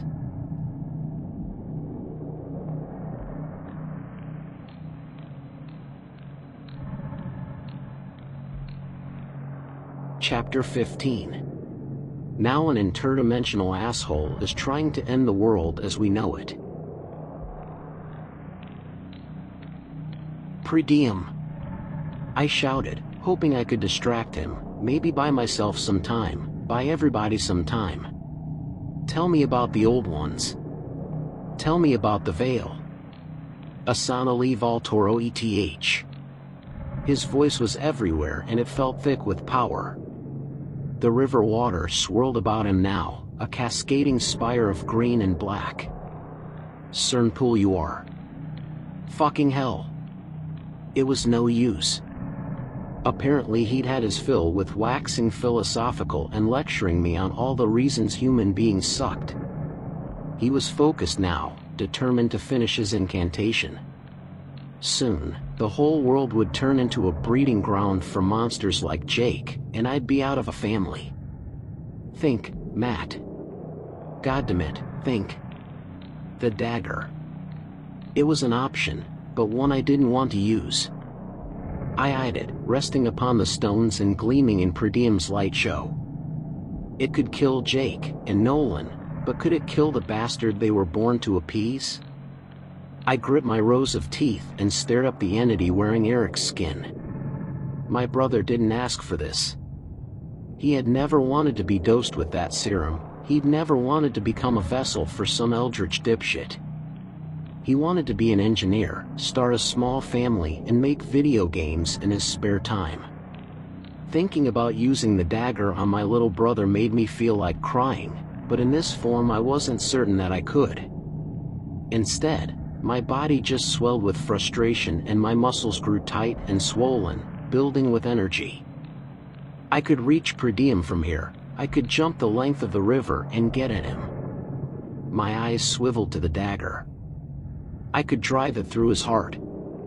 As I was now, I knew my aim wouldn't be an issue. But it wasn't fair to Eric, and I doubted I could live knowing I'd killed my own brother. Matthew, please. I shook the memory.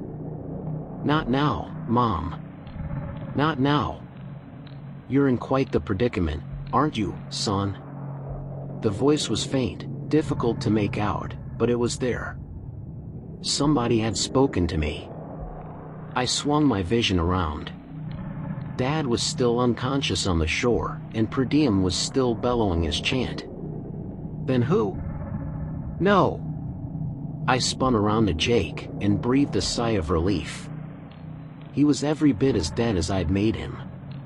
Which only left. My eyes shifted to Grandma. There was no way. I leapt and landed in front of her, showering her blackened corpse in an upkick of stones.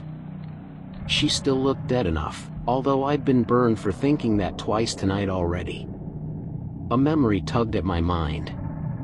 Nolan had mentioned that it'd require 4 offerings to summon Prediem. Himself and Jake had counted for 2, and my dad would have been the 3rd. I figured that since the bastard actually did get summoned, that I must have counted for the 4th, even though Nolan suspected I didn't meet the criteria. After all, I might not have been a full cryptid at that point, but I did have multiple doses of the serum under my belt, and was well on my way to becoming one. Even still, when I'd left Nolan he was at death's door. Would he have counted? Or was there another monster out there? I stared at my grandma's rotting corpse, my enhanced sense of smell really noticing just how pungent she reeked. It made sense that she could be the 4th. I mean, who better than the woman who started it all? Grandma, I said, laying a gentle, blood-smeared set of claws on her shoulder. Are you alive? Lord help me if you're speaking to a dead woman. The voice again, but it wasn't coming from Grandma. In fact, it sounded more masculine on second hearing. I wheeled around. Might be we don't have much hope after all. Where are you? I hissed. Who are you? I eyed Prediem, relieved to see him still absorbed in his ritual. As a bonus, his voice echoed around us, drowning our conversation. Up here, kid. I glanced upward. All I saw were trees and dark sky. Maybe it was a bird?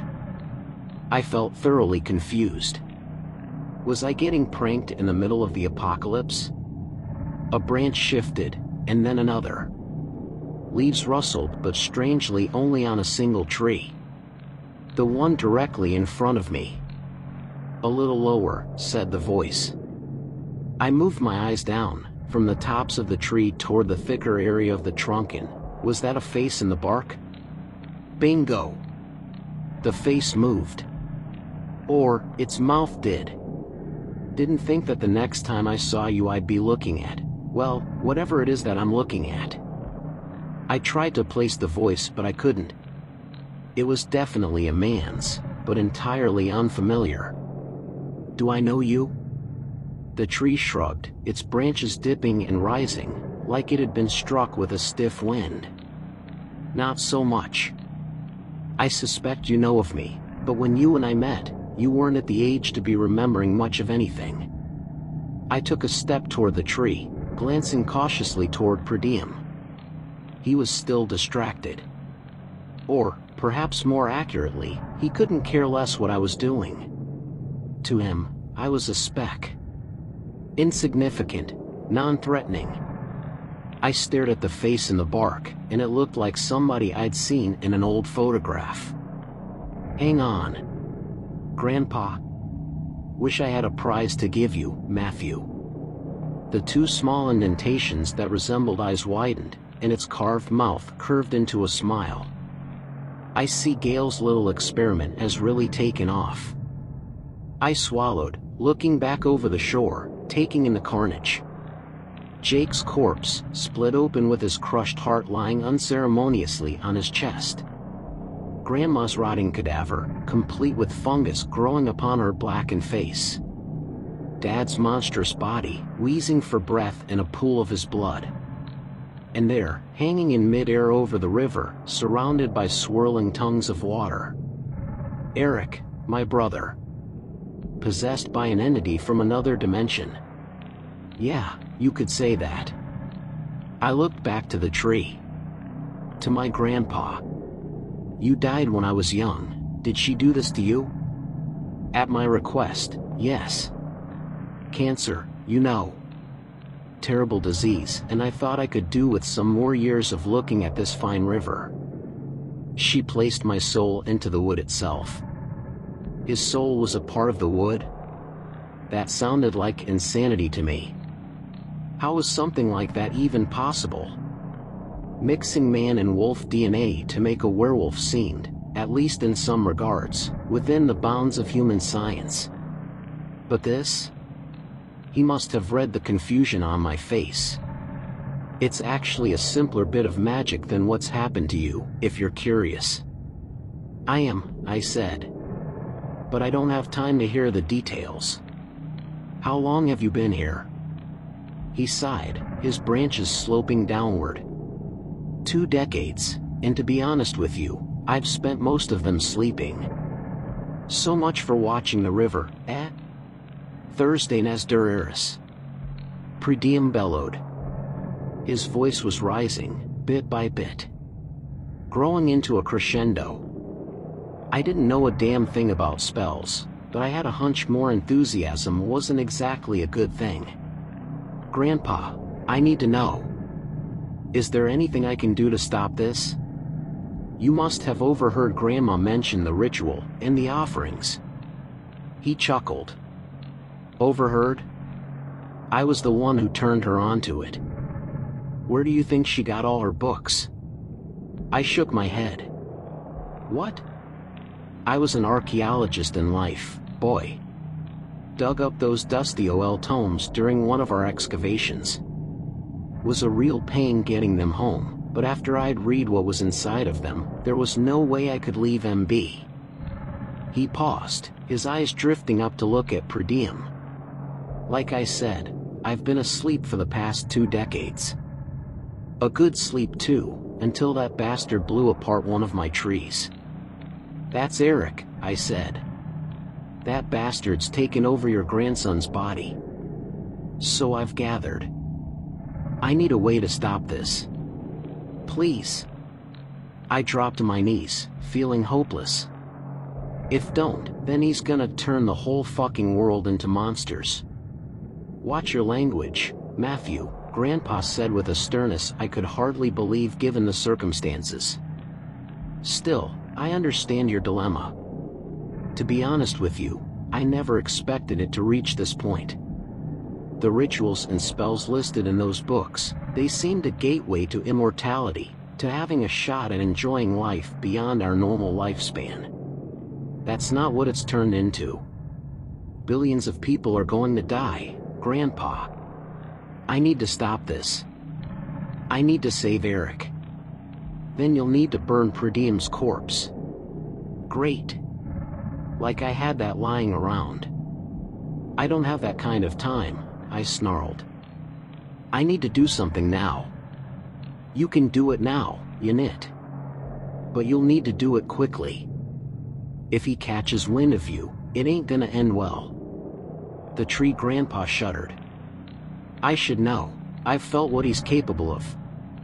Listen to me, and listen well, Matthew. Up the river, near Jake's fishing dock, is where Predium's corpse was sealed. Happens to be why we bought this crappy old patch of land so many years ago.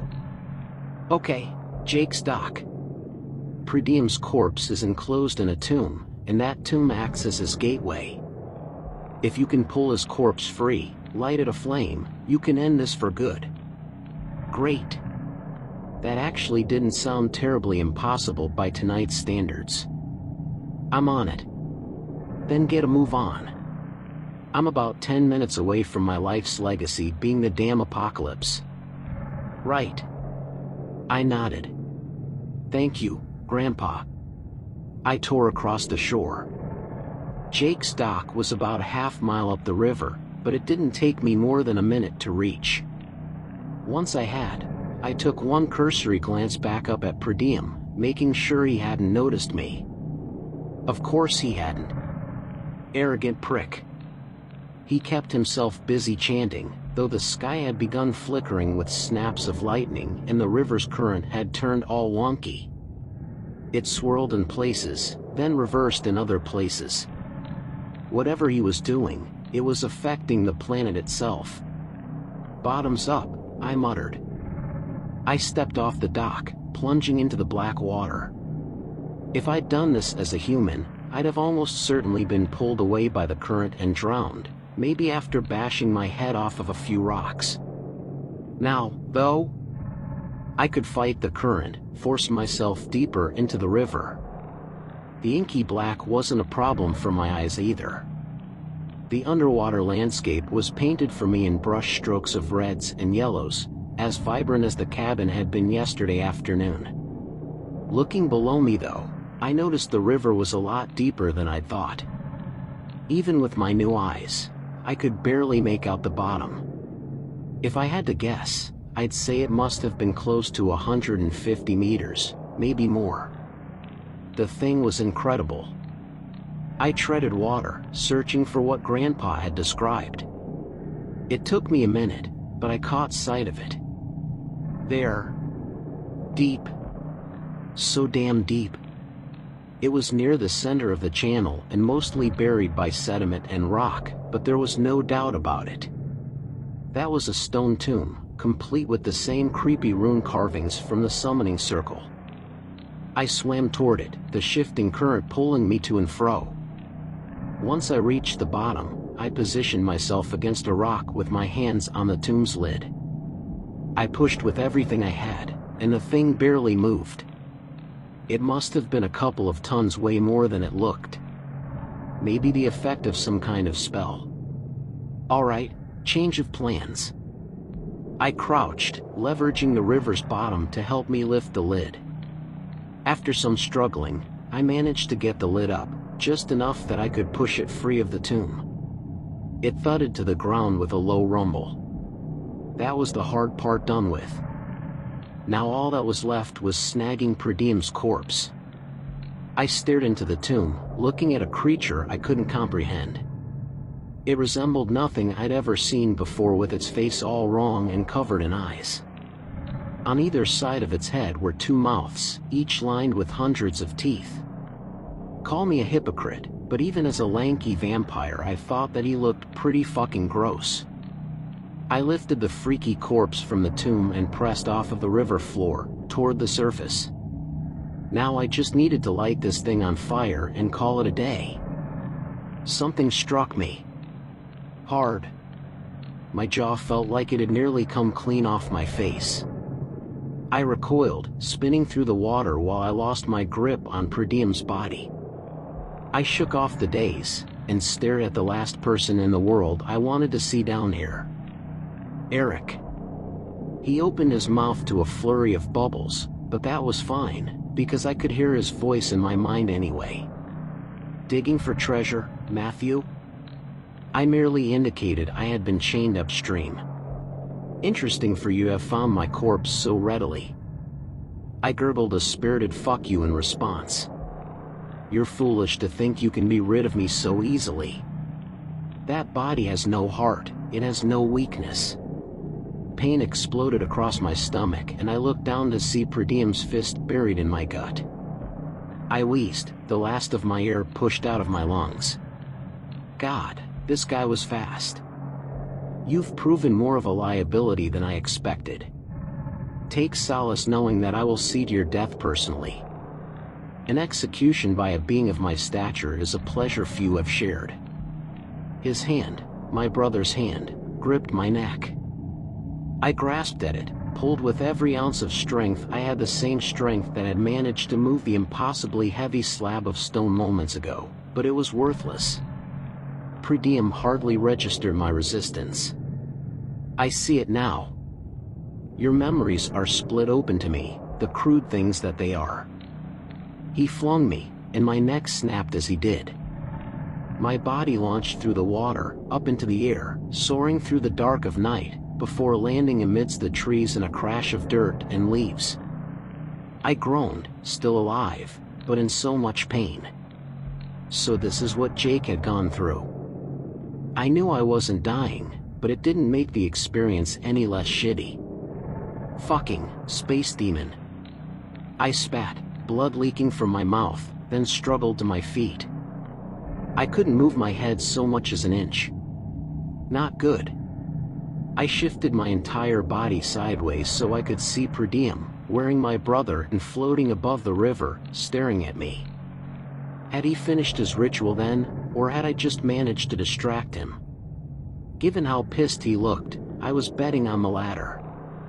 So, Predium laughed, drifting towards me, hovering over the treetops. You've been speaking with your grandfather, have you? Yeah, I have. I swallowed. So the bastard really could read my memories. Had it happened when he grabbed my throat?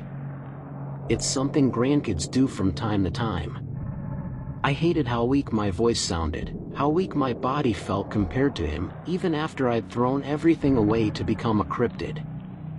After all of this, it still wasn't enough to face this guy on even footing. He recommended you burn my body, was it? Fuck. In light of that, I think I'll give both of you a taste of your human depravity. You see, like Jake was a poor example of my vision, so too do you appear, Matthew. And yes, you too, Harold. In fact, it looks like the serum's penchant for sentience has rendered it quite useless in my world to come. Purple ribbons of light began dancing around Predium, casting my brother's face in a creepy, ethereal glow. I'll begin from scratch. Regretful, perhaps, after all you've done to save this dying world, but necessary. The trees shifted, and I saw my grandfather's face grow in the trunks of all of those surrounding me. His eyebrows bristled, the indentations in the wood gazing up at Predium. Gail was wrong to bring you about. I was wrong to speak of you to her. The texts described you as benevolent, but you're as twisted as any devil. I assure you that you won't suffer your regret for long. He spoke a word in a language I didn't know, and in a flash of red-orange the treetops were lit ablaze.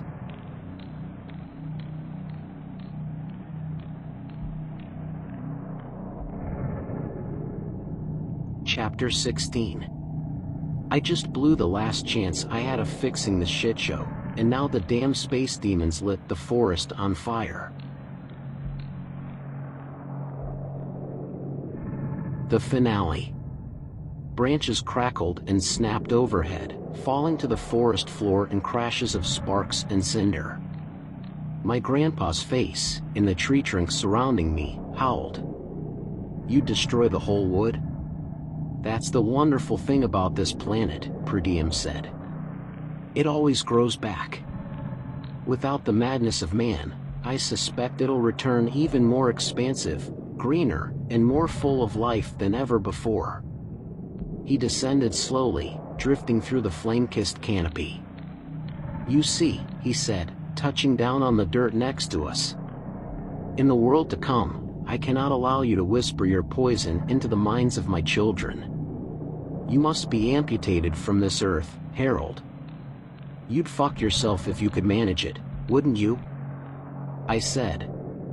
"You really do love listening to your own bullshit." Per Diem glanced over his shoulder, staring at me for a moment before striking me in the chest with the back of his hand. I let out a wheeze as my body rocketed backward, branches cutting at me as I cleared the treeline and crumped onto the stone shore. Pain bloomed in my right ankle, and I looked down to see it twisted in the entirely wrong direction. Fuck.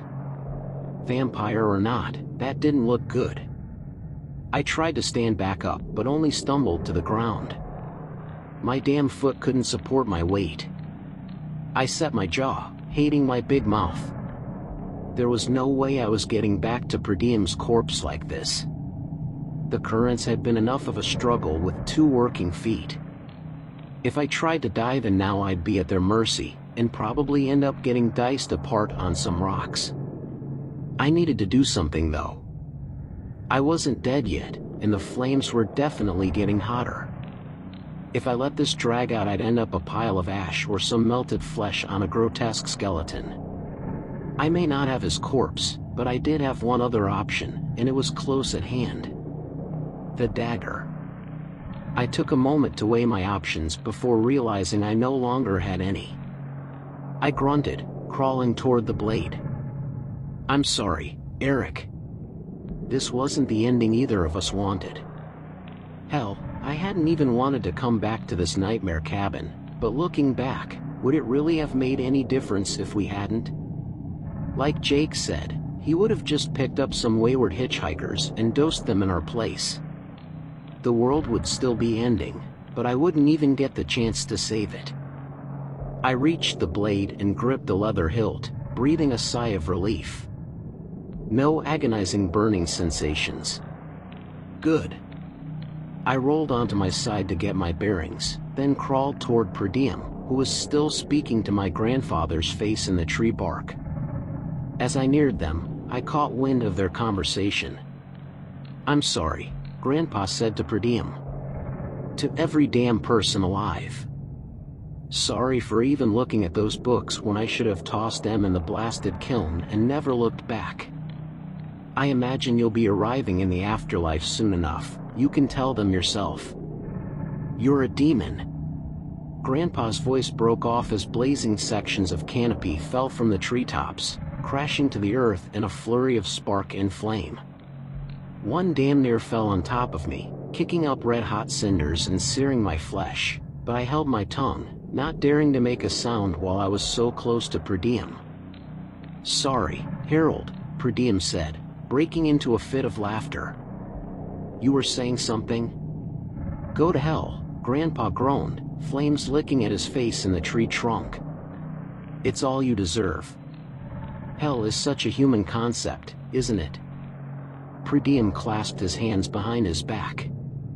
"To live in a world so terrible and so full of horror that you'd create a place in your mind even worse, just to feel more comfortable in your suffering.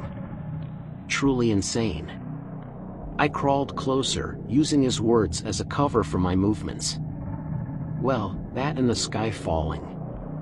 A heavy snap sounded above and I froze, then nearly shit myself as a branch smashed into a thicket next to me, exploding into a towering inferno. Fuck, that was close.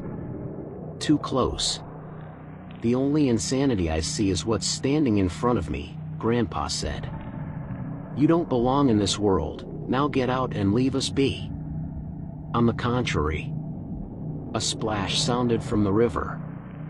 Then another one, this time absolutely massive. Drops of water sizzled down from the treetops and I paused, now just a few feet away from per diem, the dagger still clutched firmly in my hand. I shifted my body sideways, so that I could get a look at the water. The river wasn't far from us, but it was difficult to make out through the smoke. Focus, Matt. I'd long since lost the luxury of worrying about splashes. I had to end this now and quickly. For Eric. For all of us. I raised the dagger, lurching another inch closer to per diem hand. Something crashed through the forest canopy, landing in the blazing thicket next to me with a wet thud. I froze, my mind racing. In the short span of time I'd seen that thing falling, I was almost certain I recognized it. What I didn't understand was how it got into the air and out of the river. Because that thing was per diem's corpse. The cosmic dick didn't waste any time acknowledging it. His face snarled in rage and he dashed toward his now softly smoking corpse, cursing in a language I didn't know or care to know. He didn't so much as look at me as he moved a step by me. I wouldn't be able to close the distance quick enough for a kill shot, but I could slow him down. Maybe long enough for his corpse to burn, and then I could get Eric out of here. We might both die in a forest fire, but that seemed a good deal better than being a slave to this jackass for the rest of eternity. I swung the dagger and it caught per diem unaware, right through his calf. He staggered to a knee, letting loose a feral roar. Steam hissed from the wound, in the exact same way it had done when I'd used the scalpel on Nolan. Good. So silver could hurt him. He wheeled on me, kicking the dagger free of my hand. You, he screamed. I smirked, happy that his arrogance, if nothing else, had given me the chance to deliver some kind of pain upon him. He reached down to grab me, but shock painted his features and he fell forward, flat on his face. What the hell? I looked past him. A massive, long tentacle had wrapped itself about his leg, and was pulling him away from me. He spun around, kicking free of the appendage and snapping it open in a shower of blood. It recoiled, racing back to where it had come from. Racing back to the river. I squinted through the black smoke, and my jaw dropped. A massive creature rose from the water, surrounded by an army of snapping tentacles. It looked like a sea monster, or some kind of kraken. Was this another of Grandma's experiments? If it was, I had no idea they could get this titanic. Oh, what a lovely surprise. Per diem growled, rising to his feet and staring daggers at the creature in the river. More insubordination, my favorite human flaw. Another tentacle flung out, but he dodged it easily. This time he placed his hands on it as it passed him, then gripped it with a powerful squeeze, his fingers digging into its flesh. Letting loose a roar, he pulled the tentacle apart, drenching Eric in crimson blood and causing the sea monster to writhe in agony. He seized his opening and dashed for his corpse, which now snapped and popped in the roaring flames. Before he could reach it though, 3 more tentacles raced out, snatching him in their grasp and pulling him through the woods. His hands clutched at the dirt helplessly, desperately trying to grab into anything he could, but it was useless. A moment later, the tentacles lifted him up and stole him from the treeline, over the river. He dangled there, pulling apart the appendages of the sea creature, but every time he did, 2 more would take their place. Eventually the monster had him wrapped in 10 of them, so much so that per diem's shouts of rage had been suffocated entirely. My memories came back to me. I recalled Jake and Grandma's conversation about Mom, mentioning that she'd gone for a swim, and had 1 last dose of the serum. They mentioned that during that horrible week, She had been watching us from the river. "Then was that thing, Mom?" I said weakly. The kraken squealed as per diem continued to tear it, quite literally, limb from limb. I looked around, searching for the dagger in case it came to it, but couldn't see it anywhere. There was so much chaos in the forest now. The blaze and smoke made it impossible to discern much of anything. "He'll kill her." I looked up, seeing Grandpa's pained face in the tree bark in front of me. "He'll kill my sweet Alice, and then he'll come and pull his corpse free of the flames." He sounded so defeated. So morose. The body's already burning. If she can just hold him for a little longer. An anguished scream rang out, followed by several deafening splashes. Through the trees, I saw my mother collapse into the river, either dead or defeated. "Mom!" I shouted. "You have to stop him, Matthew. I'm unable to affect things as I am." I crawled toward her. "Make sure the corpse burns." Grandpa shouted. "You can't do anything for her, but you can still make the world right." Again, I felt the strange sensation of wanting to cry, but being unable. I bashed my head on the ground, my body feeling so hot I could barely think. The only thing that offered me any protection from the damn heat was my DNA and old leather jacket, but even that barely covered half of my torso. Per diem crashed in front of me, landing beside the thicket where his body burned. I'd never seen him look desperate before, but he certainly looked the part now. It made sense. He needed to save himself, and he didn't waste any time. He strode right into the flames, kneeling to retrieve his corpse. Thick, black smoke billowed from the many-eyed abomination. It was melting, but slowly. How much longer would it take? It was clearly made of stronger stuff than human flesh. Per diem turned and exited the inferno, and I saw just how much damage he'd suffered. His eyes, once cold and flecked with gold, were now faded, empty things. Steam hissed from them, and from every other opening on his face. His mouth, his ears, and even his nose. He was dying. I just had to slow him down. Only a little longer. I staggered to my feet, ignoring the anguish of standing on my snapped foot. He strode past me, so arrogant that he didn't even bother to look my way. I'd change that. I lunged, swiping at him with a set of serrated claws, splitting open Eric's backside in a shower of sizzling blood. That should slow him down some. He kept walking, unconcerned. The wounds on his backside healed nearly as soon as they'd appeared, the flesh stitching itself back together as though by magic. "Wait!" I shouted. I had to get his attention. I had to keep him here in the heat. We were so close. So damn close now. This couldn't end with him just waking away. I said, "Wait, you fucker. Die in this fire, Matthew," Per diem said, his voice echoing around the wood. He didn't so much as look over his shoulder at me. "You're unworthy of death by my hand." I opened my mouth to goad him again, but I knew it was hopeless. He wasn't as stupid as Jake. Without the dagger, I didn't have a way to stop him. I needed silver. Per diem reached a clearing and stopped. Then, his feet left the ground, and he began drifting upward. The son of a bitch was just going to fly out of here, leave the rest of us to die, and then turn the world into monsters. And I let it all happen. I gave up my humanity to stop this and set things right, and all I managed to do was convince Per diem to start a forest fire. I had nothing left. I'd lost the dagger, I'd lost the fight.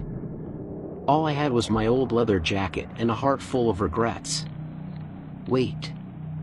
My jacket. I swallowed all of my fear, prepared myself for the agony to come, and then launched myself at Per diem. I soared through the air, my ankle screaming at me and my heartbeat thundering in my chest. I reached a hand inside my jacket and pain exploded across my palm. Tendrils of steam hissed from my closed fist as I rose my hand into the air, holding the silver scalpel I'd pocketed in the cave. I collided with Per Diem, catching him by surprise, and buried the scalpel into his back. He unleashed an otherworldly scream as the two of us plummeted back to earth, crashing to the dirt in a cloud of ash and cinder. I moved to reorient myself, but he was faster.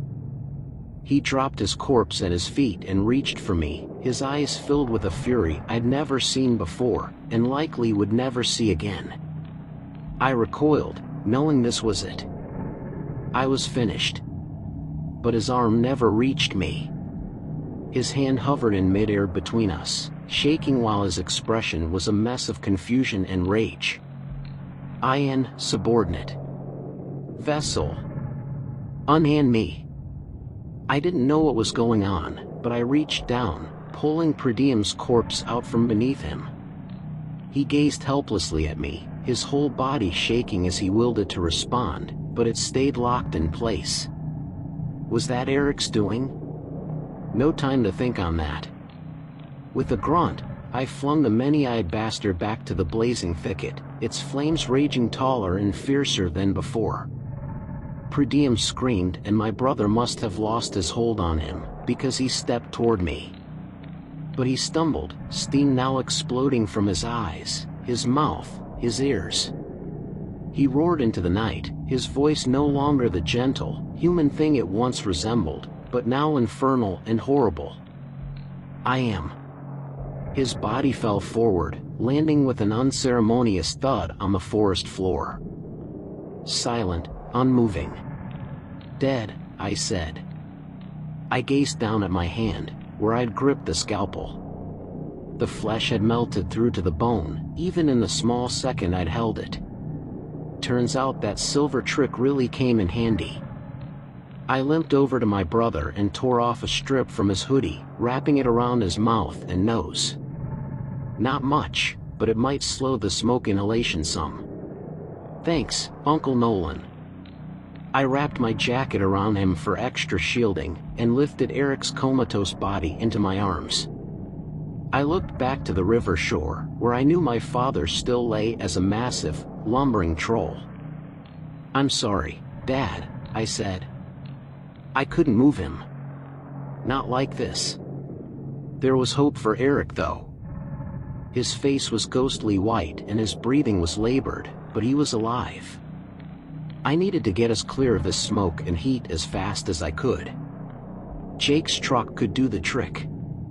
It was nearby, tucked into the woods on the side of the road not far from here, and if I could get to it I had my money that the keys would still be in the ignition. I limped toward the road. Through the woods, through the crumbling branches and the heat of the flames. Thank you, Grandpa. I called, not sure if he could hear me, or if he was even still alive. How much of the trees had to burn down before his soul died with them? Don't thank me, said his voice, though it was strained and hoarse. You did good, son. I could faintly make out his face materializing on the bark of the trees through the smoke. You make sure you boys get clear of here, and you tell the world what happened. Tell the world? I said, stumbling as I made my way up a hillbank. Cutting straight through the wood meant getting to the truck quicker, but it also meant the terrain was untamed. The hell would I want to do that for? If my hunch is right, they're gonna be wondering. His face followed me, appearing on the trees as I limped through the wood. Per Diem, by my guess, didn't finish his ritual, but I'll bet he got at least part way there.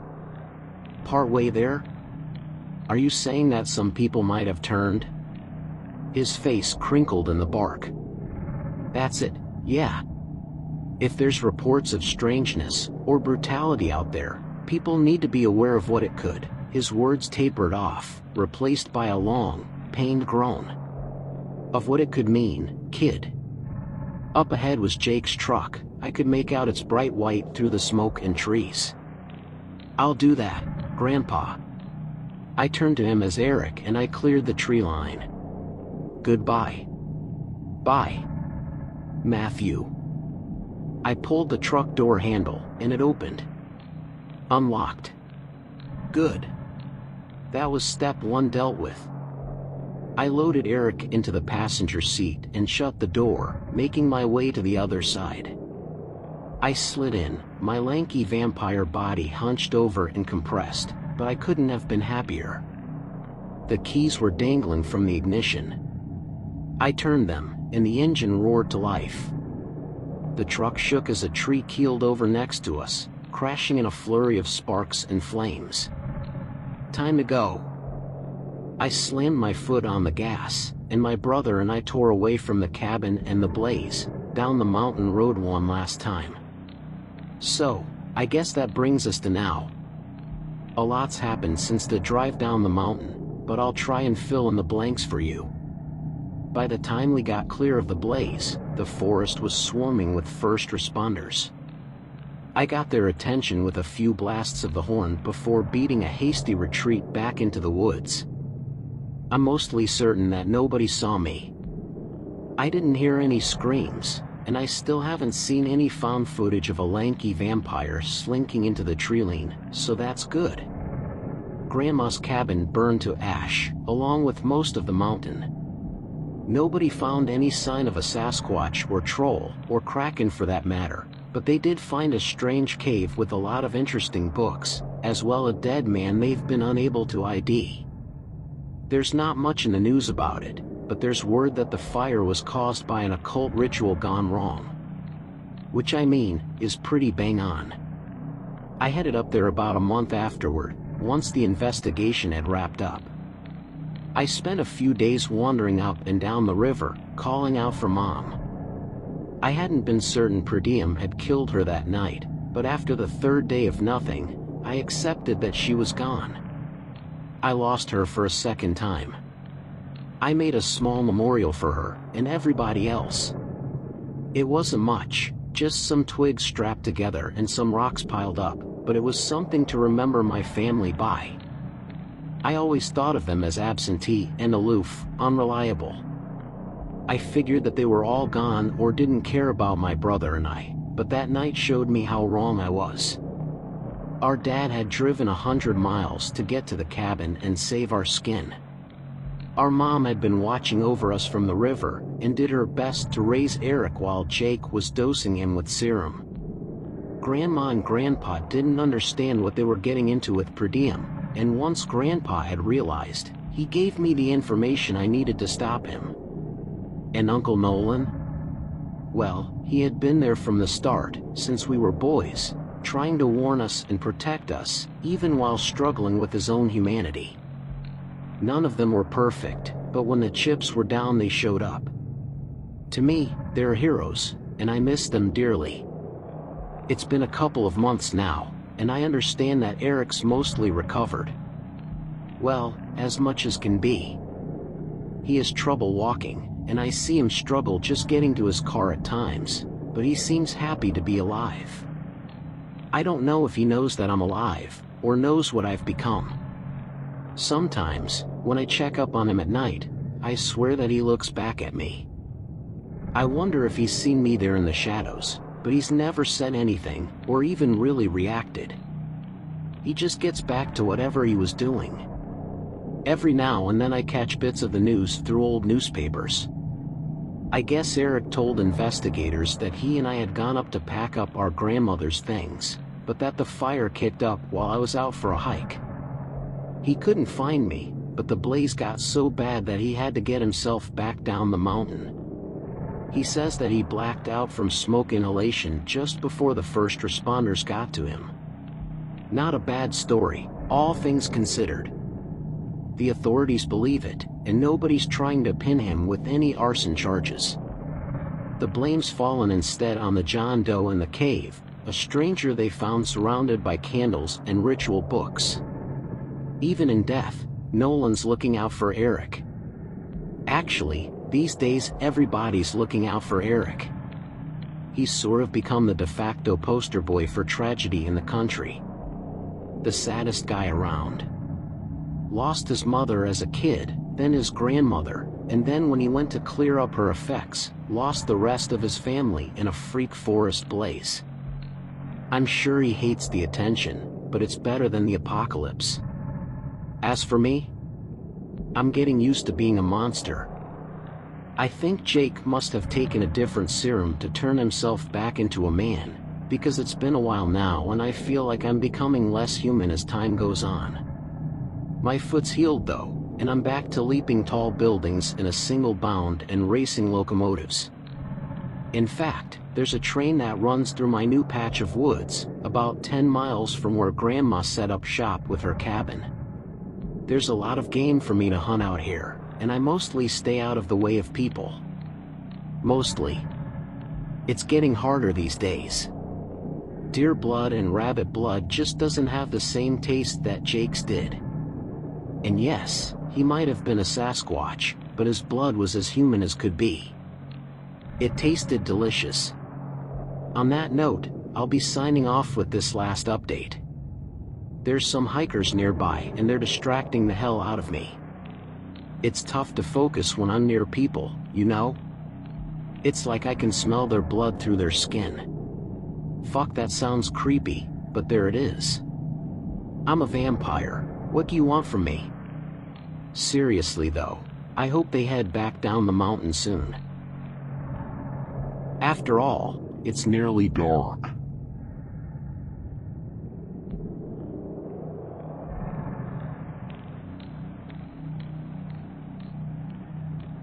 That was all for today. Glad you guys listened till the end. Don't forget to like the video and share with your friends. Also send in your own scary stories at horroxperiencemedia@gmail.com so your work can get featured in my videos. You can find the link in the description. Subscribe for more similar stories and see you guys in the next video.